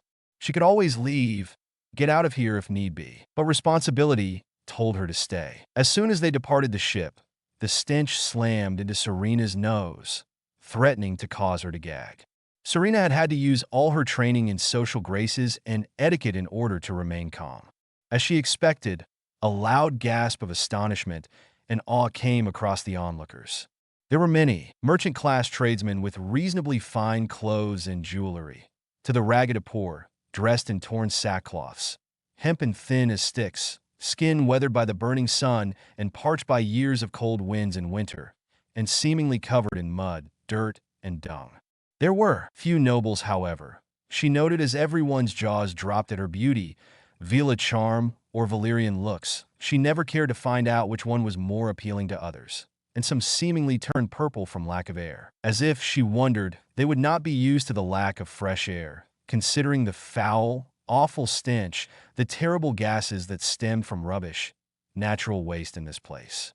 She barely noticed their reactions. She was used to them, of course. But the surrounding area and the state of the people were another thing. How could anyone live like this? She wondered. At least in Liss, Volantis, and the other free cities, slaves were clean, housed and fed. Freedom, she realized, came at a terrible price. Where else would they get food, clean water, and proper housing from? Some lord typically provided for them, if they owned them. In France, Britain, and many other countries, no one ever lived like this. At least not for hundreds of years. "My lord and lady," her eyes turned towards Lord Stephen Baratheon. "Welcome to King's Landing." He bowed, dressed in a forest green satin tunic, his hair brushed and beard newly trimmed. He cut a striking figure. Flanking him were two knights. Yes, Serena/Gabrielle knew what a knight was. They were dressed in armor with a cloak hanging from their shoulders, as white as freshly fallen snow. The king's guard, the elite and noble warriors of the king, she realized, chosen for their bravery and valor, as well as their skill in arms. They swore a vow not to wed nor to sire children, and to forfeit all lands and titles in order to serve the king and the realm. A valiant sacrifice, one that no one should take lightly. After all, how many people will forswear that? These are Ser Barristan Selmy of the Kingsguard, Lord Stefan introduced, and Prince Lewin Martell of Dorne. Martell, Serena wondered. This was a member of the princely family of Dorne? As for Selmy, his name sounded familiar. Yes, he was the one who dealt with the last of the Blackfire pretenders, wasn't he? The two knights bowed from the neck. She could feel them staring at her in awe, shock, and amazement, but discipline told them to keep things under control. Serena respected them for that. She might be used to them, but she did not like being gawped at. "We are most relieved to see you arrived safely," Lord Stefan confessed. Serena did not doubt it in the least. He looked beyond relief. "Last we heard, a band of Tyroshi pirates were seen nearby." His brow furrowed. "It was truly a miracle that disaster befell them before they came near you." "It was," Jaciner said dryly. Serena observed that a lot of tension had gone from Lord Stefan the moment she was spotted. The pressure on him to ensure her arrival must have been enormous, she realized. Either that or King Ares was determined to have her marry his son. She suspected both. "Shall we proceed to the Red Keep, my lord and lady?" Lord Stefan inquired. Serena nodded, features relaxing as she glanced around. She spotted a little girl dressed in a ragged dress, so filthy it was hard to determine its true color, and clutching a posy of wildflowers. The only pretty thing she found in this city, no doubt, Serena thought sadly. She was clutching the hand of an older girl, whose thin, plain face left no doubt that they were both sisters. A chord struck through her heart. Although they looked nothing alike, and their circumstance were very different, the pair reminded Serena of Gabrielle and Fleur. Without thinking, she made her way towards them. "My lady," she heard someone ask behind her. She did not stop to pay them any heed. Bending to the height of the little girl, whose dark eyes were wide as saucers, the two sisters and those nearby seemed to have trouble breathing. Serena smiled gently. "Hello," she said, trying not to intimidate. If possible, their eyes went wider. "You are sisters?" she asked them. Looking like frightened rabbits, they nodded. "What are your names?" "I'm Rowan, milady," the elder stuttered. "And this is Ellen." Serena's smile widened. The younger girl could only stare, mutely clutching her posy. "Are those for me?" she asked. Tony Ellen nodded mutely. She thrust the posy of wildflowers towards her, turning red. Serena smiled. She was touched, and she let them. "Know it. Thank you." She surprised everyone when she kissed Ellen on her tiny cheek. But she also pressed two tiny morsels wrapped in linen into Rohan's palm. They were something she had baked and come up with herself. Nutrient-wise, it would keep them energized, going and cleanse their systems for quite some time. They also tasted nice. "For the both of you," she stated. Straightening, she glanced at those around her. Smiling at awed onlookers, she made her way back to the palanquin they had for her.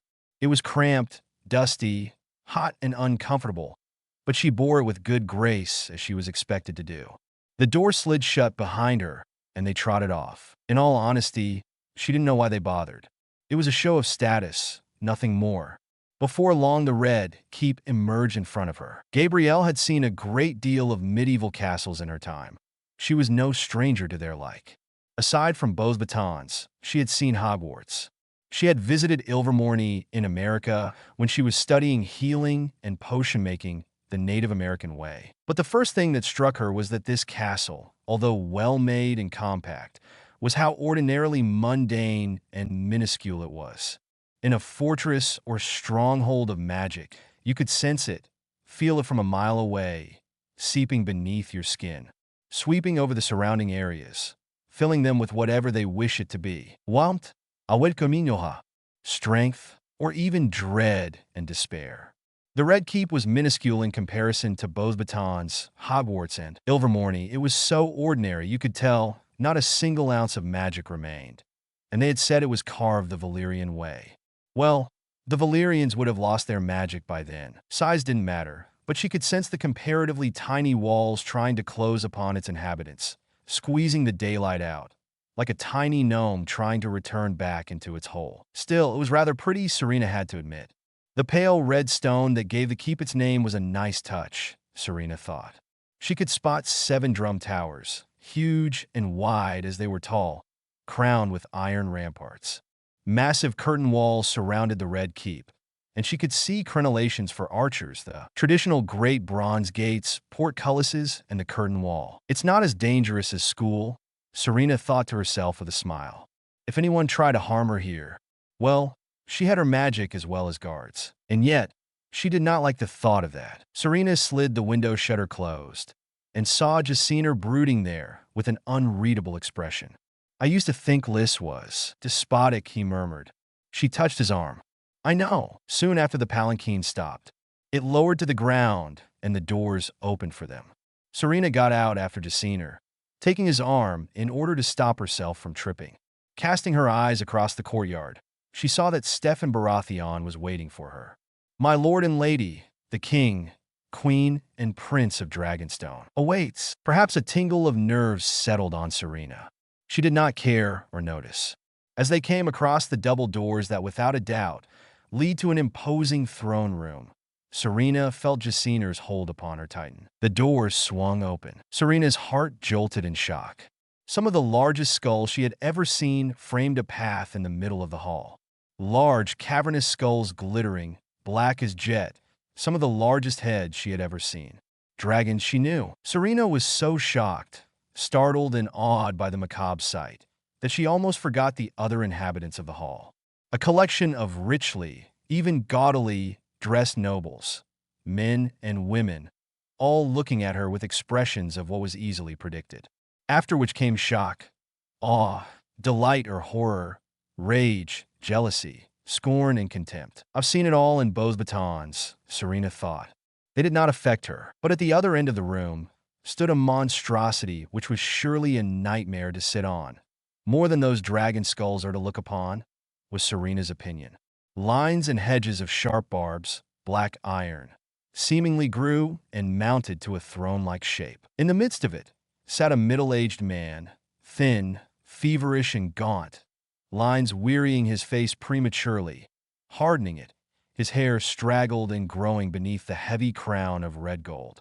His pale, lilac eyes gleamed feverishly, fanaticism and a gleeful delight within. So it was true, she thought. The king was going mad. Beside him on a chair sat the woman in white, with silver hair and purple eyes, Queen Riella. But standing on the other side of the king was a tall young man. His hair was a shimmering silver, gleaming like ice beneath a winter sun. His face was regal, elegant and handsomely carved, sculptured and chiseled with patrician features. A straight, thin nose, high sculptured cheekbones, fine chiseled lips, and a defined, strong jaw, but certainly not heavy. They were both aristocratic and otherworldly. He was garbed in red and black, his lean and muscular form cutting a striking figure. So this was Prince Rhaegar Targaryen. Serena knew that even Fleur would have to be impressed with him if they ever met. She didn't think that such a good-looking man ever existed. But looks was one thing. What she really wanted to know was if she could live with a man for the rest of her life. A pair of striking deep, indigo eyes met hers. They seemed to pierce her soul. It was unnerving. No one had ever looked into her eyes as if they would gauge every secret from her, everything there was to know about her. No one should be able to read her so thoroughly. And that was what frightened her. This man looked as if he knew her soul. Serena had taken 100 men gawping, purpling, and drooling at her. She had taken their lustful gazes and lewd remarks, their eyes disrobing her within their minds. But she was struck with the shocking realization that she had never had to deal with a man like Rhaegar Targaryen, and she had absolutely no idea as how to even begin. Dreams, desires, and destinies. One of the things that slammed into Serena apart from the reality of the present situation was the familiarity. Why?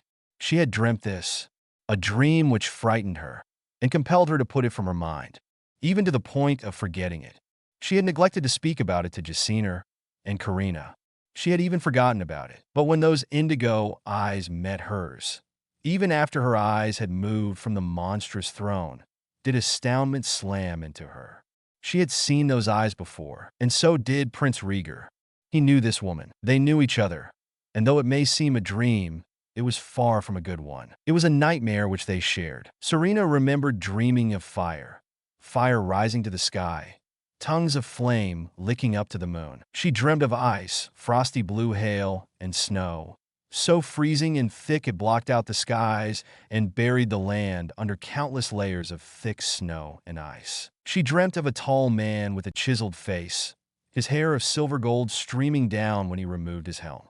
Dark indigo, eyes sparkling. His eyes were fixed solely on her. She dreamt of a voice of iron and gold, murmuring, "The dragons has 3 heads." Suddenly, a cloud of fire turned green, an impure, terrifying, poisonous green, every bit as dangerous as the killing curse, if not more so. The fires rose, threatening to engulf the castle of red stone. She dreamt of 3 eggs laid within 3 cradles.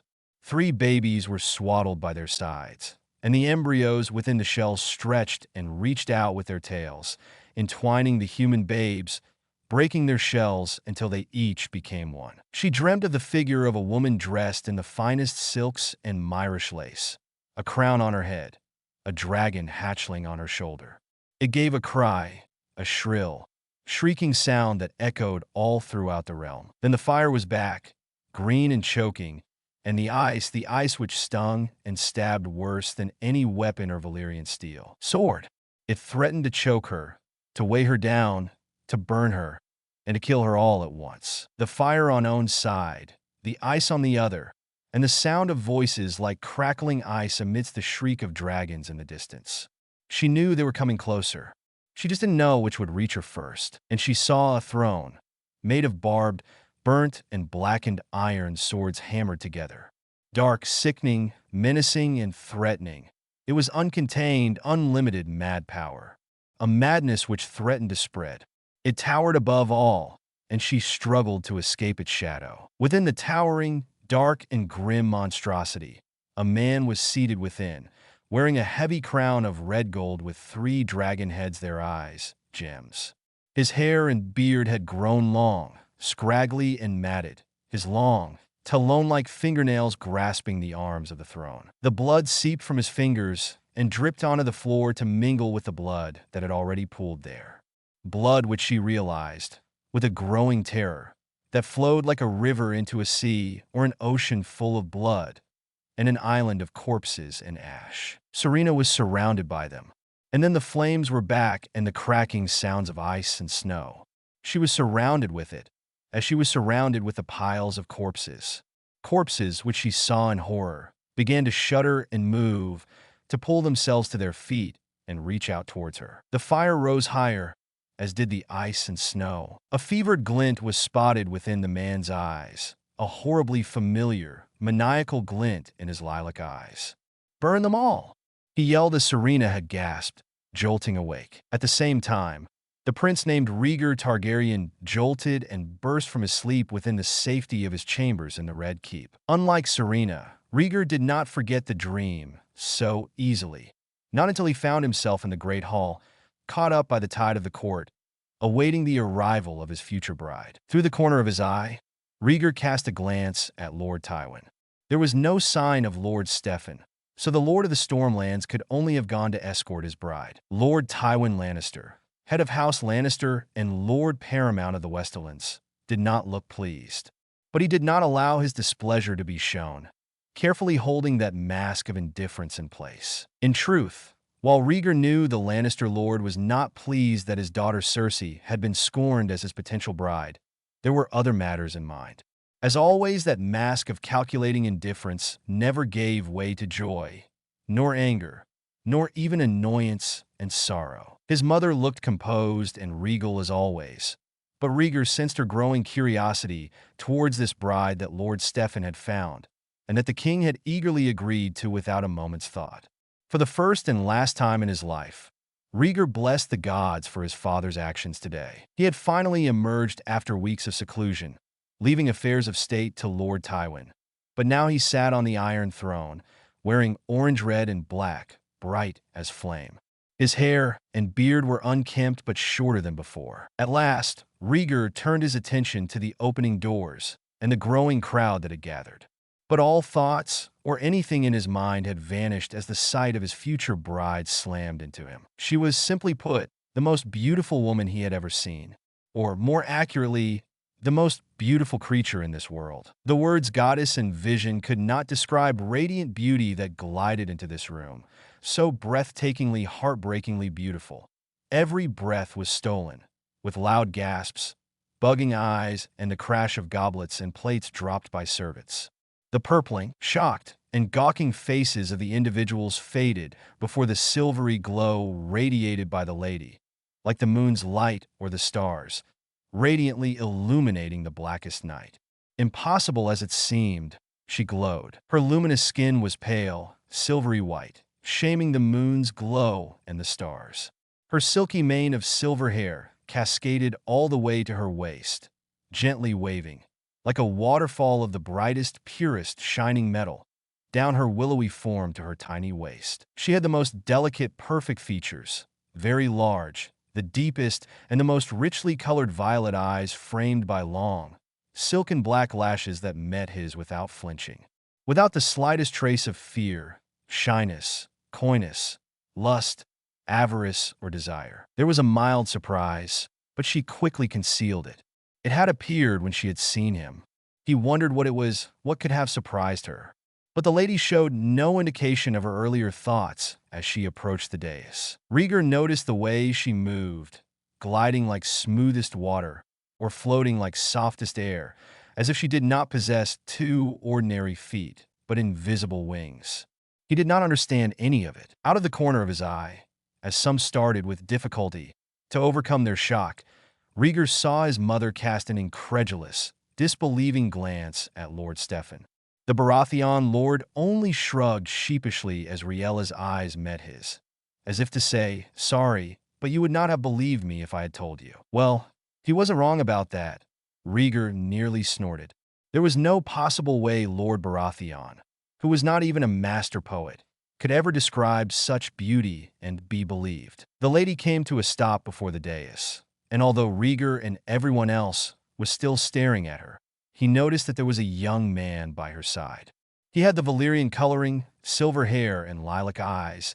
He was strikingly handsome, but there was no resemblance. Not at first, it seemed, but the shape of the eyes, a unique almond, might have been one. On his own, he would have cut a striking figure. But next to the maid, like everybody else in the room, he dimmed terribly in comparison. The lady filled everyone's vision with her radiance. It appeared that no mortal eyes could ever fully scope the full extent of her loveliness. This is no ordinary maid, Rhaegar thought. He did not know what made her appear like the overly exaggerated poems and tales of the mystical past. Only more. He doubted even Sharera Seastar could have competed with her loveliness. Rhaegar wondered how this woman would be perceived by the annals of history. No doubt there would be tales about her. The most cynical and bitter would accuse her of witchcraft, of course. The wildest would say she was a goddess. "Your Grace," Lord Stefan stepped forwards. "May I introduce you to the Lord Jacener, son and heir of House Valaris, and the Lady Serena of House Valaris." The two siblings stopped directly in front of the dais, bowing and curtsying in turn. Aerys' eyebrows had shot up as he gazed wide-eyed from the bride to Stefan, with not the slightest trace of amusement. "Yes, welcome." He waved a careless hand. "I must admit, when Lord Baratheon spoke of your exceptional beauty, my lady, he did not mention it would be outstanding." He chuckled, and Rhaegar inwardly winced at how rude he seemed.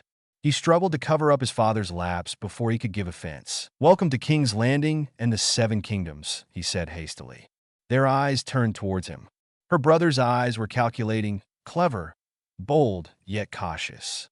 "We are honored by your presence." Serena's eyes observed him. "So, a clever man?" "Yes." Queen Rhaella stood. "Welcome." Her eyes left Serena once more and settled amusedly at Stefan. Serena knew that there was no possible way Lord Stefan could have told them of her appearance without causing disbelief. By the sheepish, embarrassed way the Baratheon lord's expression had settled, He was thinking the exact same thoughts. "Thank you, your graces," the elder brother spoke. The lady inclined her head, but her sharp eyes told Rhaegar that she was more wary than meek. "I trust your journey was uneventful?" the queen politely inquired. "Save for the foolishness of a few pirates, completely uneventful," Jacinor Valtaris replied smoothly. This caught his attention. Pirates? His mother shared the same sentiments. "Was anyone harmed?" Rhaegar asked. "On our side, none." Lord Jacinor spoke. "The pirate ships caught fire, no doubt due to their own mismanagement. They burned before they could reach us." Lord Tywin's eyebrow rose. "How fortunate," he said stiffly, descending from the dais. "I do hope that your stay shall be a pleasant one here in the Seven Kingdoms." His cool, pale green eyes, flecked with gold, scanned the new arrivals. Clearly, he had been hoping to intimidate. But Jacinor met his gaze with an even one that matched perfectly. The king clapped his hands together. "Yes, a true sign of the gods, a miracle, meant to bring you here, and all those that would impede you shall be reduced to ash." Serena's startled look went unnoticed before the king. Rhaegar winced inwardly. "For now, we must have you settled." The negotiations dash, he gave a sharp glance at Tywin. "Can wait." Tywin bowed. "As you wish, your grace." Jacinor bowed as well, and his sister performed an exquisite curtsy, smooth as silk and water. Once the guests had been escorted into their chambers, the breathless whispers, full of awe, shock, amazement, and disbelief, grew into a frenzy. Rhaegar turned towards his mother. His father was mumbling something beneath his breath about this being a sign of the gods. Fire and blood. Rhaegar dared not think about how his father thought of that particular incident. In all likelihood, the pirates were Tyroshi, and Tyrosh had been the seat of Meleys Blackfire's recent rebellion. But surely they would not dare harm a bride of House Targaryen, at least without the Blackfire's support. But Rhaegar did not have time to think as the guests went away. His bride-to-be met his eyes.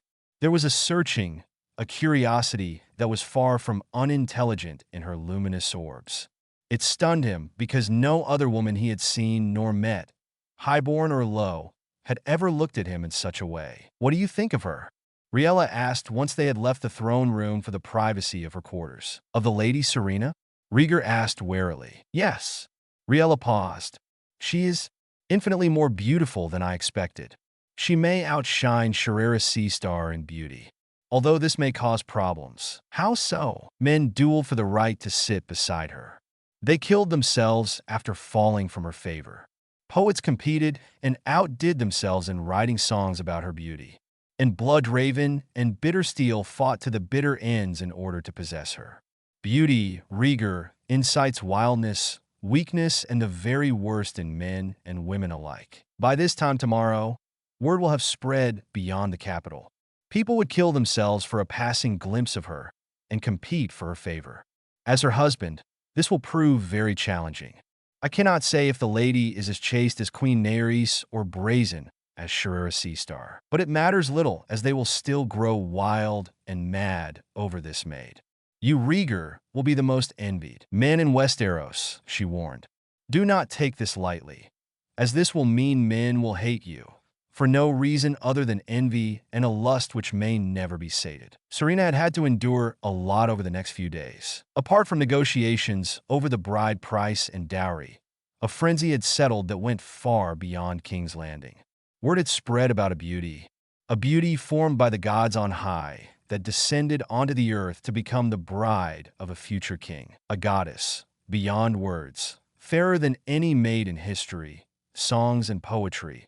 A beauty who caused awestruck and dazzled people all throughout the world to flock towards the Red Keep in eagerness and desperation to see the haunting, heartbreaking, and breathtaking creature whose radiant loveliness was said to illuminate the skies and cause the very air to be stolen from the breaths of others.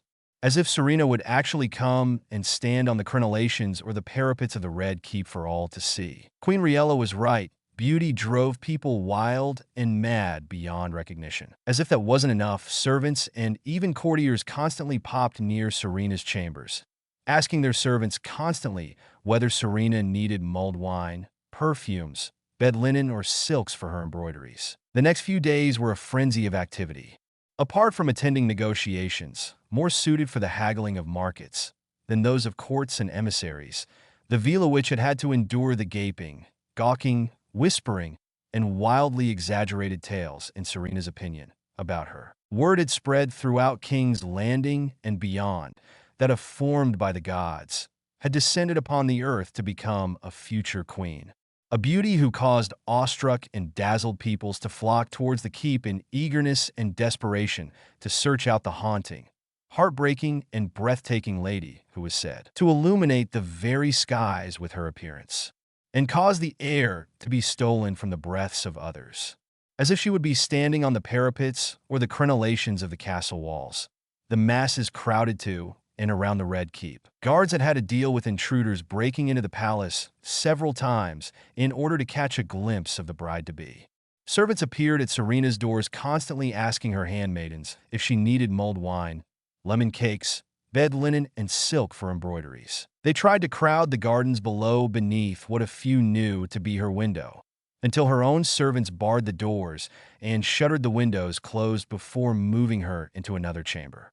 They had already had to arrest intruders foolish and bold enough to run near her quarters without permission. As mentioned, Serena was used to people gawking, staring and craning their necks to see her, whilst falling silent. But this was on a whole new level. She could not disappear, retreat as she normally did in Liss and France. As the prince's bride, she was expected to put up a public appearance. And while she wasn't in her chambers, she was being constantly beautified in preparation for her wedding. Hair potions, magical masks, steam baths, manicures and pedicures, fixing her hair and magically sewing her trousseau and wedding gown, all the while ensuring that no intruder ever came through with magic, took its toll. It left Serena drained. She saw Prince Rhaegar at negotiations. They were clearly negotiating bride prices and the dowry, and Serena could not see the reason for all this pointless babble save in concern with anyone's pride. No party could afford to back down. No party could afford to seem weak and to make what they had to offer appear cheap. A royal title would not be enough for the Valerises to trade the first daughter in several generations to the Targaryens. She knew that many of her father's kin, while they did not interfere in their affairs, viewed the match between Prince Rhaegar and a daughter of their blood as a humiliation and an insult. The Targaryens had been lower in rank by far than the Valerises in Old Valyria. So, while House Valtaris may be spread out and disunited, Jaciner still needed to appease the family name and honor, or else their branch would suffer the wrath of the rest of the family, whoever and wherever they may be. Serena did not keep track of her father's relatives. At the same time, Lord Tywin Lannister, the king's hand, held a grudge. According to the gossip Jaciner had implored Carina and Mira to find out, the castle courtiers and servants have all agreed that Lord Tywin had tried to wed his only daughter, a maid of 12. Serena tried not to wince at the implications of the young girl's age. Being wed at 12 or even betrothed was something she liked even less than arranged marriages. But thankfully, though Lord Tywin and the Lannisters seemed to think otherwise, King Aerys had rebuffed his offer. The king had once been firm friends with Lord Tywin Lannister and Lord Steffan, but years of envy and growing paranoia on the former's behalf directed towards Lord Tywin had eroded that friendship. How long before he turned against him? Jaciner had wondered. It was treason, he admitted to Serena, telling her she should never say these things out loud, at least not without her wards about. But at least now, Serena wondered why Tywin was raising a steep dowry price, only to be countered by Jaciner's demands of the bride price. Yet Jaciner told his sister it would be unwise to antagonize Lord Tywin further or to take him for granted. Aside from being the hand of the king, Lord Tywin was also Lord Paramount of the Westerlands, Warden of the West, and Lord of the richest house in Westeros. So the negotiations were more slippery and full of difficulty than anyone had anticipated. But the king had been determined. It seemed as if no one else was good enough to be his son's bride. At long last, both parties had conceded. Serena managed to use her calming influence on Jaciner and to see through some tricks. The Westerlands lord had tried to lure them into along with his allies. But smoothing the negotiations was only the beginning. As soon as that was done, The king announced that wedding preparations needed to start immediately. "I hate this place," Jaciner muttered as he threw down his doublet upon the bed. Serena gave him a look and promptly resumed unpacking. Karina came and took a painting away. She had made it herself, although it was not enchanted. "Do you think the king is agreeable?" she asked. She would be unpacking for permanent residence this time. Jaciner snorted. "The king is most certainly never going to let you out of his sight now." He scoffed.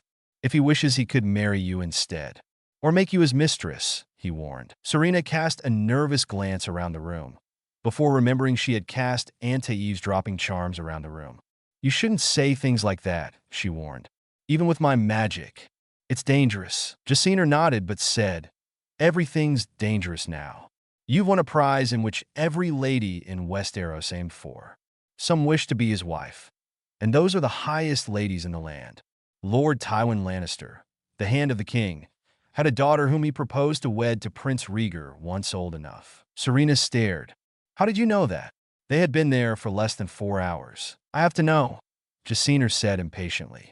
"Open your eyes and stop being so innocent." Serena's cheeks flushed, but Jaciner did not give her a chance to answer back. "Open your eyes. Everyone is going to be scheming and plotting against you now. And you may think this an overreaction, but I have no doubt assassinations or plots to discredit and humiliate you, even frame you for treason, is being conducted right now." At Serena's appalled look, he continued, "Get used to it. You have to be at least one step ahead of everyone, friends, allies, enemies, rivals, even neutral bystanders. This isn't a society like ours.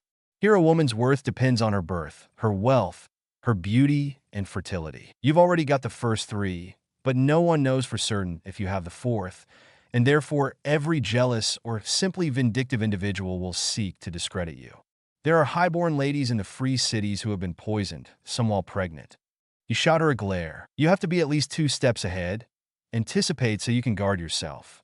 Neutralize your enemies if you cannot eradicate them." "I can safeguard myself against poison," Serena managed. "That's a start, but should anyone find out about your powers?"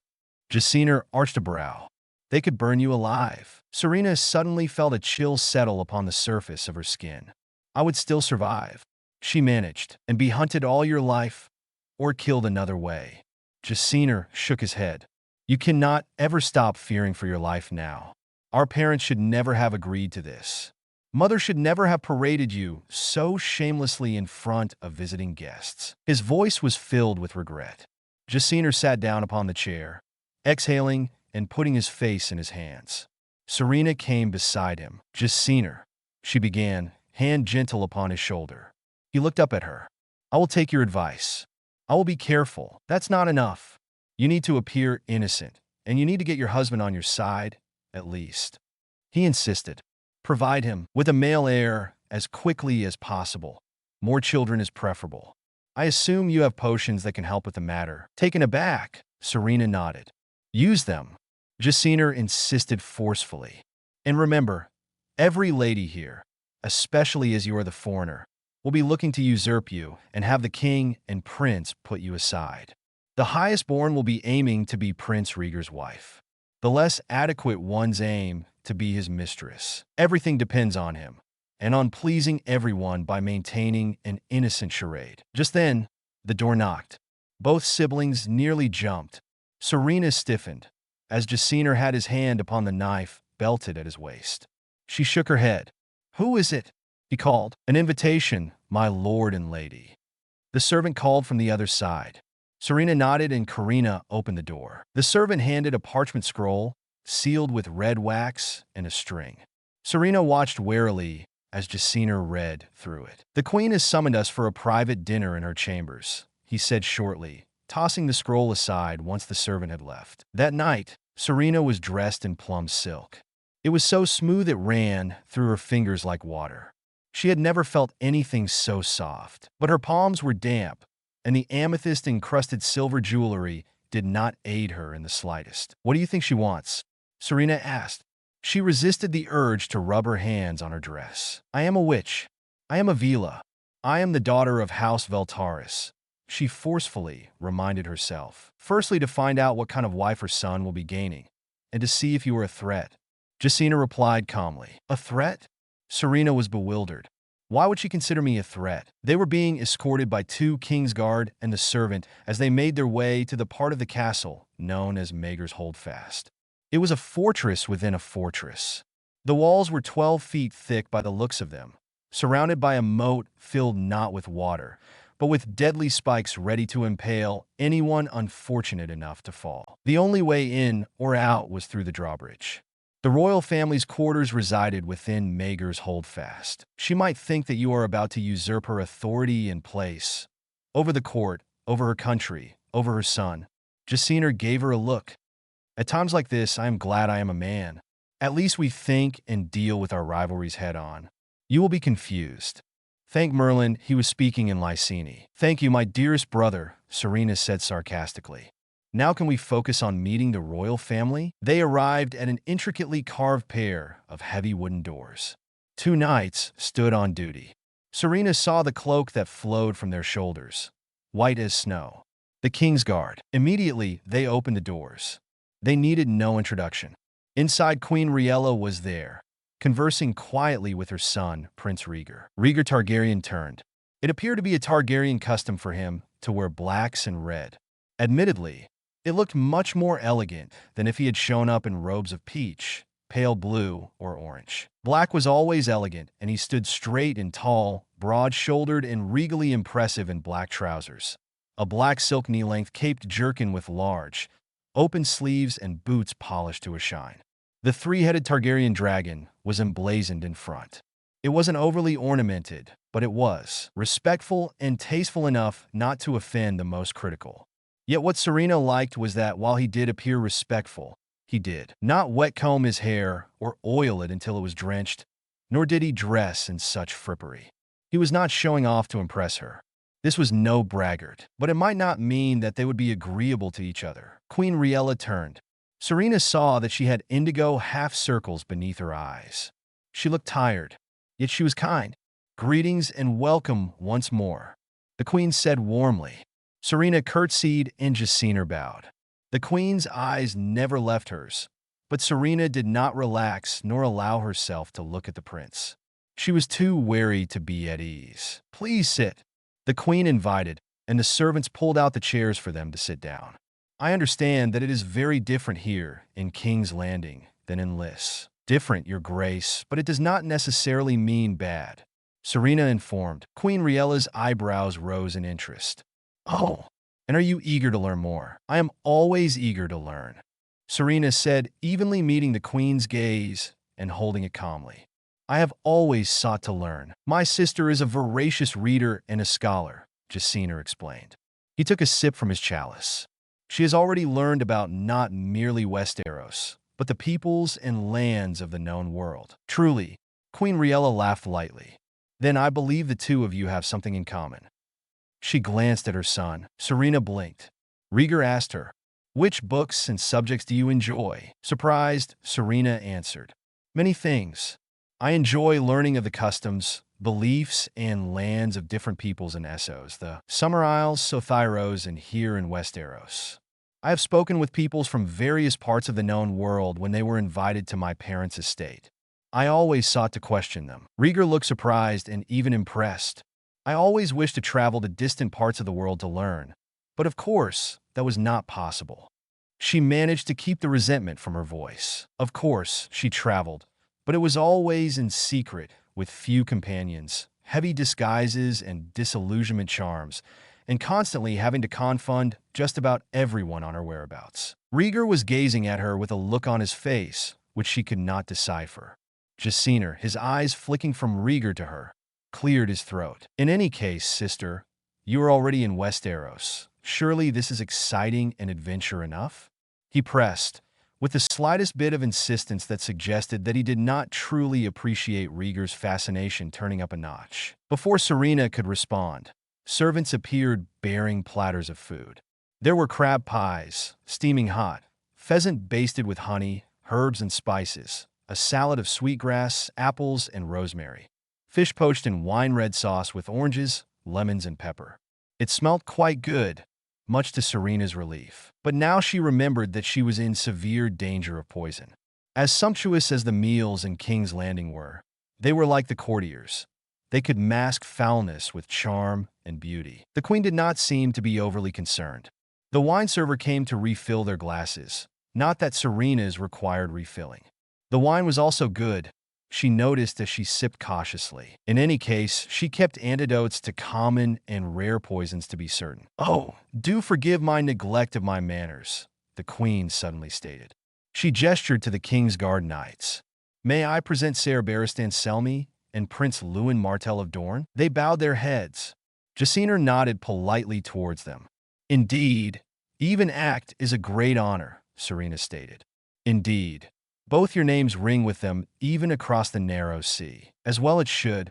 Barristan the Bold was the knight who defeated the last of the Blackfire pretenders. Maelys the Monstrous, Serena remembered. The Blackfires were a thorn on the side of House Targaryen and the peace of Westeros in general. Born to a rebellious princess and her dissolute, debaucherous cousin, who would be the most inept king ever to sit upon the Iron Throne.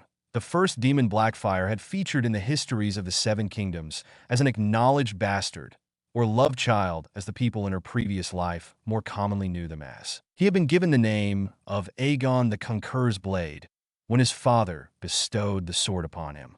He had risen in rebellion against his half-brother when denied the woman he loved, Princess Daenerys, his half-sister who was wed to Prince Mors Martell of Dorne, whose descendant was apparently the other knight in this room. He had the coloring of the Roynish peoples, and Serena marveled at his desire to be a Kingsguard knight. Prince Lewin's sister is the ruling princess of Dorne.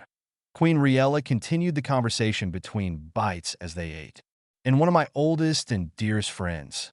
Alas, the princess has passed, but her son holds Dorne as its ruling prince." And once more Serena could not help but admire the Royner and the Dornish for this. She had heard that Muggles looked down upon the female gender, but not the Dornish. "I believe your niece and nephew will be there for the wedding, Prince Lewin," the queen said pleasantly. "It will be wonderful for them to join us." "Yes, your grace." Prince Lewin had a slight accent which Serena thought sounded somewhat exotic and enticing. Yet he wore the very armor of a traditional Western knight. "My lady," Prince Rhaegar spoke. She turned her gaze away from the Dornish prince and towards Prince Rhaegar. "You have yet to see Dragonstone or Summerhall or even the rest of the city." His eyes were very deep and piercing. "Would it perhaps please you to accompany me on a tour of the city on the morrow?" he asked. Serena was stunned to say the least. Rhaegar did not seem like a besotted boy, yet she knew from her own experience in Beauxbatons that no one was actually immune at first, even if they did recover from her Vila charm. With Lord Jaciner's agreement, of course. Rhaegar looked at him, and Jaciner knew that he could not refuse. "Why ever not?" he asked.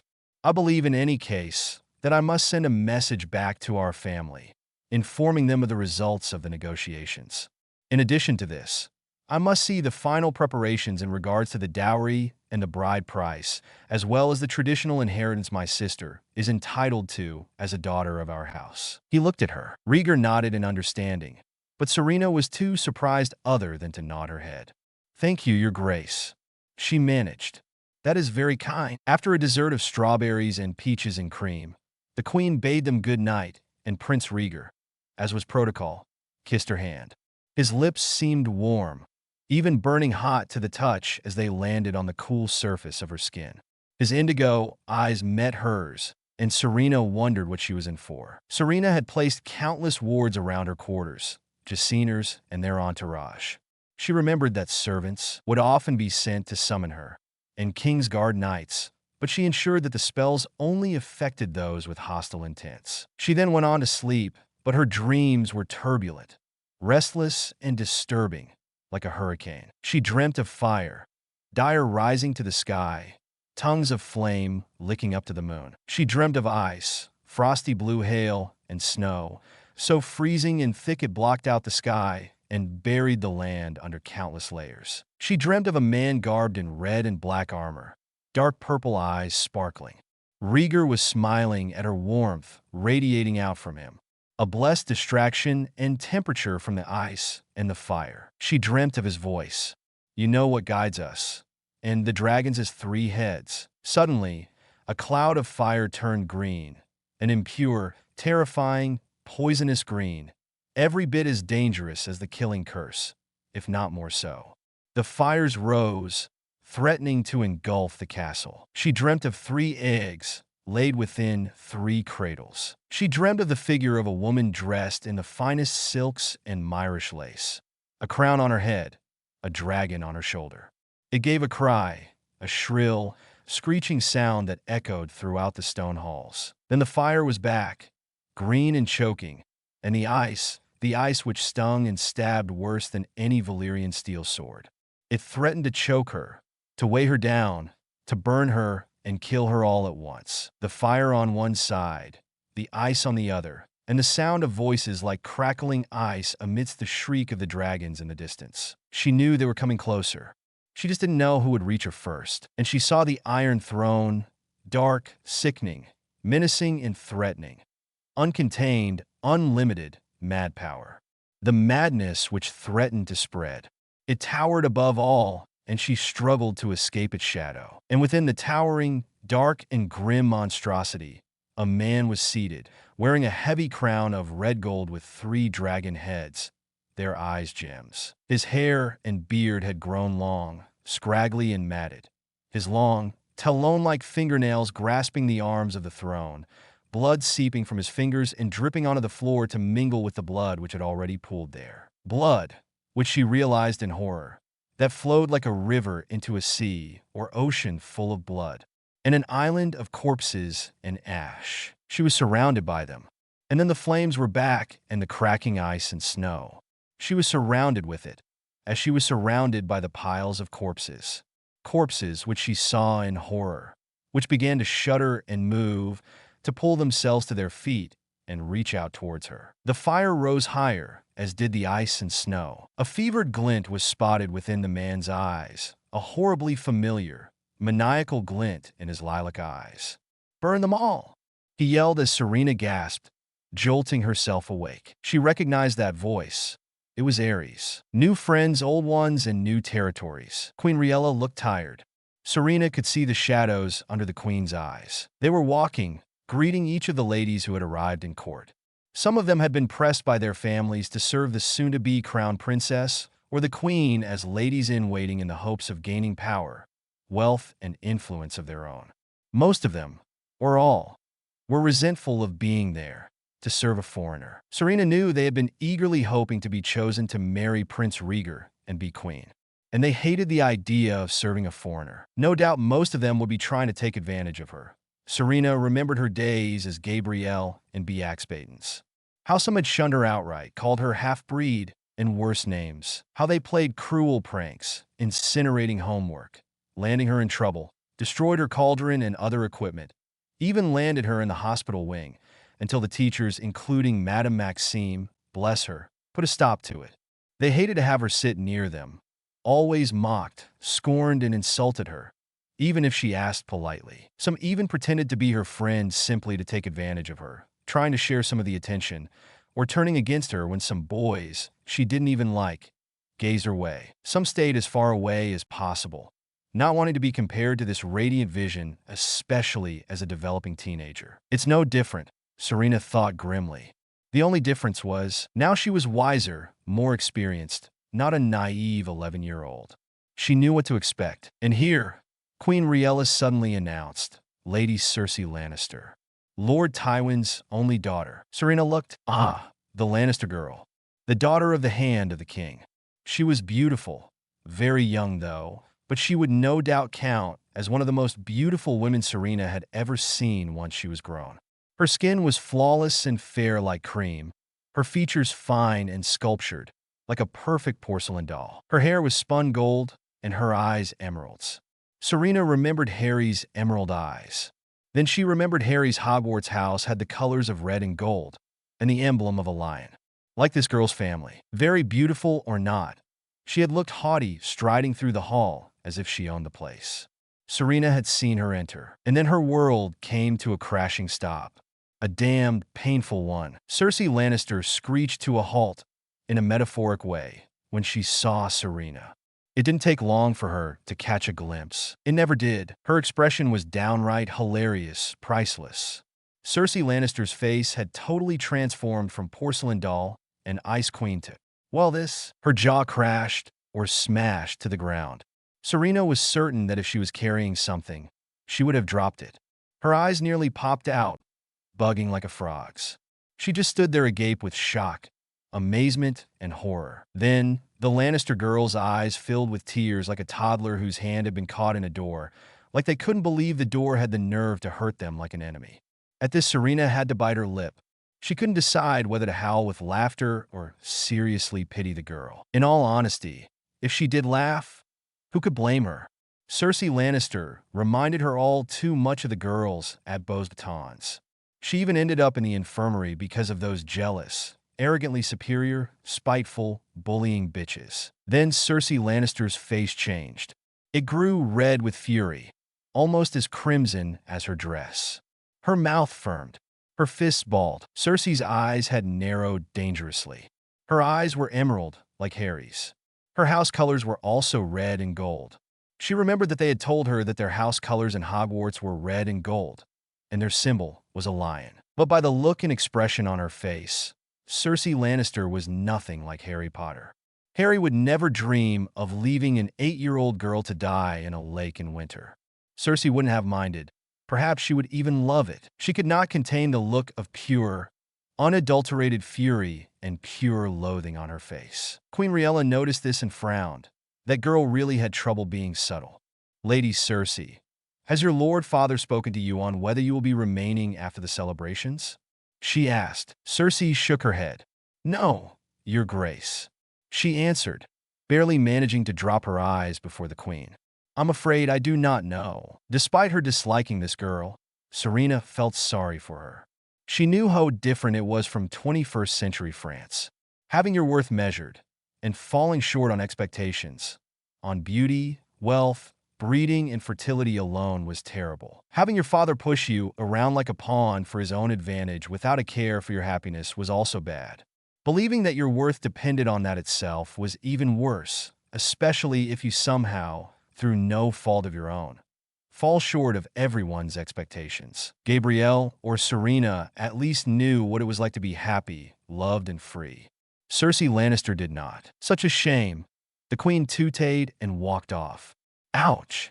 That had to hurt. Watch out for that one, Rhaegar warned her.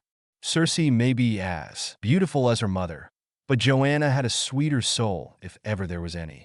That girl has had it in her head that I will not have a daughter dash. A pained look crossed her features, and that she was to be queen, judging by her temperament and nature, not a good one. And now a Lyseni foreigner has stolen her prize. Serena sighed. I know how this works. Do you? Rhaegar surprised her by turning suddenly.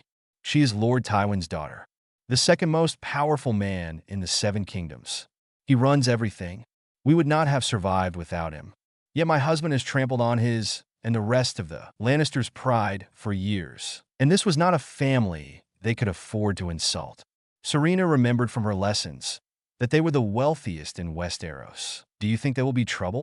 Serena asked softly. Who knows? Rhaegar gave a delicate shrug.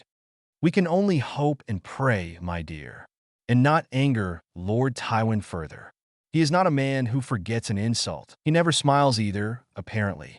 But those words left an icy chill down Serena's spine. And this is Lady Mina Tyrell.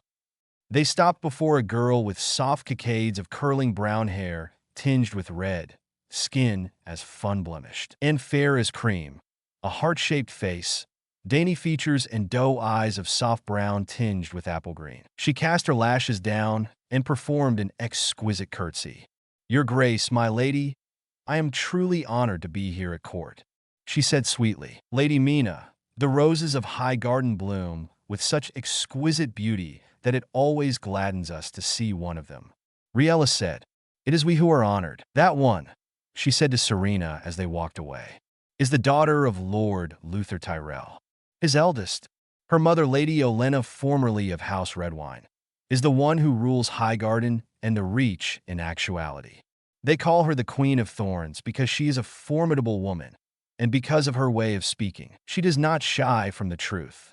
Rhaegar shook her head, a small smile spreading on her lips in amusement. Lady Olenna is the most formidable woman I have ever encountered. Her husband and son are, by contrast, fumbling but kindly oafs. I do not mean to insult Lord Luther and Ser Mace, but I cannot deny those accusations. But beware, they may seem pleasant, gallant, handsome, and sweet, but the Tyrells are an ambitious lot.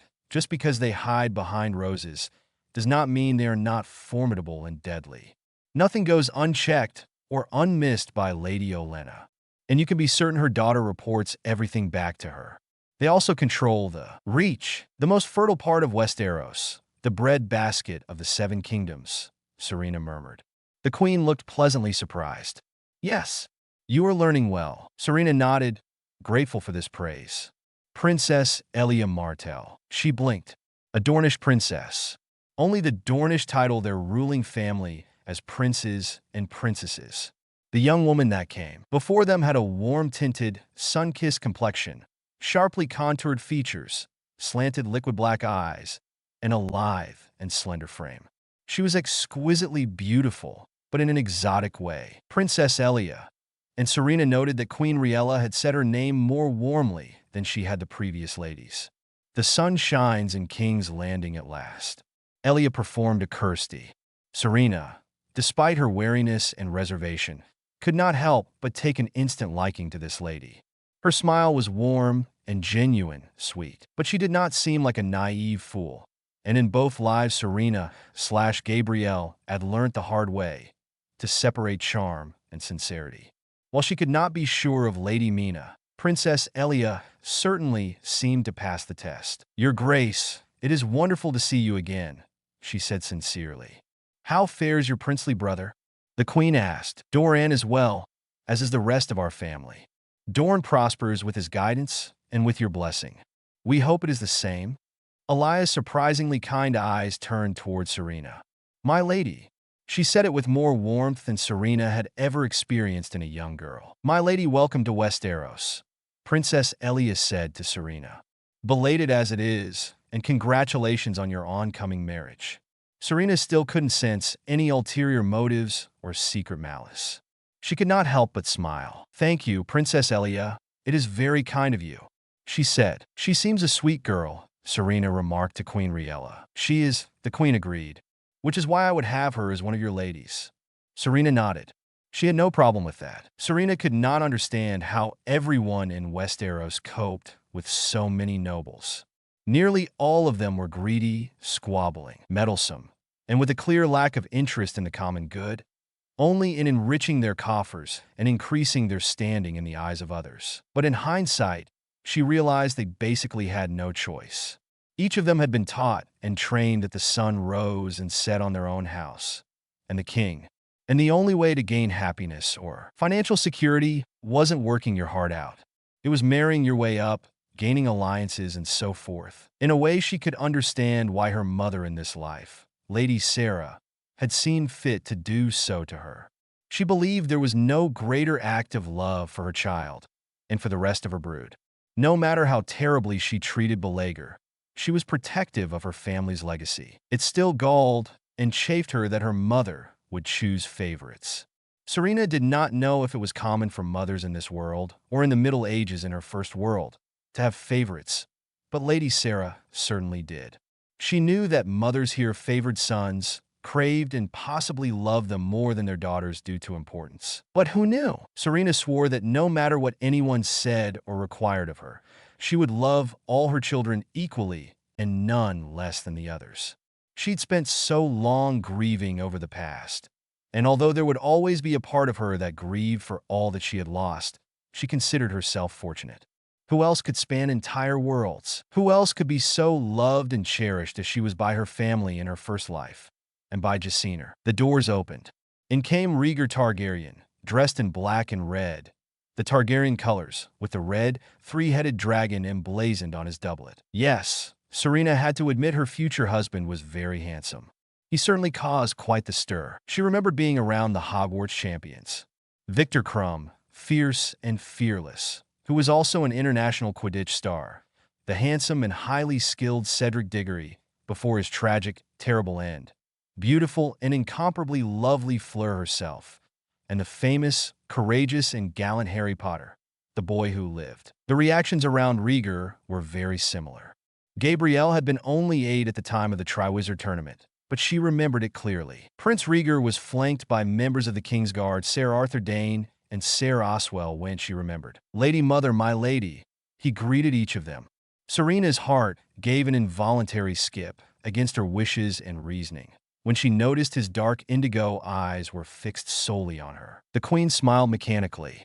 She seemed happy to see her son, yet the circles beneath her eyes were more pronounced. "My son," she said warmly, "what brings you to our presence today? With your permission, and the Lady Serena's, of course," Rhaegar began.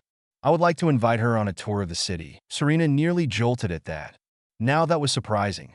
She had voiced earlier that she would like to see more of the city. Now Rhaegar surprised her by this bold move. Even as Gabrielle, no one had ever been so bold to her. No one had ever been brave enough to face Fleur. It made her wonder to this day how in the world Bill and that Hogwarts boy she took to the Yule Ball managed to capture her attention. "Well," Queen Riella looked to her. "I would be honored, Your Grace," she managed. Serena's soon-to-be husband bowed his head in acknowledgement. "The honor is mine, my lady," he answered. "Well," Riella said as Rhaegar exited the Great Hall. The Lannister girl's eyes were filled with fury. "I believe things will get very interesting." King's Landing wasn't so bad, Serena reflected as she rode through the streets. The prince had asked if she required a litter. Serena declined. It had been a long time since she last rode. She had no qualms about riding. Although with the stench, in a moment of foresight, she had cast a charm which held the foul odors of the city at bay. Karina came, heavily veiled as she always did, along with her brother's Yiddish captain of the guards, always on alert.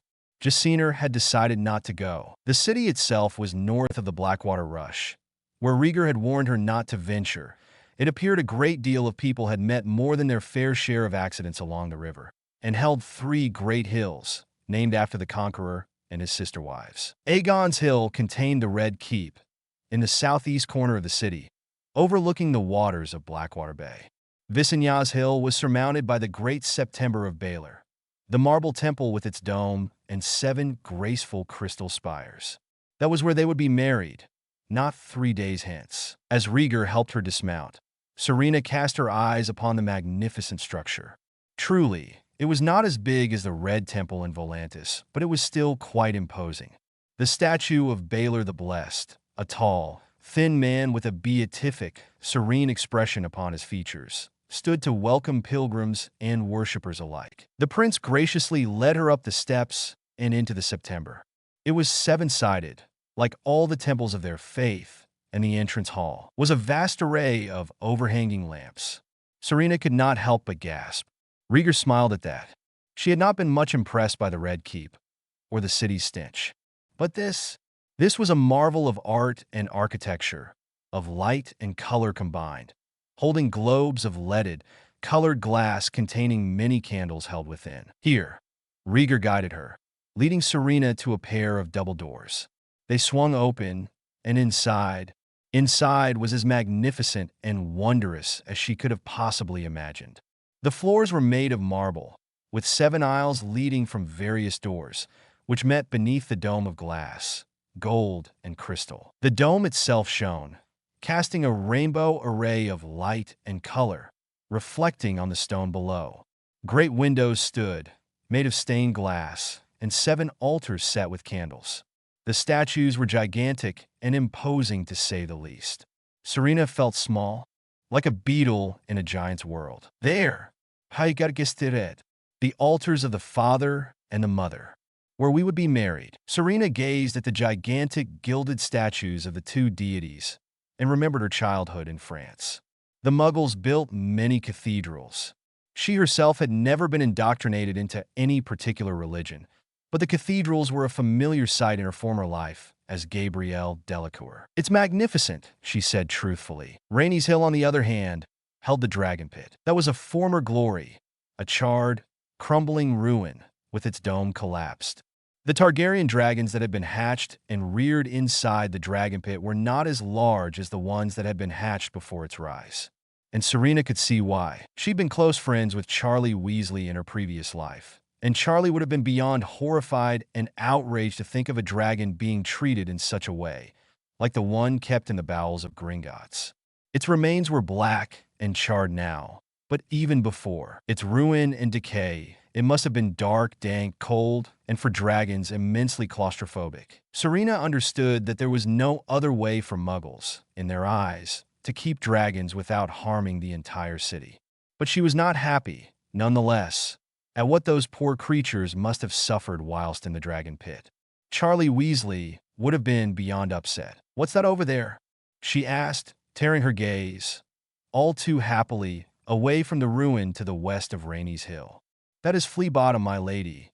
It was Ser Barristan who answered. He exchanged nervous looks with the prince. "My lady, I do not mean to presume, but perhaps it is not best dash." Serena raised her eyebrows at that. "I wish to see," she remarked simply. She looked at Rhaegar. "Please." He stared at her for one good moment and nodded. Flea Bottom was a maze of winding, twisted alleys and cross streets, unpaved and caked with mud, dirt, dung, swill, and other foul substances. The stench was even worse there. Even with the charm Serena cast around her, she could tell it was beyond foul. Not merely pigsties and stables, but unwashed brothels, sun-dried and rotten wine, and tanner sheds full or urine and rotting carcasses. The people there looked positively wretched. They were thinner than normal, and like the ones by the quay, covered in filth, mud, possibly dung, as well as rags. Serena stood there for a long moment, taking in the sights, before nodding to Rhaegar. She had no words to say. She didn't need to. They saw through her eyes, new to King's Landing and to Westeros. But it was clear that no one and nothing would stop her from this. "Is this my calling?" she wondered to herself. "Is this my purpose here? Them? Or was it him?" She cast her eyes towards the prince. Then a thought occurred to her. Or is it both? Serena knew she could have had things a lot worse. She could have been born in Flea Bottom after all, instead of Liss the Lovely, which was, in some ways, very much like her native France as Gabrielle Delacour. She knew she could have married someone older and reasonably foul in heart as well as body. Perhaps he would have been brainless as well, but if she wanted to marry, she wanted it to be of love. The thought of arranged marriages had never ceased to upset her both as Gabrielle and as Serena in France and Liss. She had wanted a marriage like her parents and Fleur's. It did not matter to either her parents or sister and her husband what the other one looked like, how wealthy they were, and so forth. They genuinely loved and adored one another and raised a happy home with their children. Sisters Gabrielle and Fleur might have been, but very different. Fleur had no doubt faced the sort of treatment Gabrielle had had in Beauxbatons, but she had reacted in a very different way. Fleur had worn her elegant grace like armor and her beauty wielded like a weapon.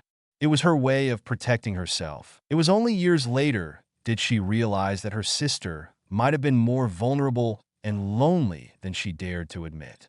But she had had enough of their treatment. Whilst Gabrielle retreated into herself and became a shy introvert, Fleur became outgoing, proud, even scornful and harsh at times, as a means of defense before others sought to judge her because of her looks, as a pretty face and undeserving of all the blessings life gave her. It didn't help that other girls were naturally very defensive or sensitive over their looks and insecure. But to Gabrielle or Serena, she was never anything but gentle, sweet, and loving. She still felt pain when she thought of Fleur, her parents, nephew, and nieces. Serena was aware that Rhaegar Targaryen was the kind of person most people would kill to be married to. Even Fleur, as critical as she could be, would not be able to find fault with him. But that was the image of the man. What Serena wanted to know was if they could love and care for each other and respect one another. If not, could they not be friends? Fleur might have seemed the kind of woman that longed for luxuries, respect, and more. But inside, Serena knew her sister had been lonely and vulnerable for companionship, love, and acceptance. She had found that with Bill Weasley, just as her mother Apollon had found it with Antoine Delacour. They did not need riches and luxury. Only love. Would she find it with this man? She didn't know. Gabrielle or Serena had stopped believing in fairy tales a long time ago. But at least, Rhaegar seemed kind and trustworthy. Maybe she wasn't in love with him yet, but Rhaegar certainly did her a favor she was grateful for. Her plan to go out and inspect the city had been intercepted. Somehow, Serena nearly narrowed her eyes at the suspicious occurrence. She should be more careful with her wards. Ares had reacted almost violently, reports said. Serena did not actually see him throw a fit, but the large contingent of armed guards said more than enough. At the same time, Ares was also said to be reconsidering sending those guards to be around Serena. He wanted to keep her a pure and untainted maid for his son. Of course, Ares was unaware that Serena could certainly defend herself. So faced with possible incarceration in the Maiden Vault, she shuddered at that. Prince Rhaegar had gallantly offered to accompany and escort her on a tour of King's Landing with his own guard. So long it was with her betrothed, Ares did not seem to mind. But she noticed the guards were also watching them closely, as if to ensure that the prince would not try anything with her prior to his wedding. "Your Grace, my lady," someone hurriedly came up to them, interrupting Serena's musings. "More nobles have arrived." Rhaegar frowned. "Already?" The same time, Serena wondered aloud. So soon? She had not been there for long, and already the nobles were flocking to the Red Keep. Serena knew that Muggle means of communication in this world were very slow. Ravens were the fastest, but surely, unless they had already sent the invitations beforehand, Rhaegar must have come to the same conclusion as he looked grim. "Very well. Who has arrived?" "Lord Baratheon's children, Lord Aaron his heir and wards, the heir to the North Brandon Stark and his younger siblings, Lord Tully and his children, Prince Oberyn and Princess Elia Dash." "I saw Princess Elia in the Great Hall before setting off with the lady," Rhaegar remarked wearily. "So more have come." The butler nodded. "The king requests your presence. Yours, your grace, and the Lady Serena." And of course, a request meant a command. They barely had time to change, but in Serena's case, all she had to do was wave her wand when no one was looking, and she was refreshed. Of course, the guards looked surprised that she had done so very quickly, but there was little time to comment. In the Great Hall, Rhaegar moved aside to give her room. Serena tried to ignore the reactions, the gasps, the gawping, and staring. She thought she was used to them, but now, in such great scale, Serena struggled not to feel self-conscious. "There is Lord Aaron and his son and heir, Ser Cedric Aaron. His mother was the late Lady Rowena." Rhaegar explained. Serena gazed at them. John Aaron looked a strong and healthy man, though clearly no longer young. He had a shock of blonde hair, sky-blue eyes, and an aquiline nose. His son was a tall and extremely handsome young man with darker hair, more caramel-colored, though Serena could easily see that the blonde streaks that ran through them. His face was extremely chiseled, and his eyes were also blue, like his father's. She frowned. She had seen him somewhere before. She had never met Ser Cedric Aaron, but as the heir to the Vale bowed before the throne, she was certain she had seen his handsome features somewhere. Somewhere. Then Ser Cedric's blue eyes met hers, and for a moment, she could have sworn she saw some form of recognition, disbelief, or perhaps denial, as if he too recognized her, or he thought he did from something like a dream or another lifetime. Serena froze, and she barely caught herself from gasping. She had seen that face before. The eyes had been gray, and the hair was undisputedly dark then, and he had worn yellow and black instead of blue and cream. But she remembered the face of the Hogwarts champion, Cedric Diggory. "Are you all right?" Gabrielle gazed up at the face of the handsome young man, gazing kindly down at her with concern. She struggled not to blush. "Oui, yes," she stumbled over the words, barely managing to catch her French in time before replacing it with English. The Hogwarts student bent down and helped her pick up the flowers. "Are these for someone special?" he asked, half-teasing. Gabrielle flushed. "Pour for my sister," she corrected, cursing her faulty English. Fleur and her parents had said that the wards of Hogwarts could mean that French and English words were understandable by others. "Sister?" He nodded in understanding. "You're Fleur's sister." Then, Gabrielle nodded. The resemblance between them could not be denied. "I see." He cast a glance over her shoulder. "Were those girls giving you a hard time?" Gabrielle looked down, humiliated. His gray eyes darkened.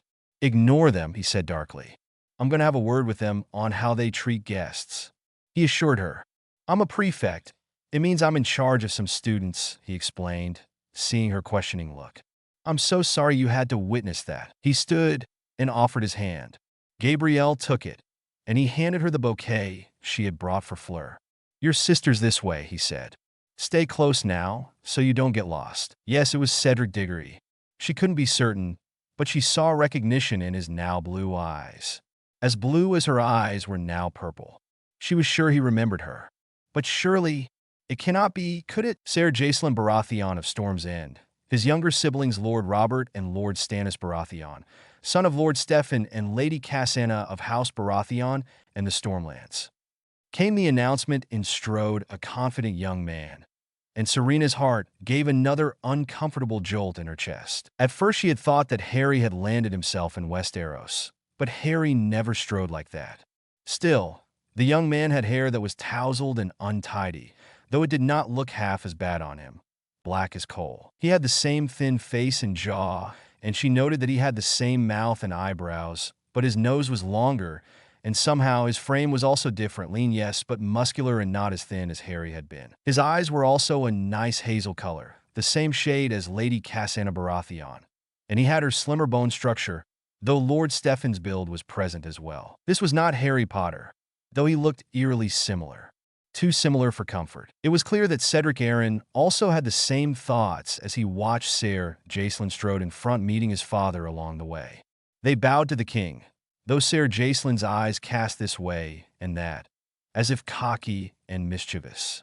He probably was, Serena thought, to distract herself from the discomfort of seeing someone so like Harry and possibly Cedric Diggory reborn. Ser Jacelyn's younger brother Robert was stockier and more muscular. He was built like a maiden's fantasy, with thick, curly, and wild black hair and dusky blue eyes, more like Lord Stefan's. Their younger brother Stannis was leaner, like his mother, but like Ser Jacelyn, still muscular and strong. Still, the boy looked too cold and solemn by half, aloof as he bowed to the Targaryens. "My lady, are you all right?" Rhaegar whispered. She cast her eyes at her fiancé. She smiled reassuringly as she saw his concern. What had she betrayed?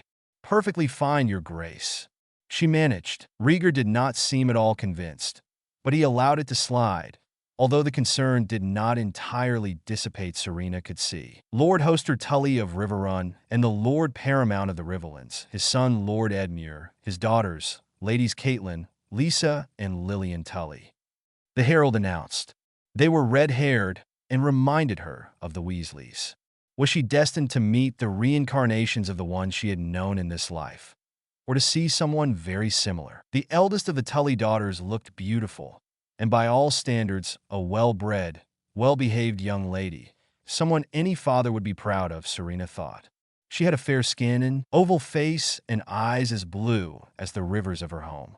Her hair was a rich auburn, not as light as the Weasleys. The second daughter was slender, face shy like a rose that was yet to bloom, and just as pink. She looked nervous and shy as she approached and curtsied. The third daughter was breathtaking, truly lovely, however. It was the most lovely of the three, with thick, dark red hair that hung nearly to her waist, and the most beautiful and richly vibrant emerald green eyes. A chill swept through Serena. I have seen those eyes, she thought. I've seen them before. She could never forget. She could never forget Harry's eyes. Lily and James Potter had been long dead by the time she was born, but she had seen photographs in the Potter's house and knew Lily Potter from one of them. Her granddaughter, also named Lily, had had red hair, but only her grandson Albus had inherited the same eyes as Harry did. And everyone knew Harry received those eyes from his mother Lily. Of course, she could never be sure, but this episode drew far too close for her own comfort. Serena longed to be excused. She longed to escape to the safety of her own chambers. But from her training she knew that she could not afford to offend anyone by disappearing abruptly, so she saw no choice but to stay. But if Cedric Aaron was truly Cedric Diggory as she had been Gabrielle Delacour, should not Lily Potter's eyes have changed? If Jacelyn Baratheon was indeed Harry Potter. No, she corrected herself. Not Harry. Never Harry. Serena had not changed much from Gabrielle Delacour. In fact, she still thought of herself as the same person. And if this was the case, even if the eyes had changed from green to hazel, Harry Potter had never seemed so mischievous, nor did he use confidence, even as a professional autor. The heir to Storm's End may have looked like Harry Potter, But he was as different to Harry as night was to day. So it must have been the product of her imagination, surely? But the sky-blue eyes of the Arryn heir informed her otherwise. Cedric Arryn looked as though he had seen a ghost. After the highly uncomfortable meeting in the throne room, Serena was all too happy to get away from this experience of déjà vu and escape to the palace gardens, which she had grown to love. They were her refuge, her safety, just as the gardens at Beauxbatons had been. She heard titters through the hedge. "I tell you, Asshai, it's not that amusing," Princess Elia's voice sounded. Serena stiffened. "But it is," she giggled. "You should have seen their faces when they saw her dash. Have pity on the poor lady, Asshai," Elia admonished.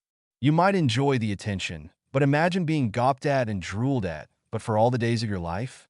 No wonder she was happy to leave. "Well, I suppose it would be awful," the girl Asshai admitted. "I heard the rumors down in Dorne. You can't imagine how excited your brother was when he heard." "He's here soon," she warned her. Elia actually groaned. "Don't remind me. Oberyn had better stay out of trouble. This is the royal family we're speaking of. Even Doran, patient as he is, won't tolerate this." "Your brother isn't stupid, Elia," Asshai soothed her. "Just mischievous." She giggled. They spoke, and their voices drifted away, and Serena found herself alone again. Then she heard a twig snap. She whirled, hand on her wand, ready to whip it out, until she saw who it was. "Pardon me, my lady," Sir Cedric Arryn said cautiously. Serena forced a smile. "It's all right," she assured him. The heir to the Eyrie and the Veil opened his mouth, and then closed it, unable to find anything to say. He seemed to be at a loss for words. Serena frowned. "Serfidi?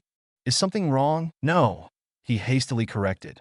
"Forgive me, my lady, but you remind me of—" Serena froze and was very still.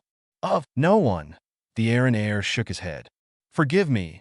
I must have an overactive imagination. Not when it comes to Vila charms," Serena thought grimly. "A foreign flower, perhaps?" she asked quietly. He blinked.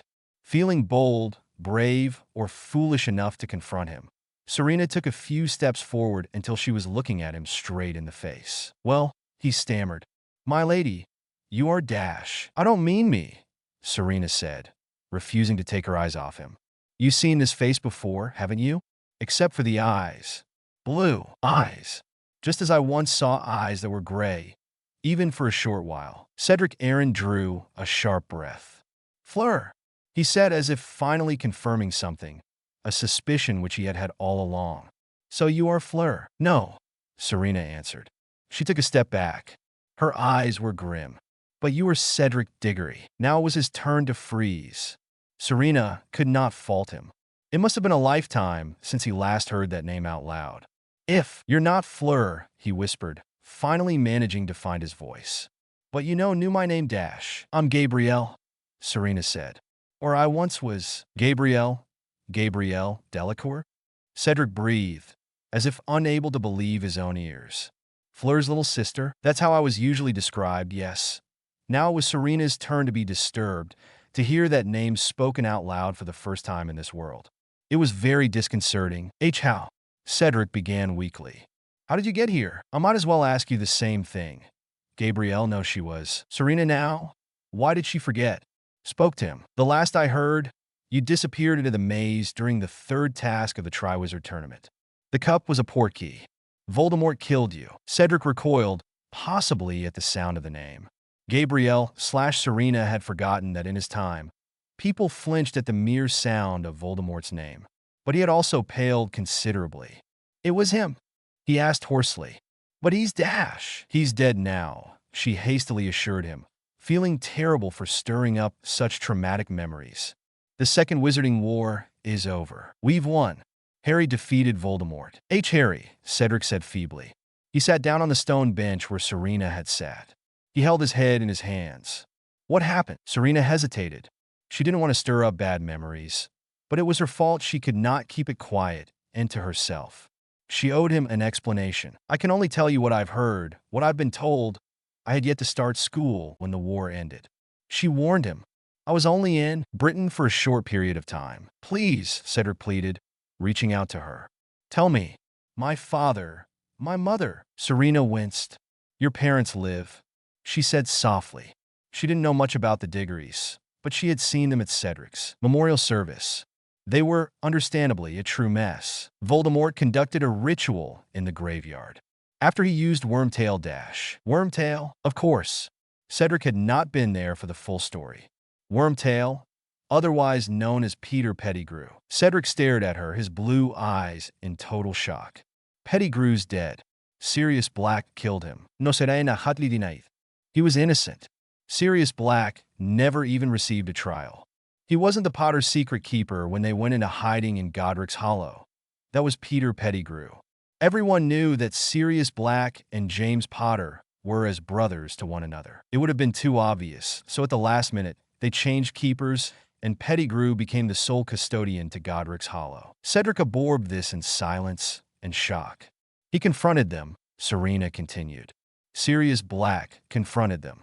Pettigrew shouted for the street to hear that Black had betrayed Lily and James Potter and cut his own finger off, as well as apparently blowing himself to pieces. But he didn't. He escaped. He was an animagus, an unregistered animagus. Cedric let out the breath he was holding. Serena felt instant regret and guilt welling inside her. "I'm sorry," she said quietly. "No, please continue." Cedric looked up at her. "Black was sentenced, as I've said, without a trial," she continued. "It was at the height of the First Wizarding War. Harry found out about the truth of everything. It was Pettigrew who found Voldemort, and it was Pettigrew that killed you, with his wand." Cedric was very quiet, no doubt imagining the last moments of his life again.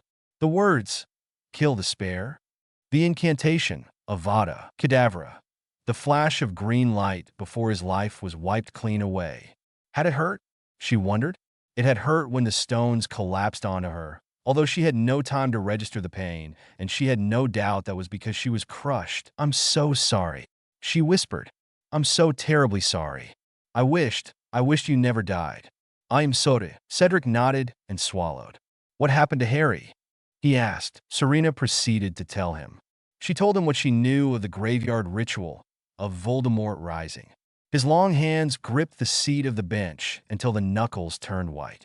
She told him of the Death Eaters, of Harry being tortured and dueling him, seeing his face whiten with every word. Reluctance stalked her, but Cedric begged to learn more. So she told him about the false Moody being Crouch's son, how he worked for Voldemort the whole time, and Imperius Crumb attacking Fleur. She spoke to him about the duel in the graveyard, the Priori Incantatem, the reverse spell effect, how Voldemort and Harry's wands had twin cores so they would not kill each other. She told him how an echo of all the victims killed by Voldemort's wand appeared and spoke to Harry, including Cedric's apparent ghost. Serena grimaced as she spoke to him about that.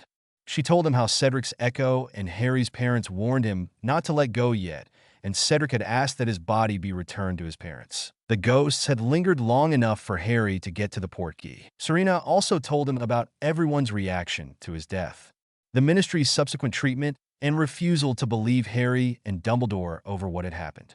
The DA and the Horcruxes. She told him about how Harry, Ron, and Hermione left school in their 7th year to pursue Horcruxes. Cedric had gone bone white by the time she explained to him what Horcruxes were. She also informed him about Dumbledore and Snape, how they secretly planned Dumbledore's death between them and the Deathly Hallows. It was understandable that Cedric incredulously said that the tale of the three brothers was a story told to amuse children, but Serena had informed him otherwise. The story ended with the death of Voldemort, the Battle of Hogwarts, and it was all over. Serena noted that his countenance and bearing were strong, yet his face seemed ashen as he absorbed the news. "Thank you," he whispered, for telling me everything." Serena nodded and bit her lip, looking at the ground guiltily. She wished, "I wish I had not been so young when it all began," she whispered. Serena swallowed. "I wish I could have saved you. I wish I could have fought alongside the others." "I'm sore dash." "Don't be." Cedric stood to his full height. "It's not your fault." His face softened. "I'm just glad you didn't die. At least not yet." He frowned. "If you don't mind asking, how did you get here?" "Bad luck and stupidity, really," Serena sighed. "I took a trip to Egypt with Fleur and her family and ended up in a cursed tomb with serpent leopards. I was crushed by blocks of stone whilst trying to give them enough time to get themselves and the children out of there." Cedric winced. I'm sorry. They stood there in awkward silence.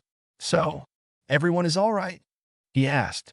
The last time I've seen, yes, she confessed. No one's forgotten you, Cedric. There were those that fought to rebuild the ruins of magical Britain in your name, for the better. Cedric nodded, accepting everything. How do we get here? He wondered out loud. Reborn into another world, in another life. I don't know, Serena said glumly. The first thing I recall when I came to be, after the pain and the darkness was light. I was in an infant's body. I was picked up as if I weighed nothing more than a loaf of bread. She sighed. My new mother she swallowed. Named me Serena. I've heard or reincarnation, but I never dreamed. And I always thought one could never remember their past lives after they had been born into their new ones. Same, Cedric answered numbly. He sighed and looked down. I remember it being very dark, and then when I awoke, I was in the body of a baby, held in the arms of a woman who called herself my mother, though she was not the mother I remember. They stood there in silence. Then Serena glanced at the setting sun. It's getting dark. We should be getting you back to the keep, Cedric said. Serena nodded gratefully, remembering the protocol of this world, which required her to take his arm. Saddened and disturbed, Serena was nonetheless relieved and happy that Cedric Aaron had been given the chance of a new life for his own. On the way to the keep, they were intercepted by members of the King's Guard and Prince Rhaegar himself. The prince noted Cedric's ashen pallor and Serena's look and asked what had happened. He has lost someone Serena invented, someone very dear to him, a friend. I informed him when we met in the gardens. Rhaegar absorbed this and nodded, offering Serena his arm. The look in his indigo eyes when he had found Serena and Ser Cedric. He had frozen as he saw them emerge, and Serena wondered if this had made a bad impression. At the following feast, Cedric was seen talking to some other noble youths. He still looked pale, but somewhat better as he spoke to the ones beside him. That's Lord Baratheon's son. Serena frowned as she saw Robert Baratheon, second son of the Lord of Storms, in speaking to Lord Aaron and his heir. Beside her, Rhaegar stiffened. Yes, Robert Baratheon. He, along with Eddard, second son of House Stark, are wards of Lord Aaron and have been fostered in the Eyrie. Wards, Serena said slowly. She did not remember this in any of her lessons on Westerosi culture. Rhaegar smiled, nodding. They were raised by Lord Aaron. Both Robert Baratheon and Eddard Stark were sent by their respective fathers as a way of establishing friendship and alliances, and educating the children as they are reared away from home. Both of them have formed friendships with each other, and with Ser Cedric for some reason, Serena could have sworn she saw Rhaegar frown when he mentioned Cedric's name. And thus, this bodes well for the future of their kingdoms, and for the realm. He frowned, although some may disagree. Now it was Serena's turn to frown. What do you mean, Your Grace? A strong alliance between Houses Aaron, Baratheon, and Stark might be seen as a threat to some, Rhaegar confessed. And wearily, Serena could see, and sadly begin to understand how this was true. If this was a strong alliance, then in times of conflict, and even in peace, the scales would tip in their favor. She could see Aerys from a distance, squinting suspiciously at Lord Aaron, his son, and wards. And Brandon Stark, heir to the north, is to be wed to Lady Catelyn Tully, the eldest daughter of Lord Hoster, Rhaegar continued. The alliance grows. Serena had realized it. We can only guess what this means for the rest of Westeros. Rhaegar nodded, smiling in respect to her judgment. Speaking of the Baratheons, Rhaegar said. He nodded in Lord Stefan's direction. The Lord of Storms' end was heading their way. There he is, my lord, Rhaegar said out loud. Lord Stefan bowed. Your Grace, my lady. Lord Stefan, Serena said graciously. We've never had the chance to speak properly. Thank you for welcoming me to Westeros and the Red Keep.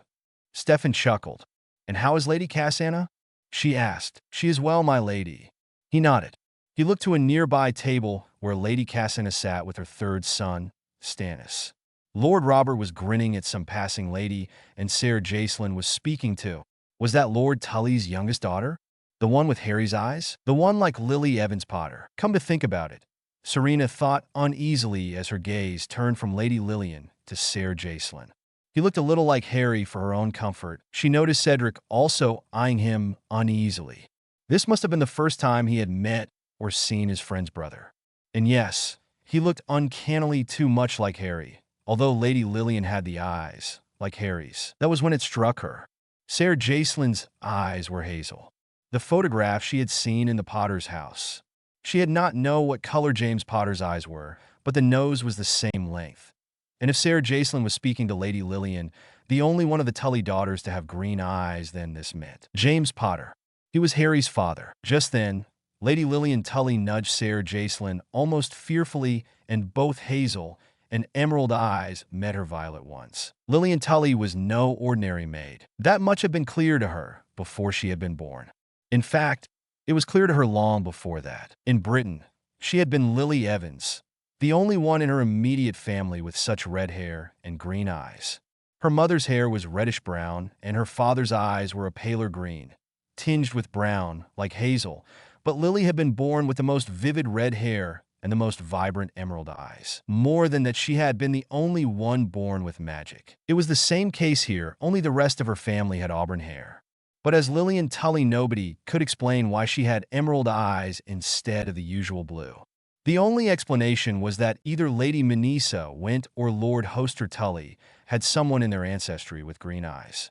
Possibly a Lannister. Of course, they would have never dreamed of the real explanation. No known religion in Westeros, save maybe for the ones in E.T., ever believed in reincarnation, the concept of having one's soul taken after death, not to an afterlife, but to be born again in another human's body.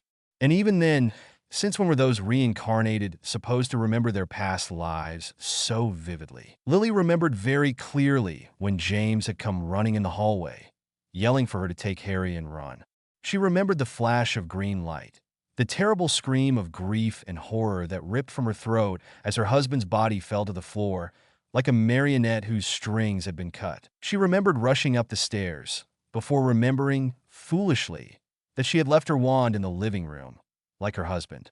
Her desperation, heartbreak for her husband, and fear for her son were so acute at that point it was a miracle she was able to function properly. After all, Harry was the only thing she had left. Her mother and father were dead. Her sister all but disowned her. She had never met her nephew and had far less love for her brother-in-law. Harry was the only person she had left, her flesh of her flesh, blood of her blood, as poets here would say. Her soul, and the only thing she had left of her husband, now dead.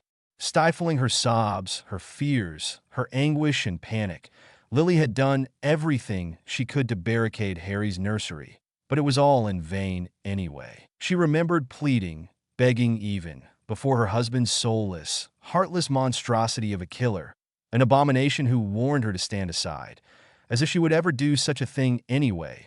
Stand aside as a mother leaving her son exposed and vulnerable. And then it was over. A flash of green light and pain, but not the kind of pain she was imagining. Was Harry alive? Was he harmed? Was he safe? Did it work? Where was he? And where was James? If she had died. Instead, she found herself in the body of a newborn with a woman smiling down at her. The first years were the hardest. Lily, or Lilian, though they still called her Lily for short, was still mourning her husband and her son, none of whom, as far as she knew, were alive or existed in this strange new world. It was hard, impossible. It seemed to rouse her from her grief, and she mourned silently, worrying her father, mother, and the Maester Kim. She could hear her parents' hushed voices wondering fearfully if their third daughter had been born a simpleton. But as it turned out, quite the opposite. Lady Lilian was extremely bright and precocious for her age, even by adult standards. After all, how many managed to teach themselves to read, highborn or low, young or old? Lord Hoster and Lady Manisa trilled with pride and thanked the mother and the crone for their daughter's blessings. In the years that went by, Lilian, as she was now known, grew up in Riverrun. It was a beautiful castle, though not the kind one would see in fairy tales. It was a three-sided castle with walls built of sandstone, bordered by two rivers, the Tumblestone at the north and the Red Fork at the south. The western third side faced a large man-made ditch which, during times of danger, could be used as a moat when the sluice gates were opened, crenellations for archers at the tops of the walls, and a wheel tower turned by the tumblestone. But the gardens of Riverrun were her absolute favorite. They were bright, warm, and airy, with redwood and elm trees which allowed just enough cool breezes, sunlight, and warmth to shine and waft into the gardens. Wildflowers grew there, making it a place where one could easily be at peace within a blend of both nature and artifice. Birds nested within the trees, and there were plenty of streams. It was paradise. Lily had never been one for ostentatious grandeur, in her first life or the second. And although she grew to love Potter Manor, at least until its destruction by Voldemort's hands, and they were forced to flee, she was more at home in the house at Godric's Hollow where Harry had been born.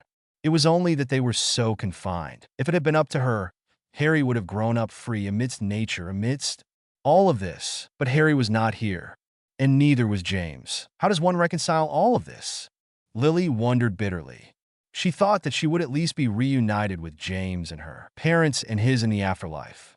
Instead, she saw reminders every day of the ever-increasing gap caused by their absence, and like salt in the wound, how much they would have loved to see many of things she saw, like the gardens in Riverrun, or something hilarious that would have made James roar with laughter and serious chuckle alongside him. How does one forget?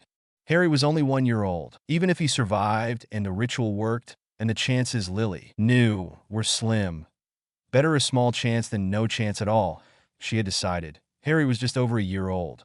Would he remember her face, her smiles, the way she loved to hold him tight, to whisper and read stories in his nursery at night? How often she told him she loved him, and sang lullabies rocking him to sleep? Would he remember how much she laughed, delighted at his antics, the way James also did? Sadly, painfully, she doubted it. But mothers did not forget, even if their souls were propelled into another life and world.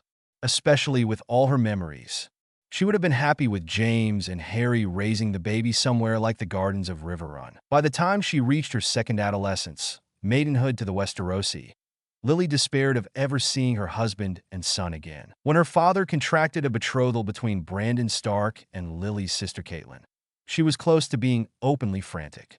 Kat took it remarkably well for someone who was about to be sold off, but Lily supposed no one in Westeros knew anything different.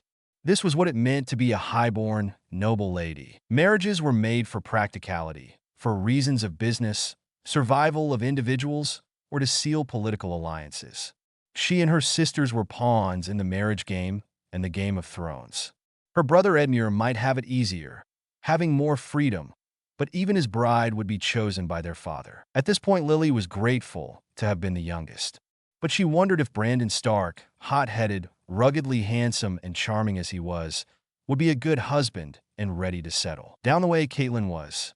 Lisa was thrilled and excited for their sister. By Lily, frankly, could point out 1,000 people more suited for her sister than Brandon Stark. Of course, she didn't dare say this out loud. Then again, it was possible that Stark would surprise her. After all, James did. The two of them had not always been inseparable. In fact, if some seer told Lily as a teenager that someday she would marry James Potter, she would have hexed them in the next month, or worse. But James and she had proven to be soulmates. If her feelings for him carried onto the next life, she didn't know what to do. Could she possibly marry another? It was bad enough being forced into a union with a stranger, a man she did not know or love, but to someone other than the husband she knew and loved from the inside out. What about children? What about Harry? Then news came of Prince Rhaegar's betrothal to a mysterious Lysine beauty, with a lineage stretching back to old Valyria, the civilization she had so studied to try to find some link to someone, anyone, like her in this hostile medieval world. This reignited the desire, even desperation, to find others like her. Lily, ashamed to admit it, even to herself, desperately wanted to find someone like her in this world. And, above all, answers. She needed answers. She needed to find out what happened to James and Harry and all their friends. So since hearing about the Valyrians, their dragons and more, she had researched them fanatically. Lily had been alarmed at being woken into a medieval world. After all, this was the most treacherous, most dangerous period to be a witch or a wizard. Many Muggles hated and feared wizards and witches, particularly in eras like these. And while Lily had known both Muggles and pure-blood wizards who were above these bigoted archetypes, she could not expect anyone living in such an age, steeped in superstition, to know any better. Now, Lord Hoster had gone with his 3 daughters to the capital in the hopes of negotiating a suitable match for the remaining 2 and their brother Edmure, young as he was. It was there when her world shook and turned around completely, and she saw him again for the first time. James! This time, her heart leapt, and it could be described, ironically, as love at first sight the way it never was in their previous lives. She would have recognized him anywhere. With his untidy black hair, hazel eyes, and the Potter features which their son, Harry had inherited. And James had recognized her too. She saw his lips move and whisper the word, Lily, hoarsely, hopefully, like there was nothing else to hope or live for, save only for a reunion with her and their son. Ah, Lord Brandon, her father said smoothly, in his rich, strong voice, one of the few similarities he had with his brother Uncle Brendan. Brandon Stark turned and bowed formally.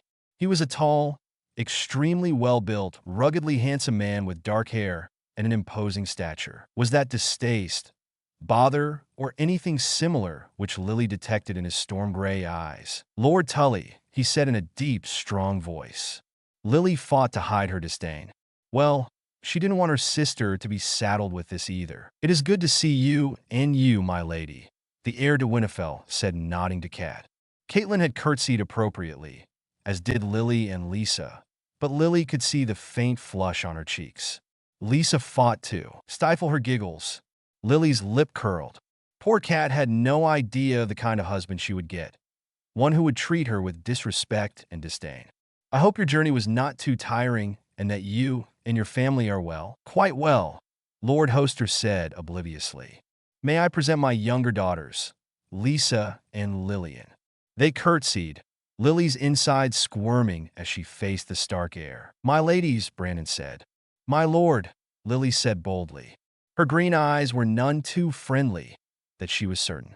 They turned towards James. May I present my brother Eddard and Ser Jacelyn Baratheon, heir to Storm's End, and his younger brother, Lord Robert. Now her father's eyes lit up with keen interest. The heir to the Stormlands? The gods willing, what a fortunate day this must be. Lily's own heart pounded in excitement. Lord Tully, James, or rather, Ser Jacelyn bowed. Lily's heart continued beating frantically within her chest, and she could see the cogs and gears of James' head turning. Normally, in her first life, she would have tried to discourage James, as futile as it was, from his scheme. Now she wanted him to succeed. It is an honor to meet you and your daughters. If possible, Lord Hoster's eyes lit up further. The honor is all ours. I met your father once, Ser Jacelyn, Lord Robert. He was, or rather, is a great man, and I see so much of it reflected in his sons. Now Lily fought not to roll her eyes, but she was obviously pleased at the outcome. Hopefully, I shall become reacquainted with him during the celebrations. Thank you, my lord. The now Ser Jacelyn Baratheon said wisely.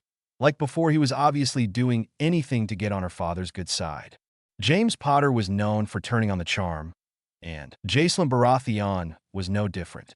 I am certain you will, and that he would feel the same way. Meanwhile, Lord Robert skulked behind him.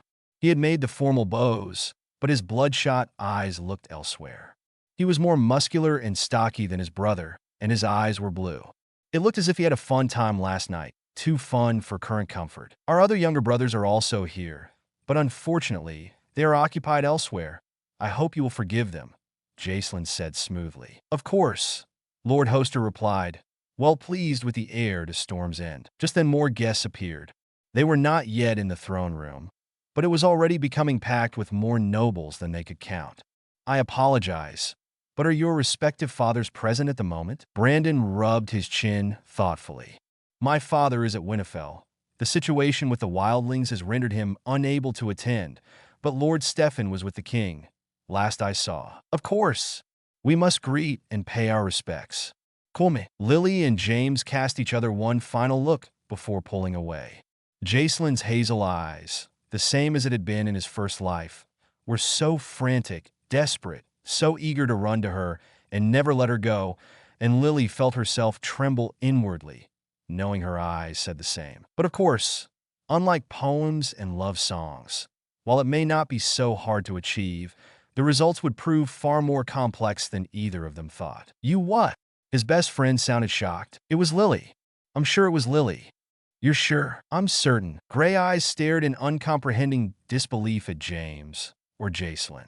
Roderick Stark, once known as Sirius Black, looked as if he did not know how to react to the news. The two were sitting in one of Jacelyn's rooms in the Red Keep, with a silencing charm to ensure privacy, among other spells. Once, Sirius would have jumped and laughed with joy. Now things were different. The third son of the Starks of Winterfell may have been seen by many bigoted, conservative, noble pureblood families as a fall from grace for someone who had previously been born as the heir to the most ancient and noble House of Black. But Sirius had lived through that, suffered the worst, lost his closest friends, endured Azkaban and the estrangement, coldness, and subsequent loss of his family, and his own murder by his cousin. So therefore life was far from bad. Be as it may, he was overjoyed to find James Potter, now Jacelyn Baratheon, the brother he had in his first life, in this new world. Even if James was now a powerful lord's heir, he certainly deserved it. Far more than Sirius ever could tolerate or enjoy. But Lily and Harry had been a wound in their hearts that had never healed. Sirius. Well, Roderick now had explained to Jacelyn what had happened to Lily and Harry. And although he had been crushed to hear what had happened, it was certainly a triumph, a joy and a relief to know that Harry was alive and well, at least as far as they knew. And now Lily was here. Sirius had learnt that rashness was no longer a good thing. He had what his father called wolf's blood, Merlin, that made him think painfully of Remus when he said that. And that meant he was hot-blooded, often hot-tempered too. But Roderick, as compared to his eldest brother Brandon and his younger sister Lyanna, was mild in comparison. Ned didn't count, as he was different in temperament. So therefore, Rick, as he was playfully known, found it too good to be true if Lily was in Westeros. What about Harry? His heart clenched in fear. Surely he wasn't in Westeros as well? That would have meant that he died. Roderick was close to panicking. Unfortunately for him, Jacelyn also heard and started to panic as well. But surely, would they be able to find out? Jacelyn and Roderick had met when they had gone to the Eyrie to visit both their brothers Robert and Eddard or Ned, who lived under the tutelage of Lord Aaron and his heir Ser Cedric. Not that they had ever met him. He was off doing his father's business apparently, maybe even too high and honorable to meet the first and third sons of Winterfell and Storm's End, Rick had joked. But both had, in the eyes of the others, struck up a close friendship, much like their brothers. And now both were in King's Landing for the wedding of the king's eldest son and heir to some beauty from Liss, reportedly fairer than Sherera Seastar. Roderick snorted. Poets are such idiots sometimes. Although to be fair, they had never actually gone so far as to call someone that until now. Still, Roderick was more interested in what Jacelyn had to say about Lily being here. So Lilian Tully, third daughter of Lord Hoster Tully, he mused aloud. He cast a glance at his friend. You're thinking what I'm thinking? Yup, Jacelyn smiled. And it seemed as if the Marauders were back. It had been heart-rending, crushing even, to tell James what had happened with Peter, but he owed Jacelyn or Jace now, the truth. Roderick forced himself to give his old grin before he turned around. It looked as if he'd never left. Serena took a sip of her wine. The amethyst on her ring pulsed ever so faintly, just before, to ensure that there was no poison. Muggles would not have been able to detect it whatsoever. She needed to be sure. The good news was she was becoming more and more acquainted with Rhaegar. She found herself unexpectedly enjoying his company and the festivities. Before she had been far too tense and far too uneasy to relax. But Rhaegar made her barriers loosen, and his conversation was clever as well as genuinely. Well, given her history as Gabrielle and Serena, she didn't like the word charming, but in this case it was the truth and the exception. She felt safe, almost as if she had forgotten about any threats. Jacinor had retired early, although some of his guards remained, with strict instructions to watch out for any threats to her person. At times like these, Serena could not be more thankful or feel more blessed for her brother. Rhaegar had asked her about her father's ships, the fleet which he had built. She had responded with what she knew about them. Deep down, both as Gabrielle and as Serena, she had always been a dreamer. Ships were symbolic of the journeys that lay ahead, the adventure. And Serena loved them. She loved seeing them take shape, the carving, the hoisting of the sails. The fleet was incredible. They had loaned ships to the Second Sons, the Braavosi at times, even though why she could not imagine, it was not as if the Braavosi had any need of ships. Her eyes sparkled as she spoke about the volumes of text she had gained and the artifacts from the travels. Rhaegar had eagerly inquired about them. It was clear that the two had a love of learning and never thought that they would share anything of the like with anyone. Serena could not tell him of what she had learned from her own travels via magic, but she did say that she translated numerous things from various languages, and that she had learnt Yiddish and Lungish, in addition to the bastard Valyrian and High Valyrian that were her native tongues. She didn't see Queen Rhaella smile softly at the exchange her son and his betrothed were having. But as Rhaegar reached over to offer her a plate of honey cakes, many others did. The food was rich. It was rich, but somewhat heavier than what she was used to in Liss and France.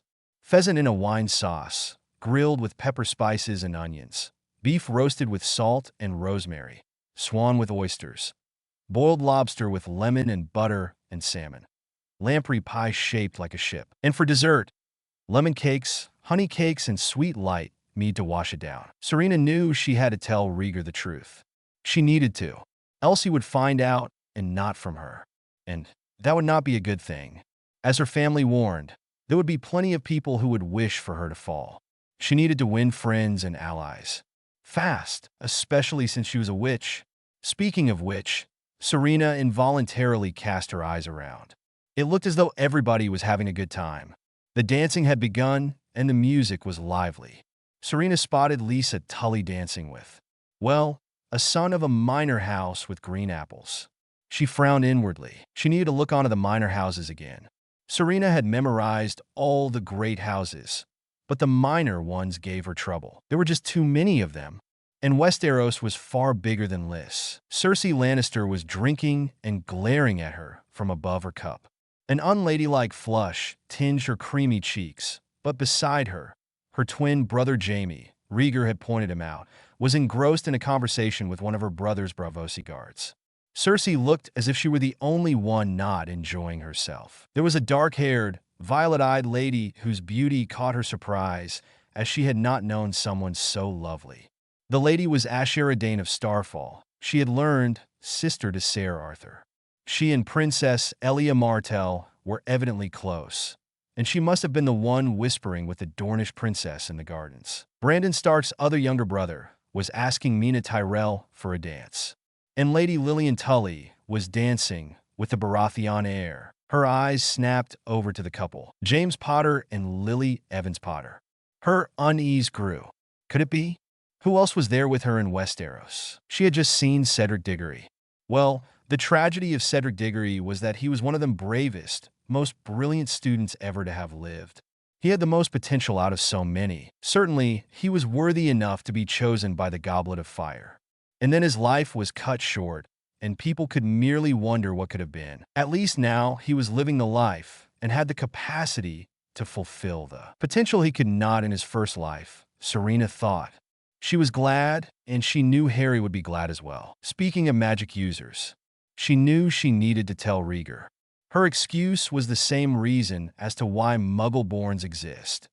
Magic goes dormant and sleeps for several generations until, unexpectedly, it is awoken. She took a deep breath, and if Rhaegar reacted badly, Serena would simply have to wipe his memory clean. It didn't sit well with Serena, but for the sake of others, not merely her own safety, she would have to do it. She felt her fingers twitch towards her wand in its hidden place. She would also need to speak with Ser Cedric Aaron about the two. My lady, Serena? Rhaegar's concerned voice nearly startled her. Is something wrong? It was now or never. Actually, Heir wanted to speak to you, she told him, meeting the indigo eyes of the prince. In private. Her eyes gave a warning. Rhaegar looked silently at her and nodded. Her inside squirmed, and she remembered her explanation.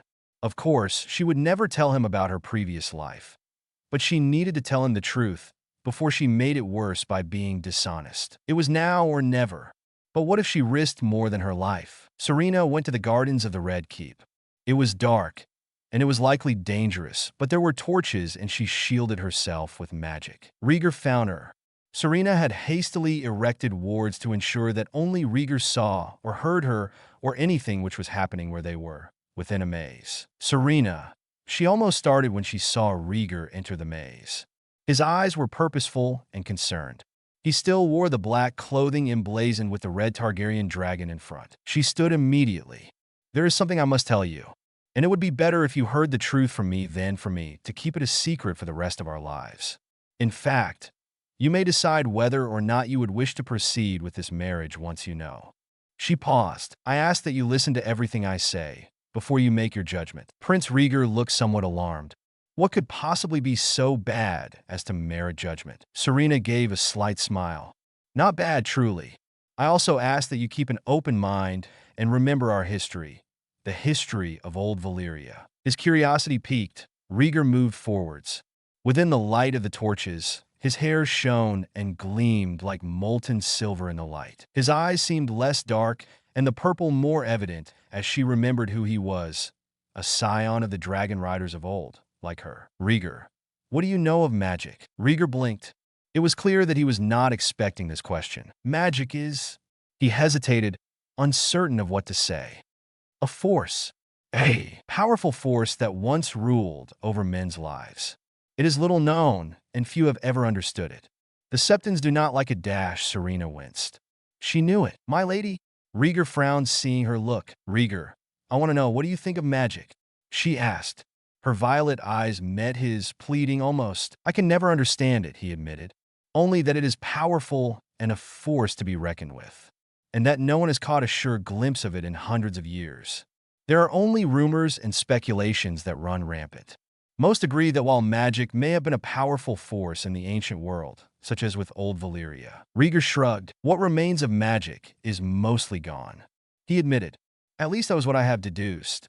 Once there were the children of the forest, the others and more. Brandon the Builder built the wall in the north. Magic was strongest then. What remains is the lingering smoke once the fire has gone out. They say Valyria was the last ember, but Valyria has fallen. Silence fell upon them. Serena took a breath. Well, you know something about it, but I want to ask, what do you personally think about magic? What if someone were to tell you that magic is returning? Rhaegar sighed. He sat on the bench beside her. 'Tis but a dream, my lady, until the time comes for it to return. His indigo eyes looked mournful. It registered to Serena that her future husband seemed sad for some reason. In fact, he always seemed sad. Why and what for, she didn't know. It struck her again just how little she knew of him. And yet she was marrying him. Her inside squirmed uncomfortably, but she reminded herself who she was, and Rhaegar seemed gentle. So instead, she asked, what do you mean? I once read something, he began, as a young boy, an ancient Valyrian text which contained a prophecy. Now Serena's senses were on sharp alert. It spoke of a prince that was promised. Rhaegar intoned wistfully, indigo eyes misted as he pondered what this meant. Someone, a warrior, who meant to righten all wrongs and save all peoples from evil. It sounded like folly, I know, and perhaps I am mad to believe it, but if you had read the words as if ancient voices were whispering at you from the texts, you would not think it mad either. Serena was silent. Prophecies. She knew to be wary of them. Voldemort had heard part of a prophecy relayed to him and set out to end a perceived threat, unknowing that because of his actions, that threat had indeed came into place. Prophecies were not simply mysterious and troublesome. Often it seemed as if they were meant to trick the listener, compel him into doing something which ultimately caused the prophecy to be fulfilled. Or they may indeed happen, but it would not have the outcome the listener would have wished or assumed would happen. It didn't take a genius which to know that prophecies usually ended in a mess. It compelled me, Rhaegar said silently. It compelled me to be a warrior. It was the reason my parents were married after all. Serena's eyebrows shot up. Your parents? My great-uncle, Rhaegar said, renounced his claim to the throne because he fell in love with Jenny of Oldstones, a peasant woman who befriended a woods witch. Seeing her confused look, he elaborated. A woman for the small folk, one who specializes in healing herbs and potions and midwifery. Some even claim to have magical powers and to see the future. Serena was stunned. And your parents? Wed because of this so-called woods witch. She was disgusted and disturbed. A muggle charlatan, most likely pretending to have magic and forcing incest. Rhaegar nodded. They informed my grandfather that the prince that was promised would be born of Ares and Riella's line. And so they were married. Clearly it was a bad case of judgment, Serena thought sourly. She wondered if these so-called woods witches, most likely all charlatans and liars, had the tiniest drop of judgment within them. Ares and Rhaella, it seemed, had little love for one another. Their marriage produced one son, a series of stillbirths, miscarriages, and sickly babes, before Prince Viserys was born. If Rhaegar had observed his parents' marriage, it may also lower his opinion on witches and magic. Then again, on the one hand, he did believe in this prophecy and was not adverse to it. On the other hand, could she really trust him even if he did accept magic and her abilities? Would he try to use them? Rhaegar, Serena said softly. Our ancestors had magic. They were dragon riders, Valyrians. Not everyone had the ability, but those who did were born with it in their blood, which they then passed down onto their children.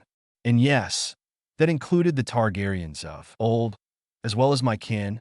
Do you really believe that any ordinary person with no magical abilities whatsoever could tame and ride a dragon? Rhaegar stared at her. No. Otherwise, the Giscari could do it, the Undulls, and the First Men as well. Even the Dothraki, but not everyone in Valyria was a dragon rider. Magic, Serena hesitated, is carried in the blood. You are either born with the ability to use magic, or you are not. But magic doesn't go away. Sometimes it sleeps. It sleeps for a long while, generations even, and then sometime in the future, many generations later, it awakens. Rhaegar stared. Before he could say anything, Serena opened her hand. Tiny flames danced and flickered in the middle of her palm. They glowed with a warm light and danced joyously, like the dancers still inside. Rhaegar's eyes were massive now. He looked as if he dared not breathe or hope, inhaling sharply. Magic? He asked finally, hoarsely. Yes, Serena said softly. I was born with magic. My ancestors were dragon riders, flame keepers, and more. But then the magic disappeared, or so it seemed. Unbeknownst to us, it merely slept. And then I was born, and it not only stirred, it awakened. He was in disbelief. She could see. But then understanding dawned on him. And I? He asked breathlessly. Do I have magic? Serena hesitated. Have things ever happened around you that you couldn't explain? Something when you were feeling angry, upset, threatened, or afraid? Rhaegar looked thoughtful and frowned. No. Otherwise, he cut that train of thought. Otherwise, Ares would have never harmed his mother or threatened her. Otherwise, many things that Ares had begun to do would never have happened. Serena, on the other hand, had expected this answer. She, unlike Cedric, had lived long enough to have been there when discoveries were made about how two non-magical parents could produce a magical child and how magical parents could produce a squib. She had studied the new innovations, which now caused the more prejudiced purebloods to seek unrelated spouses overseas, and so forth. Rhaegar had been born of incest. It was sad, but it was true. His parents and grandparents were brother and sister. And although he appeared perfectly fine and healthy, Serena wondered if he would succumb to something. Ares certainly showed the signs. She had heard he had been perfectly normal before Duskendale, but it could be a combination of factors. Rhaegar's siblings, apart from Viserys, were either born dead or died in the cradle. Rhaella had had trouble conceiving and carrying a child to full term. The lack of variety in the gene pool caused it to become murky and shallow. She was surprised at the lack of physical defects, but she could not guarantee, without a proper medical examination, that Rhaegar was completely unlikely to be more vulnerable to diseases and such, or that he would not become insane, the way his father was rumored to be. Rhaegar, for his part, had frozen as a thought occurred to him. Will our children have magic too? Serena hesitated. Yes, that is highly likely that they will. After all, there is also magic in your blood, and therefore, with my blood involved, they will not only awaken, but certainly be replenished. She winced. I am a healer, Rhaegar. I know many things, and I confess I have discovered a number of things as well. What things? He found himself asking. Serena winced again. I would much rather explain in detail about this later. But basically, there are different kinds of individuals with magic. Some are seers. These have the ability to see the future, as you know. Animagi are those who can transform at will into a certain kind of animal. I'm not one of those. There are metamorphmagi. A metamorphmagus is rarer than nearly all others. They quite notably have the natural ability to change their hair and eye color along with other features. In fact, there are many others. A metamorphmagus will have to have been born with the ability, as do seers. But an animagus learns to become one. Serena hesitated. I was the only one in my generation, in many generations, to have been born with magic at all. Your brothers, Rhaegar began, do not possess this ability? Serena shook her head. No. While it may be likely that some of our children will have their magic awakened, it may be that not all of them will have it. It may require a few or several more generations to stir. But who knows? She sighed. Her betrothed simply sat there absorbing all this in silence. Serena bit her lip. Are you angry? She asked quietly, uncertainly. Rhaegar's indigo eyes stared at her. Why would I be angry for keeping this until now? It's just, she struggled with the words. I heard that Westerosi in general do not approve of magic. Well, at least your priests and the most devout. But I presumed that this was because, like so many others, they do not understand. Rhaegar finished. They do not understand you.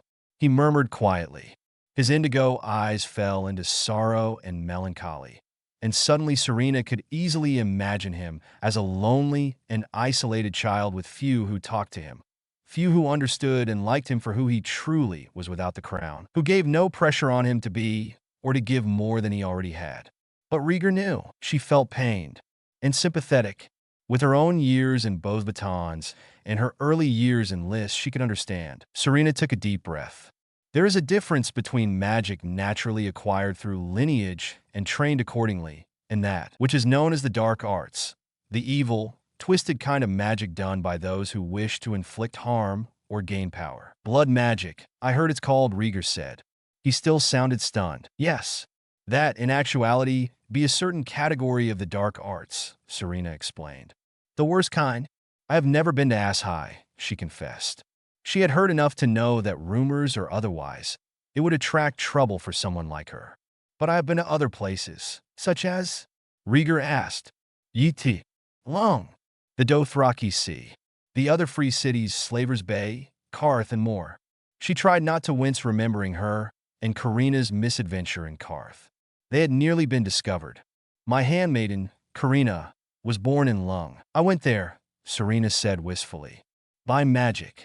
I made everyone think that I was merely in my chambers studying, beautifying myself, and so forth.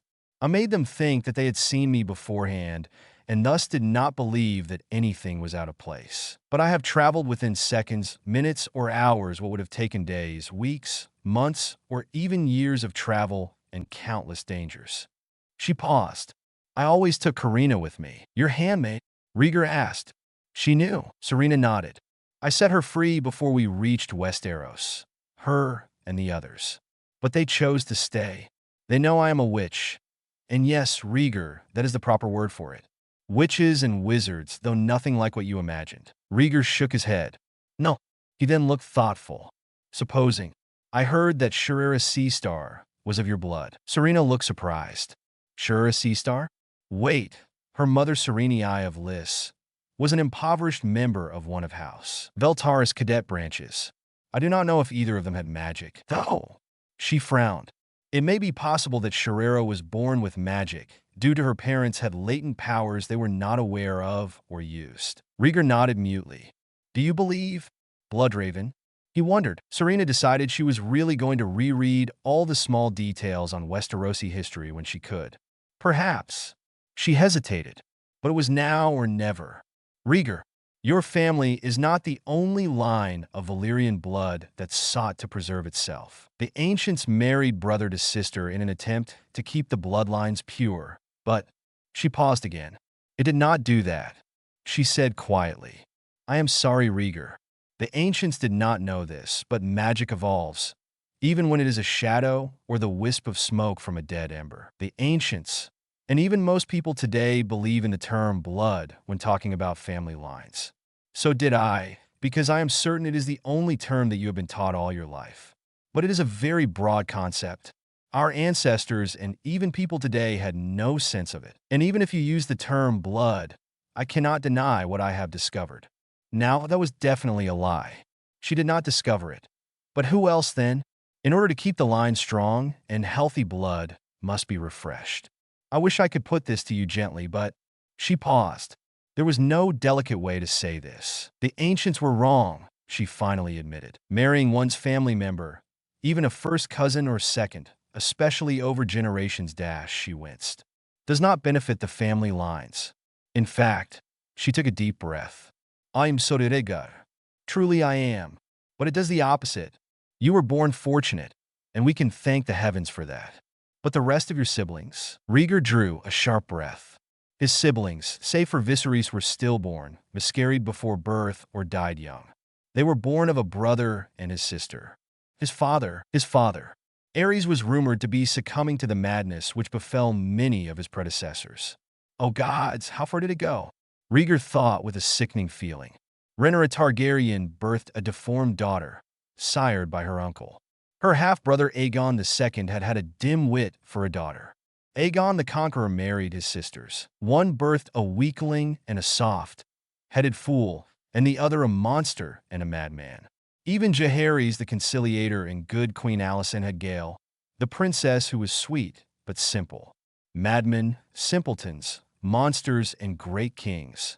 House Targaryen had spawned them all. Every time a new Targaryen is born, his grandfather once said, the gods toss a coin in the air, and the world holds its breath to see how it will land. And now he knew why. The part of Rhaegar that took pride in his blood and family screamed at him in denial. But deep down, every other part of him knew that Serena spoke the truth. For all he knew, he could be afflicted. But no more, Rhaegar thought, shakily. No more madness. Serena still looked uncertain, but as Rhaegar glanced at her, he knew everything she had told him was no lie.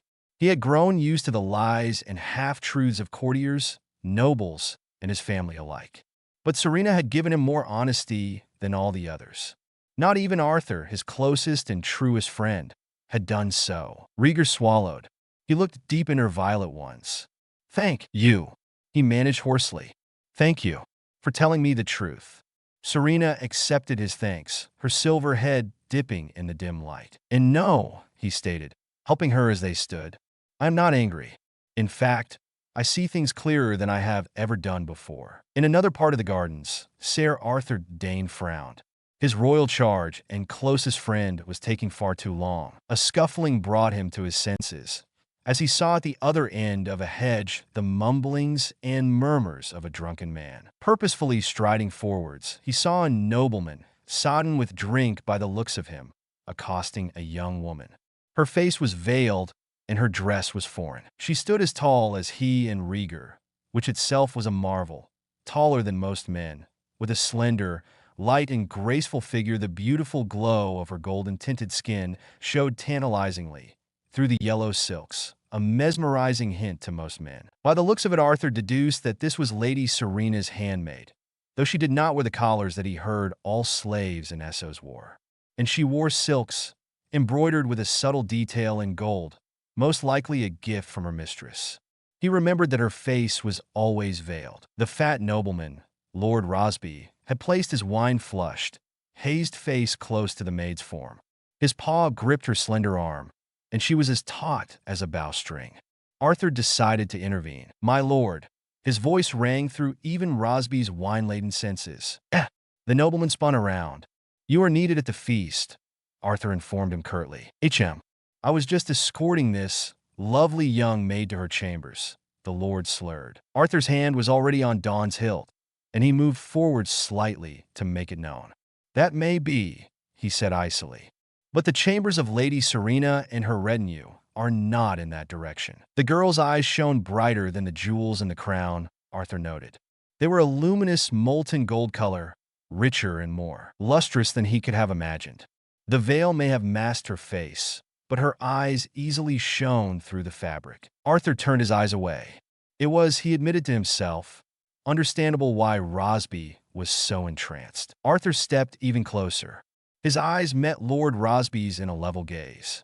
"I think," he said as a shadow fell upon the hapless wretch, "it would be best if you were to return to the feast, my lord." His voice held contempt in the last two words. "The king will be expecting you." This was not entirely a lie. Rosby was a royal oaf and lickspittle. Rosby stuttered. His bloodshot eyes bugged. "Oh, of course. Thank you, sir." He stumbled away, meaning to pull the maid with him, but Arthur stopped him dead. His hand tightened visibly around Dawn's hilt. "I think," he said quietly, dangerously, "that the Lady Serena would notice if her handmaiden is missing." Rosby swallowed, eyes wide in fear and alert now. He hurried forwards, almost stumbling through the hedge in his haste to return the great hall. "My lady?" Arthur asked more gently. "Are you all right?" The girl turned towards him with her large eyes. "Yes, thank you, sir." Her voice was musical, with a lilting accent. Arthur nodded his head. "I apologize. Allow me to escort you to your lady's chambers," he said. He found it difficult to tear his eyes away from her hauntingly luminous and piercing ones. A short while away, Serena took something out. "This is a Portkey," she said. Basically, the Portkey was nothing but a small bangle of silver shaped like a snake with emeralds for eyes. She had brought it as a curiosity item. In all technicalities, a Portkey could be made out of anything. I chose it to be a bracelet, so I could easily carry it on my person. Although perhaps she should have made it out of something of less value, she decided. She would have to remedy that later. If I so choose, I could easily use this to transport me, and whoever my companion should be, back to Liss. She explained. Rhaegar's face appeared as if he were struggling to absorbing all this, while simultaneously being interested and excited. "When I learned I had magic, I tried everything I could to discover, or rather, rediscover all about the magic of the Valyrians." His indigo eyes snapped up to meet her violet ones. "I could show you if you like to learn," Serena said quietly. Rhaegar nodded mutely, his eyes wide. "Here." Serena activated the Portkey. "Hold my hand and place a finger on the bangle. Let go when I say it's time." He took her hand, and they waited. Rhaegar frowned. He opened his mouth, but before he could say anything, the bangle glowed with blue light, emitting from between the scales, within the jewel eyes, and through the mouth of the silver snake.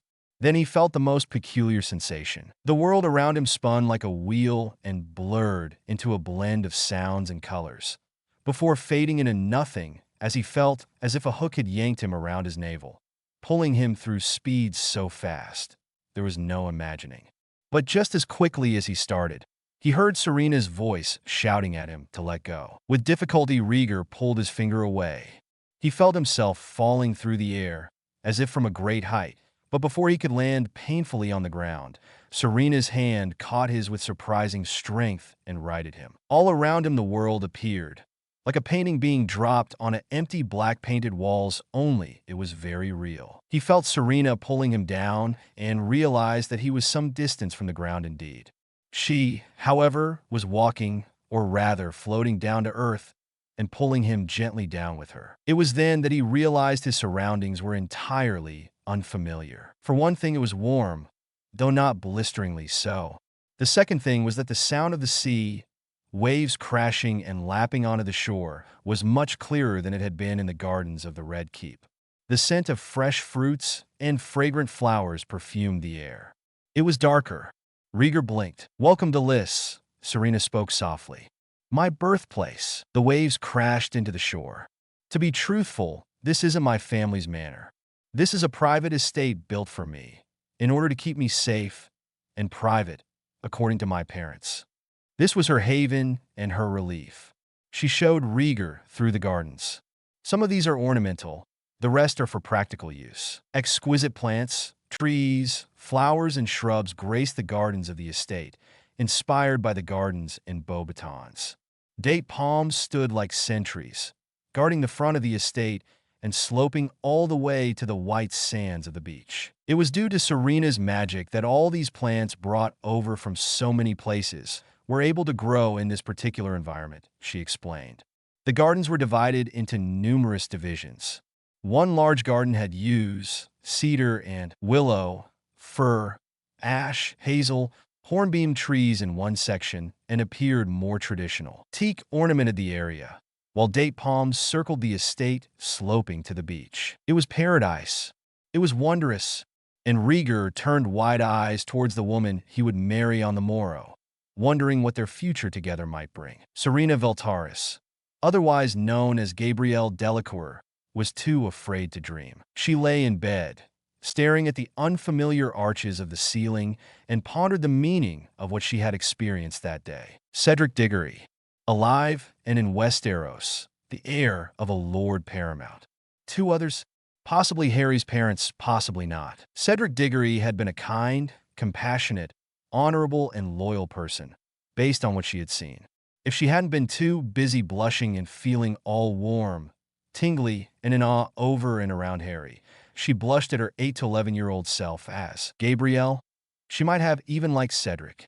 But Gabrielle Delacour, thank goodness, was never the sort of person to fawn and drool over every boy that walked past, nor up to her. She'd fought and come dangerously close to losing her dignity and her sanity during her school years, and it was a hard-won battle. Serena smiled grimly at the reminder. Life had taught her hard lessons. In France, Gabrielle and Fleur were as different as night and day, yin and yang. They might have looked alike, were very close, and shared blood, but both sisters had developed very differently. Yet they both had the same experiences: ostracism, gossip, cruel and vicious rumors, pranks, and being targeted. How many times did her homework get torn and her belongings taken and ripped, destroyed, or displayed shamefully for her humiliation in front of the Great Hall? She still felt the heat when she remembered the time her diary went missing and saw Michelle holding it and reading out loud to a hilariously laughing audience. She remembered the time she panicked when she saw her homework was purposely ripped, torn, smudged, stolen, or incinerated, along with her bag, ink bottles, quills, etc. Or the time she had ended up in the infirmary, hexed or jinxed, bruised, battered, and bleeding, even burned. Luckily, the teachers were sympathetic, but Serena remembered the treatment had only gotten worse, especially in regards with boys and men. Her violet eyes darkened at the memories. Girls had been spiteful and envious in the treatment of her, to the point of sadistic, but the boys were crude, horrible, perverted, and increasingly dangerous to be around, especially if they were drunk or highly intoxicated. In the end, Madame Maxime, bless her, had heard. They had been suspended, even expelled. The parents had threatened with death. Gabrielle, Fleur in her time, their parents, and so forth. This had been put in front of the ministry, but fortunately, the ministry in France was not so corrupt, or had decorrupted itself by the time Gabrielle's tormentors were brought to trial, and they were punished. But their argument was that the Vila bitches should have known better than to show up in a school full of children and not expect anyone to react accordingly. Fleur had fought, brave, fierce Fleur, determined not to give any more crumbs to the crows, and fought to prove herself the best to fight to become more than just eye candy, a sex toy, or worse. Gabrielle had been overwhelmed, as much as she hated to admit it. She had crumbled. She had been in and out of the infirmary, not merely for physical injuries that happened though, but shock, trauma, a nervous breakdown, depression, and numerous issues. Her hands tightened around the bed covers just thinking about the time those boys. It was a close call, far too close. She knew what would have happened if their potions master had not chosen to retreat to the dungeons from the staff room a few minutes earlier. She would have been raped in a part villa. Well, Gabrielle had been shy, not like Fleur and Apollon. They were good at using beauty as their weapon and grace their armor. She just wanted to be left in peace. Gabrielle had learned a painful lesson by the time she graduated. Never trust anyone and always watch your back, especially if they were interested in you or envious, because they never truly wanted you. Ever. They only wanted to use you. Fleur had been lucky to find Bill. She had succeeded. She may not have won the tournament, but she had become a champion. She may not have killed Voldemort, but she had fought in the war. Gabrielle had been 11 by the time the war ended. Fleur had just gotten married. Fleur had shown the world. She got the happy ending she deserved. But why did it have to be Gabby that ended up in this world? Serena wondered. If she had been older, if she had been stronger, if she had been anything like Fleur, but her experiences had made it difficult to trust anyone, even Rhaegar Targaryen. She bit her lip. Sitting up, she allowed her long silver hair to flow freely past her shoulders. Rhaegar Targaryen was about to be her husband, whether she liked it or not. She had promised that she would give him the benefit of the doubt. She had also promised that should he prove unsavory as did those boys in Beauxbatons, she would not stand for it. She would never stand for it. Never again. Enough was enough. If, despite everything, she had experienced betrayal of trust before, Rhaegar betrayed her, she would disappear. Serena stood and walked over to the dressing table, her footsteps soft. Her mirror showed her reflection, glowing eerily, in her eyes, in the moonlight. Lovely she might have been to the eyes of others, but Serena had developed a habit of avoiding her own reflection whenever she could, unless she was preparing to look presentable. Though with Karina, she never looked anything less. Serena opened the box sitting on the dressing table. Inside were vials, some small bottles. Potions she had prepared herself. Lady Sarah had advised her to become pregnant as quickly as possible, and to bear as many sons as she could. But if Rhaegar Targaryen proved to be a man like the one she had experienced, then she would not give a whit if she died a maid. Oh no! Serena felt her lips twitch at the implication. How would they all love that? Her fingers trailed, ghostly pale, against the glass of one vial. A contraceptive, a highly efficient one, to prevent pregnancy. She did not know what methods the Westerosi used, or the common Lysini, but she knew this well enough. Highly effective, simple, easy to make, and much safer than anything the Muggles could think of. If Rhaegar Targaryen was as unsavory as the boy she had met, then she would not think twice of depriving him of herself or any heirs before dying. Besides, she would not leave any child, especially if she was the mother, in a court of poisonous backstabbers and schemers. Or if she already had one or more, then they would leave with her. Let Westeros feudal society burn to the ground. She would take her children with her. She would never abandon them. Ever. On the other hand, if she did decide to stay, her fingers strayed onto another bottle. She would have drank this to ensure her safety and her survival. Serena loathed the idea of conceiving a child, using a child, her child no less, to ensure her survival in court, but her mother was right. She needed heirs to give to House Targaryen. Serena sighed and shut the case. Time enough to decide. She thought wearily, slipping back into bed. In hindsight, she should have taken a potion for dreamless sleep, because she had the same dream again. Only this time, the images ran through faster in Serena's mind. Not only the ice, the fire as green as the killing curse, Ares on his throne, but something else entirely. She saw amidst the ice a wall so high it could have been made of mountains. Only it was ice, and it could only have been carved through artifice magic. The ice and sleep blurred her vision, but she saw the image of a dog, a very large dog. No, it was a wolf, an extremely large wolf, and her heart leapt to her throat. The wolf's eyes were gray and striking. The wolf had the shadow of a man. There was a young couple nearby. They clasped each other's hands for comfort. Serena could not make out their faces, but they stood in front of a forest of black, barren trees. She was beginning to hate her dreams. Fire rose to the sky, normal fire this time. Well, if you could call an inferno normal. It rose higher and Gabby felt the scorching heat. The fire stood in the shadow of a castle, large enough and burnt black, terrifying in the demonic light. Serena heard screeching in the distance. Screeching and roars of some animal. A dragon, she thought. No more than one. She remembered the noises well enough. Gabrielle had befriended Bill's brother Charlie and shared his fascination, despite what had almost happened to Fleur with dragons. She'd visited Romania enough and was even stationed there as a healer for keepers and dragons. It felt like an adventure. Fire washed over Gabrielle. No, Serena. She was getting confused, but it wasn't painful. She relished it, basked in its warmth as it made her feel clean. She felt cleansed of everything foul and bad in her life. It gave her courage. Serena woke to Karina shaking her shoulder. Her handmaiden's breathtaking liquid gold eyes met hers beneath the veil she had hastily thrown on. It was time to prepare for the wedding. She had undergone countless beauty treatments until she glowed and shone brighter than before. And that was saying something. The mixture Serena had made was poured over her hair. After it was washed, and then brushed and combed until it drifted like pure silk. Her nails were trimmed, manicured, and polished. Serena didn't bother to keep track. Whatever dreams she had had, they were no longer important. What mattered now was getting through this day and her life as Rhaegar Targaryen's wife. She sighed as Karina tended to her hair gently.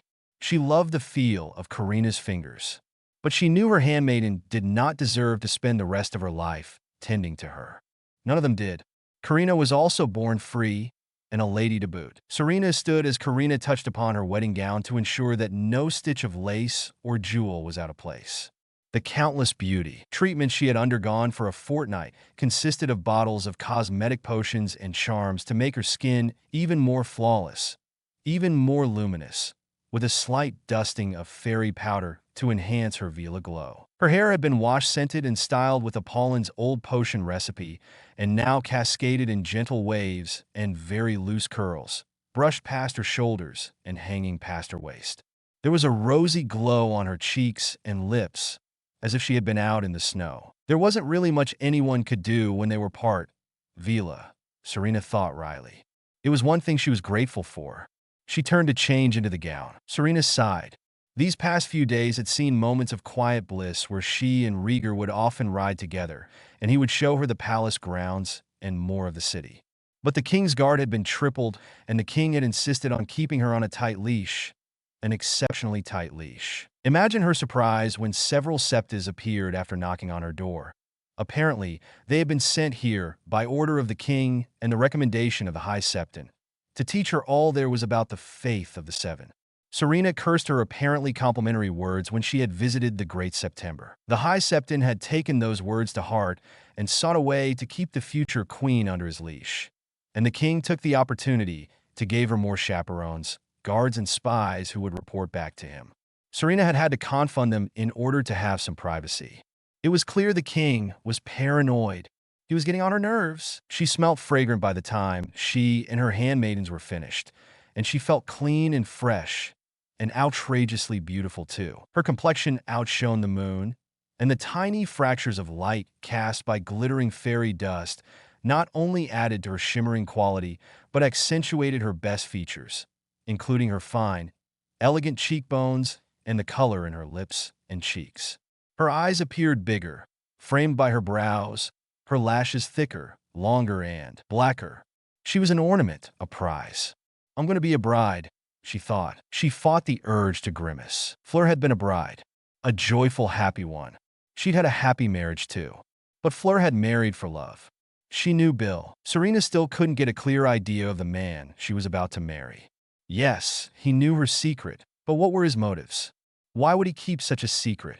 His own benefit? What would happen to her? It was unlikely, she thought as she changed, that Rhaegar would betray her to the faith of the Seven, nor intentionally make her secret public. He may wish to keep her gift by himself, and why then would he marry her? She doubted that even a prince would be protected if everyone suspected him of possessing magic powers. Outside, the Red Keep was scrubbed so clean that the floors, ceilings, and walls practically glittered. Rich tapestries decorated the walls, embroidered in gold and silver thread. The rushes in the Queen's ballroom were fresh and sweet-smelling. Fresh flowers and herbs from Highgarden were strewn about or arranged in large vases imported from Myr, glazed and brightly painted, while trestle tables, large ones, were being scrubbed thoroughly with soap and lye, and countless ingredients were scrutinized, tasted, and approved of before being sent off into the kitchens and cellars. Countless gifts had been sent to the capital. Silks from Liss and E.T., books from the Citadel and Old Town, lace and glassware from Myr and tapestries too, and from Norvos as well, the best wines from Dorne and the Arbor. King's Landing was a mad flurry of activity, planning the most lavish wedding in centuries. Not even the king's own marriage had been so grand. People from all over the Seven Kingdoms and beyond were flocking to see her. Even the stiffest nobles were curious. Most of them were willing and eager to take advantage of her. Serena reminded herself that she was no helpless fool.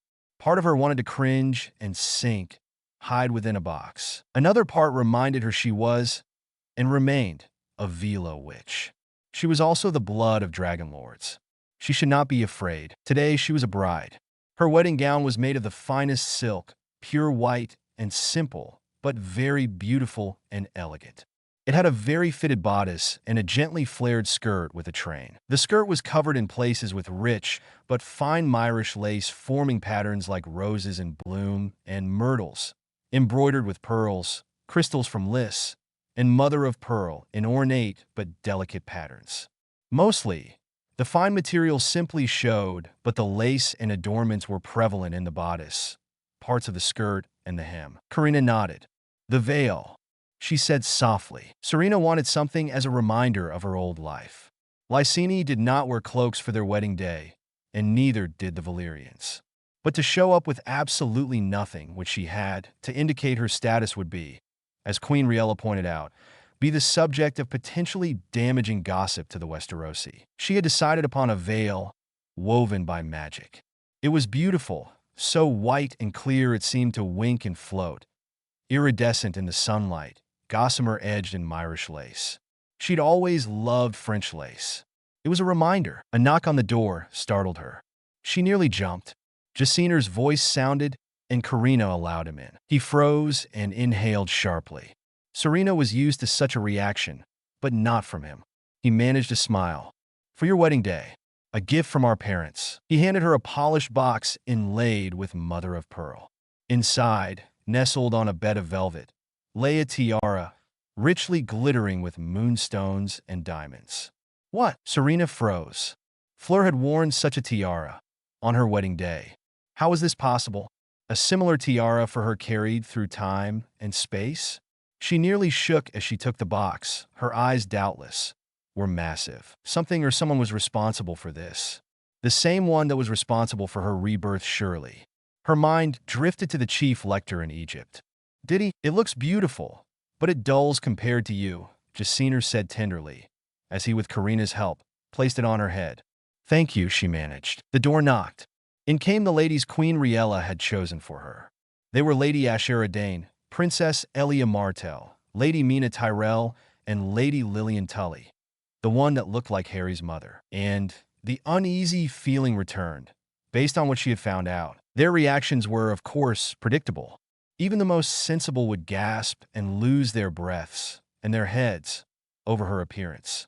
Serena simply smiled and pulled the veil over her face, not that it hid her completely. They proceeded to the Red Keep in a palanquin, which Serena found bumpy and hated.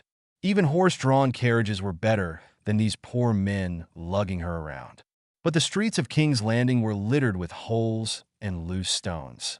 A carriage would tip in no time, but experienced litter-bearers were less likely. When it drew to a stop, the doors slid open and a knight, Ser Selmy quite possibly, helped her out.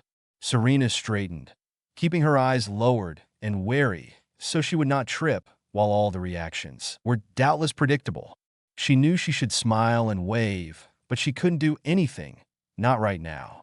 If she saw the crowd, stop this, she ordered herself firmly. Remember who you are. Those words echoed in her father's voice as she mounted the steps of the Great September. She nearly started when Lady Ashera handed her a bouquet of flowers. The Dornish noblewoman smiled gently in reassurance as she stepped backwards. Serena nodded mutely and turned to face the front as the doors swung open. Jaciner, she dimly registered, was by her side. He had taken her hand. Do brides typically feel like this? She wondered. Did Fleur and her mother's? Both of them? They entered into the Hall of Lamps, the bright, pulsing, eerie lights boring down upon her before they reached the main chamber. Again, the doors swung open and, of course, their reaction was predictable, but even more intense than usual. Granted, she and Serena had taken special care of her appearance today. Jaciner gently gripped her hand, and Serena found herself back next to him once more. She felt as if she had been disconnected from her body. She had not realized it until then. They glided down, past the others. It was an unbearably long walk. Serena barely remembered to acknowledge everyone, and thank heaven she did. A small smile and a gracious nod may seem trivial, but she could not afford to offend anyone, especially as a foreigner. Rhaegar's story had been enough to warn her. Finally, they reached the space between the altars of the father and the mother, their giant statues inlaid with gems and staring down at them. Candles were placed on every altar, most especially these two today. Serena stared at Rhaegar from beneath her veil. Rhaegar stood, dark and magnificent in black leather boots and woolen trousers, doublet and cloak or tabard, lined with red silk and emblazoned with the Targaryen three-headed dragon in red, shining through the black. The High Septon stood directly behind him, a crown of crystal and spun gold flashing with colors in the sunlight. Rhaegar himself looked blown away at the sight of her, but afterwards blinked and gave her a smile of astonishment. She could only manage a small smile in return. Her knees had never felt so weak. She'd faced the worst horrors, and there she was, afraid of marriage to this man. She could laugh at the absurdity. The prayers began. The High Septon swung his censer full of incense, reminding her of the cathedrals in France. But there were no rings, no romantic words there and now. Instead, 7 blessings were given and 7 songs in honor of the 7 gods of Westeros, unknown and alien to her. 7 prayers were said, and 7 vows uttered by the bride and groom right after Serena had lifted her veil and Jacina had carefully unpinned it. Rhaegar draped a cloak of black silk, the finest made, the 3-headed Targaryen dragon in its center over her. The clasps were red gold, fastened at her throat. It was done. She was married to him. She was a Targaryen. She needed to let that sink in. The Septon pronounced them one flesh, one heart, one soul, now and forever. Rhaegar pledged his love through a kiss on her lips, and the bells started tolling as the people cheered outside. It was finally over. Rhaegar took her hand, and off they went. A larger, grander litter borne by more men appeared. He helped her inside, and Serena almost sighed in relief as the doors shut. She looked at her new husband. Rhaegar looked at her nervously, as if waiting for her reaction. "I'm not going to bite you," she said. He let out a hearty laugh at that which surprised her. "I almost said the exact same thing," he retorted as he chuckled. Before long, Serena had to giggle too. At least she thought this didn't seem so bad. But was it real, and would it last? She asked herself that as they made it through the crowds. It had taken nearly an hour, due to the masses, to the Red Keep. Rhaegar stepped out first and helped her out. She felt the weight of her gown and jewels overwhelming her, and she was happy to be back inside the castle, full of intrigue as it was. Lady Asshai smiled. She wore a gown of lavender silk gossamer, which revealed her every charm and brought out her eyes.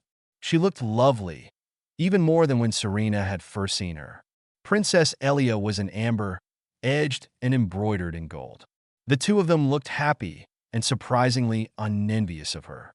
It was remarkable. Any other girl would have hated her, especially in Beaux Batons. "May we offer our congratulations, your graces?" Lady Ashara's eyes twinkled. Elia laughed. "Indeed." Serena smiled genuinely. "Thank you, Princess Elia, Lady Ashara. I'm glad to have you both with me today. You as well, Lady Mina and Lady Lilian." She remembered the other 2 ladies. They smiled, curtsying. It reminded her of the disturbing resemblance between Lady Lilian Tully and Lily Evans Potter. "Congratulations, your graces." Lilian Tully at least seemed genuine. But was she really? And what about Lady Mina Tyrell? Did she wish to take advantage of her? Did she want her dead and wish to take her place? The Lannister girl, Cersei, certainly did. She did not wish to trouble and sour this early stage of her marriage with those thoughts, she decided. She had to get along with Rhaegar. He led her inside, and her new ladies ushered her away to help her prepare for the feast. The smell in the city wasn't so foul today, though that was probably because they cleaned the road between the keep and the September and strewn it with flowers and sweet-smelling herbs.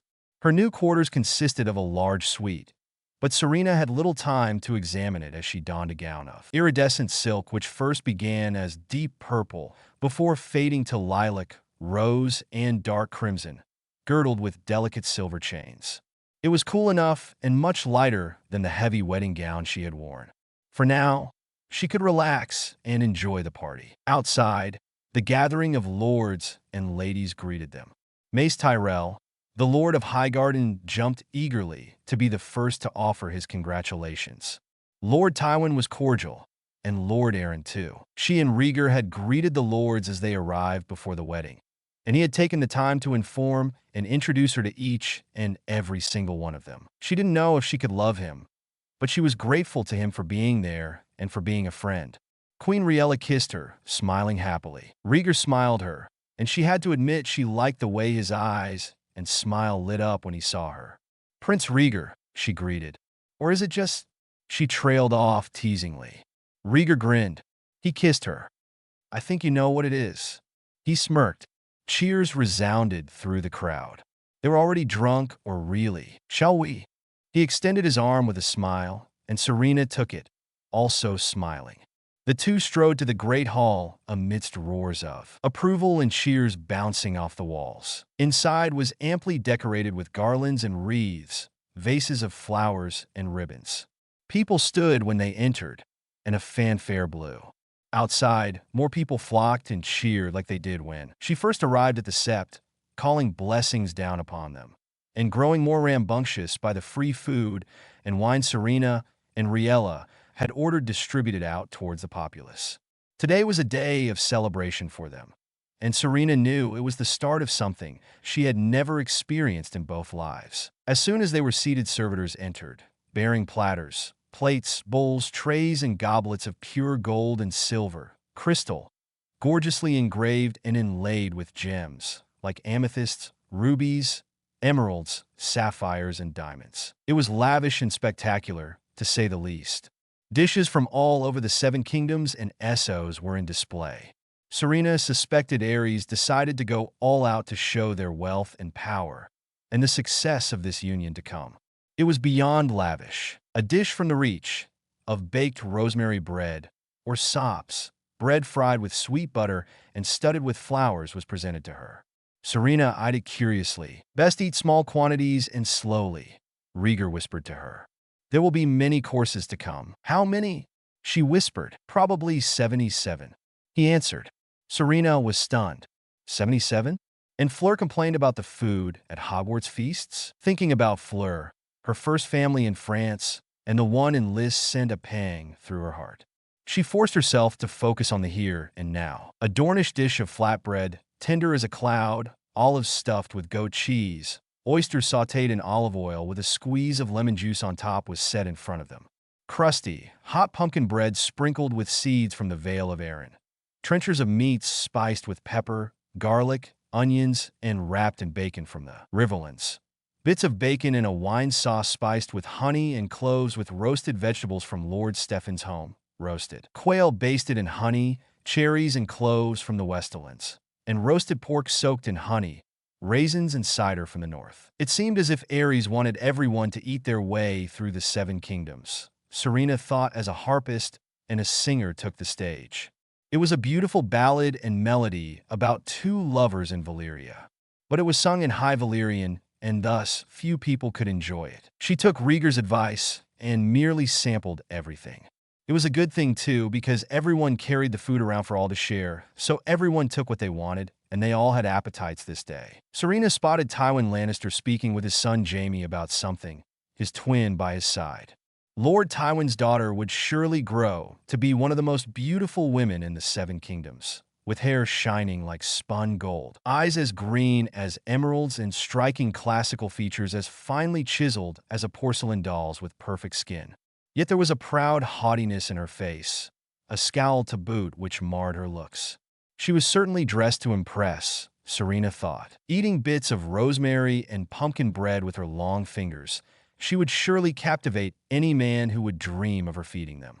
Cersei Lannister wore a rich gown of deep crimson velvet with thread of gold embroidered on her brocade sleeves and rubies. By Gabrielle Delacour standards, she was too young to be drinking, especially in such a heavy amount. Serena had been so deep in her own thoughts, she was almost startled when the next course came up. This one had a bigger portion than the first, but still not big for a main course. Delicate pastries, fresh from the ovens, stuffed with a filling of eggs, herbs and pork mince made by some rich man. Crabs boiled with fiery spices laid in a bed of leaves inspired by Dorne's food. Pheasant, with wine sauce and wild mushrooms. Spinach and thyme made by Stormlander cooks. Grilled trout poached in arbor gold, truffles and peach sauce. a dish recommended by Lord Tully. Walnut pastry sprinkled with cloves and cinnamon made by Lord Arryn's cook. Wild boar ribs in a sauce of honeyed wine, no doubt hunted by some Lannister kinsman of Lord Tywin's, arrived in a blaze of glory, while lamb baked in a crust of herbs and garlic, garnished with mint. All in the northern style, was presented regally, but appeared more modest and less flamboyant. The crabs reminded Serena of home, of Liss. Despite her missing France, she also considered Liss her home. She did miss her mother with her constant fussing and crooning, even remembering the time she combed her hair. She missed her father with his calm, comforting presence that promised safety and warmth. She missed Aramor and his peals of laughter, the merriment making the air around him shine, and his affectionate, gentle teasing, though he always looked out for her. She missed Belagur, solemn and reserved, even distant as he was at times, though he always had a smile and a warm and gentle word for her. And she would certainly miss Jacinor when he left. Serena thought about the gentle waves of Liss, crashing softly on white sandy shores, lulling her to sleep, the fragrance of fruit trees and flowers, the sound of lavender water trickling from marble fountains. She smiled ruefully as she took a pastry. It was too late.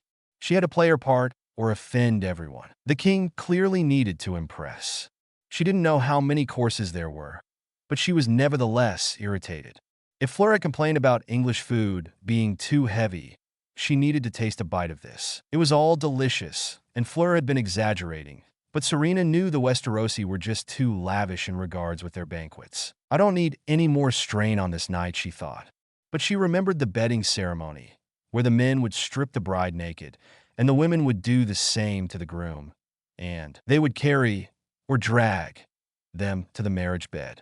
She was no stranger to being gawked at, but the shock of having strangers strip and laying their hands on her person had made her pale and quiver. If only I could do something about that. Her thoughts and plans flew out the window with the arrival of the next course.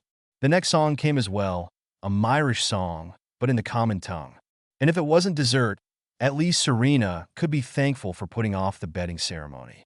It was a salad course, but strangely, salads must have been as common as horses in Westeros. Why else would they have spinach, chickpeas, and turnips and butter, made by some northern cook?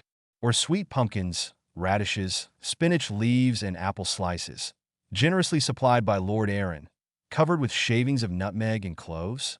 Or that sweetgrass salad garnished with rose petals and grapes, courtesy of that plump Lord of Highgarden? Or the Riverland greens, plums and raisins by an overly helpful fish lord? And Lord Lannister didn't appear stingy either, despite his stern demeanor, because he must have been responsible for at least lending the cook who supplied them the recipe for herbs, cherries, and potato salad, tossed in some brandy sauce. At least the salad course was lighter, but by the time Serena had eaten her portion of Dornish eggs flavored with dragon peppers and a salad of greens, aromatic herbs, radishes, and raisins, flavored with lemon and orange slices, she had had more than enough. Then she spotted the wine carried by servitors, and she formulated a plan. Serena silently drew her wand beneath the table and confounded the servitors and many of the guests. "Accio sleeping potion," she murmured softly. Serena knew which wines would be served later. She beckoned Carino over. As the longish lady bent down, Serena discreetly caught the bottle in her hand. She had plenty of practice in Romania. "Please place this in the wines for dessert," she whispered. Carina smiled beneath her veil. "No one would notice. At the climax, there will be a wedding pie," Rhaegar informed her. "Uppy?" What was wrong with the cake? It may not be lighter, but knowing Westerosi and their love of pies. The next one was filled with stews and meats. Lamb basted with honey, cherries and cloves inspired by Highgarden's cuisine. Suckling pig with apples and turnips, topped by Westlander connoisseurs, no doubt. A stew of beef, peas, garlic, and onion which Riverlanders must have loved. A hearty northern stew of pork, onions, and capon. A pie stuffed with spice squash, cheese red, fennel, and pigeons, with ingredients from the Vale. The Stormlanders must have loved their meats too, judging by the amount of aurochs steaks there were, with radishes, herbs, and honeyed apples. On the other hand, if this feast was helpful in geography at all, it was in realizing that the Dornish loved their spices, judging by the fiery taste that exploded on her tongue, of mustard seeds, dragon peppers, diced onions, oranges and lemon squeezed onto grilled lamb. This course wasn't so bad, but Serena was sick and tired of having to make a show of enjoying and appreciating the food without appearing to stuff herself, all the while trying to keep room for more.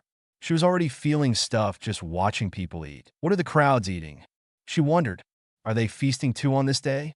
Or is it just us? The thought made her angry, that she willingly participated in and caused such a thing, and who paid for this feast?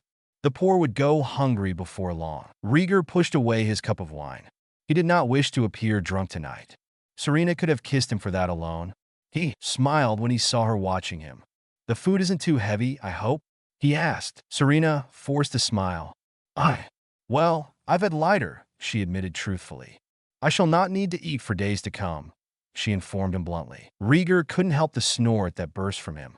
At least someone had the right idea of preventing 77 courses, with each dish from the 7 kingdoms from taking place in this banquet.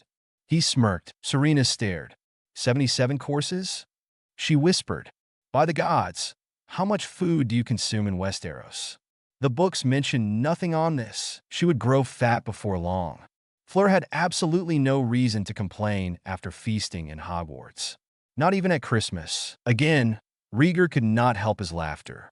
At least you've read all you need to know, he pointed dryly. At least I've learned that Dorne likes its spices. The North needs little of those. And the Vale of Arryn certainly has gourds that grow aplenty there, she pointed in return. Rhaegar grinned. See? A geography lesson. Through cuisine, Serena watched as they wheeled in the dessert course, and she could have kissed someone for that. But she watched as a massive pie was wheeled in along with the sweets. And by massive, she meant massive. It was almost as large as a table itself, and not a small table. Squeaks, thumps, and other sounds emanated from the pie. Serena stared. Come. Rhaegar offered her a hand. Everyone, she could see, were stuffed. There was Cersei Lannister, scowling at something her father was saying as he glared sternly at her. There was Mina Tyrell, in apple green with flowers of golden brocade, talking with her mother and sister Janna. Asher Dane quieted her laughter and was eyeing the wedding couple and pie excitedly, while not far away, Elia Martell was speaking to a handsome, dark-haired young man. Lilian Tully was speaking with Jason Baratheon and one of the Stark siblings, but pulled away as soon as eyes were on her. That same nervousness came forth. Was Lilian Tully who she thought she was? Someone handed the prince a large knife. No, that was a sword. Rhaegar guided her hand, and together they cut through the pie. A cloud of birds burst forth. There were pigeons and doves, skylarks, songbirds and nightingales, sparrows and blue jays, and a great parrot. The guests cheered and marveled at the sight. Serena knew muggles didn't have magic, even to make the birds appear in her pie. Her mind wandered a lifetime away, at the Burrow in England, where Fleur's wedding cake had a pair of phoenixes joyfully taking flight when the cake was cut. Her heart constricted in sadness and pain. That Fleur, Aramor, Belager, her first and second parents were not there to ease her loneliness and entry into this new life. This was her wedding day, yet it was infinitely more lavish and far more different than she had imagined it. In her first life, she had never given much thought into marriage, but if she would have dreamed of a ceremony, it would have been like Fleur's. Simple, intimate, filled with family, friends, and magic. All the guests ready to share and partake in their joy. Not for the privilege of witnessing pomp and pageantry, or to view and grope her naked body. Serena took a deep breath. If the instructions she gave Karina were followed, then there was little to fear. They would not see her naked, much less grope her. No, never again would she suffer the same abuse as in Beauxbatons. After her breakdown, Madame Maxime had had to stun her in order to prevent her from killing herself. Part of Serena wished she had killed the ones who abused her. They certainly deserved it. Lemon cakes were brought, powdered with sugar and figs stuffed with almonds, the main ingredients fresh from Dorne. Baked, honeyed apples from the Reach. Light, airy puddings from the Vale of Arryn, like clouds covered in cinnamon sugar with plums and icing. Spiced honey biscuits and blackberry tarts and cream, which the North were accustomed to. And there were more. A tart stuffed with raspberries and garnished with sugar and mint, popular in the Riverlands. Oat cakes drizzled with honey and cherries with a glass of red wine, which Lord Stephen smiled at.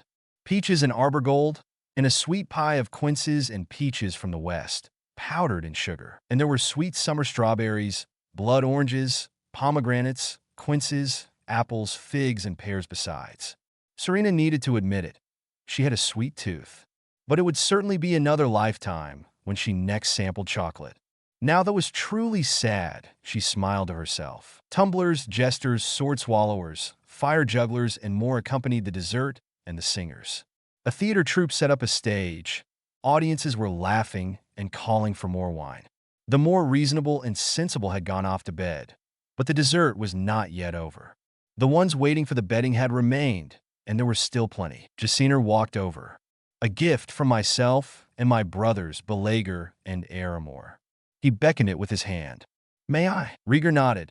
By all means, Lord Jaciner. Jaciner strode forwards and announced, to my lovely sister and her new husband, for their own purposes. He opened it with a flourish. Everyone sober enough gasped. Inside lay 3 huge eggs, the most beautiful objects Serena had ever seen. They were so huge they required 2 hands to hold one.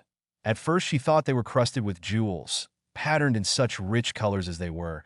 They seemed to be made out of fine porcelain, delicate enamel, or even blown glass. But they were heavier than that, as if made of polished stone. The surfaces were covered with tiny scales, and as Serena picked one up, they shimmered like polished metal. One egg was a deep green with burnished bronze flecks that came and went depending on how she turned it. Another a pale cream streaked with gold. The last egg was black as a midnight sea, yet alive with scarlet ripples and swirls. Dragon eggs, Jaciner murmured. I hope this gift pleases you. Serena stared, speechless at her own brother. She could feel Rhaegar doing the same. Dragon eggs. Her brothers had given them dragon eggs. Jaciner was smiling.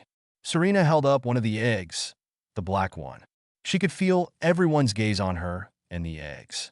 King Ares was watching so intently. His gaze looked hard and brittle, near to shattering as it was. His hands gripped the sides of his chair tightly. He was breathing heavily, almost a wheeze. His eyes were fixed on the egg, the black egg, and her. In Liss, Aramor Valaris was the only brother left in Liss. Rhaegar had left for somewhere. Aramor didn't know, and he didn't care. The second Valaris brother was, unlike Jaciner and Rhaegar, quite comfortable and happy in Liss. He never saw the need to wander, especially not now. Are you sure about this? Drazenko too, Rhaegar asked. Aramor inclined his head. I am certain. 650 in Lysini gold and a quantity of gems for your own daughter's personal use, once she becomes my wife. Close ties between House Valaris and House Rhaegar will benefit us all, especially when it comes to the bank. Drazenko's eyes widened ever so slightly. An alliance with House Targaryen will not benefit you. I am aware that my sister has married the crown prince, but as much as I adore her, in fact, because I adore her, I wish not to make things difficult for either of us. Our situations are precarious as it is, and is about to become somewhat difficult. The Westerosi will be highly suspicious of a foreign bride. They are certainly contemptuous of bankers, in spite of their need for gold. Drazenko scowled. You don't have to remind me. A member of his family had, after all, married in a House Targaryen during the Lysini spring. No, I understand. Aramor bowed his head. But, to my sorrow, I must be frank with you. Any association with House Targaryen and House Rhaegar will ignite suspicions and pesky rumors that you are trying to gain as much power in Westeros as well as gold. Untrue and unnecessary. I think we all understand you prefer it so much more in Liss. Here, you have everything except that the Lysini spring is over. And your namesake Drazenko I and Lysandra the Magnificent are long gone. We all know when it is time to rebuild. Rebuild and start from scratch so that someday we can rise in power once again, without anyone interfering from Westeros, might I add. But you need help. We all do, even the best of us. Aramor's eyes were fixed on Drazenko's. I propose an alliance between my branch of House Valaris and House Rhaegar. And if you don't think that one branch is enough on its own, you have yet to see what I can do. But I suggest you make up your mind, and soon. Because once my brother Jaciner returns from Westeros, he is heading straight to Bravos and is betrothed into a powerful family there who are not only key holders, but number among the very powerful in Essos, and they have put their complete trust in him. So much trust that they intend him to become a permanent fixture in Braavos, and the Iron Bank have become one of his greatest supporters. Drizzenko froze, and then his eyes narrowed. Aramor did not take his off his prospective good fathers. He is gaining wealth, influence, and power as we speak, and not only the Iron Bank, but the Sea Lord of Braavos, their magisters, and the majority of their key holders have given their support. Several prominent courtesans for all I know. He scoffed. My siblings and I have always known that we were meant to walk different paths that lead away from one another. My branch of our line will stay in Liss. I have no intention of giving my support to the Iron Bank, as the gods know that they are thriving enough as it is, with Jaciner supporting them. Why else would the oh-so-secretive and successful Iron Bank, the Sea Lord and the key holders and magisters of Braavos have given him such influence, such trust, if they weren't certain of his abilities? Aramor allowed Drizzenko to mull this over. He was sure that Jaciner would be doing similar things, though thankfully, none of them would ever jeopardize their sister's position, as vulnerable and new as she was to it, by making alliances with the ever-so-pompous Westerosi. Bad enough she had to marry one of them, but she was fit to be a queen. Aramor could not deny that. Aramor also couldn't deny that House Valaris had more than enough wealth to fund countless families that were bankrupt, like the Rogas. House Rhaegar was not what it once was, but Aramor could change that. Drizzenko knew it too. It was only a matter of time. He was his father's primary heir in Liss, with Jaciner on his way to Braavos and Balaguer going to whatever forsaken lands he was headed to. Aramor was a beautiful man, with classical features of the ancient Valyrians. Straight, thin nose, perfectly proportioned chin and jaw, high cheekbones, elegant as could be, and slightly rounded eyes that were somewhere between lilac and violet, his eyebrows and lashes dark, thick and long, like his sister's. Long, slender and graceful neck and hands added to features of refinement, and delicately arched eyebrows gave a patrician appearance, along with his high forehead. Today his long silver-gold locks and loose curls fell slightly past his shoulder and brushed out, dissolving into a soft, voluminous cloud. He was a catch for a family as renowned and formerly as esteemed as the Rogas, and he knew it. Normally, he would stay well away from anyone and anything that had something to do with the Targaryens, even if it was a long-forgotten alliance. But now times were changing. His brother was picking up and building prestige, power, influence, and wealth in Braavos. His sister was going to be a queen in Westeros someday, the wife of a man who ruled 7 kingdoms, and Aramor had absolutely no intention of shaming the family legacy. There was silence for a long moment as Drizzenko Rhaegar too looked hard at him. Are you sure you can restore our family to its former glory?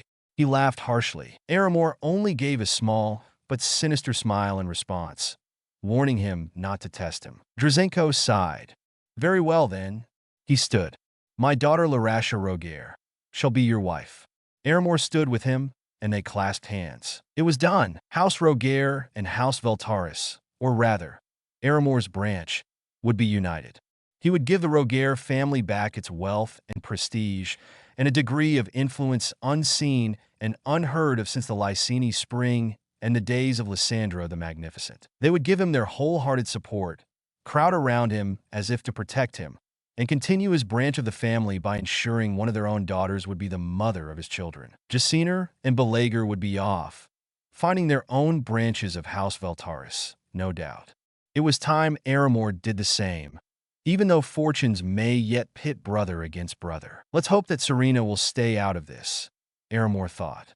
Serena wed, Jaciner nearly so, and he himself had a betrothal to formalize. He had his future. Jaciner, Serena, and even Balaguer likely had one too. Aramor had no intention of being considered weak or less renowned and powerful. His siblings were already building their power bases.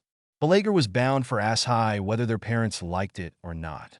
Him and his Red Priestess had decided to go, so he may learn the ways of the Lord of Light. Personally, Aramor preferred to distance himself as far as possible from such persons, especially if one was his brother.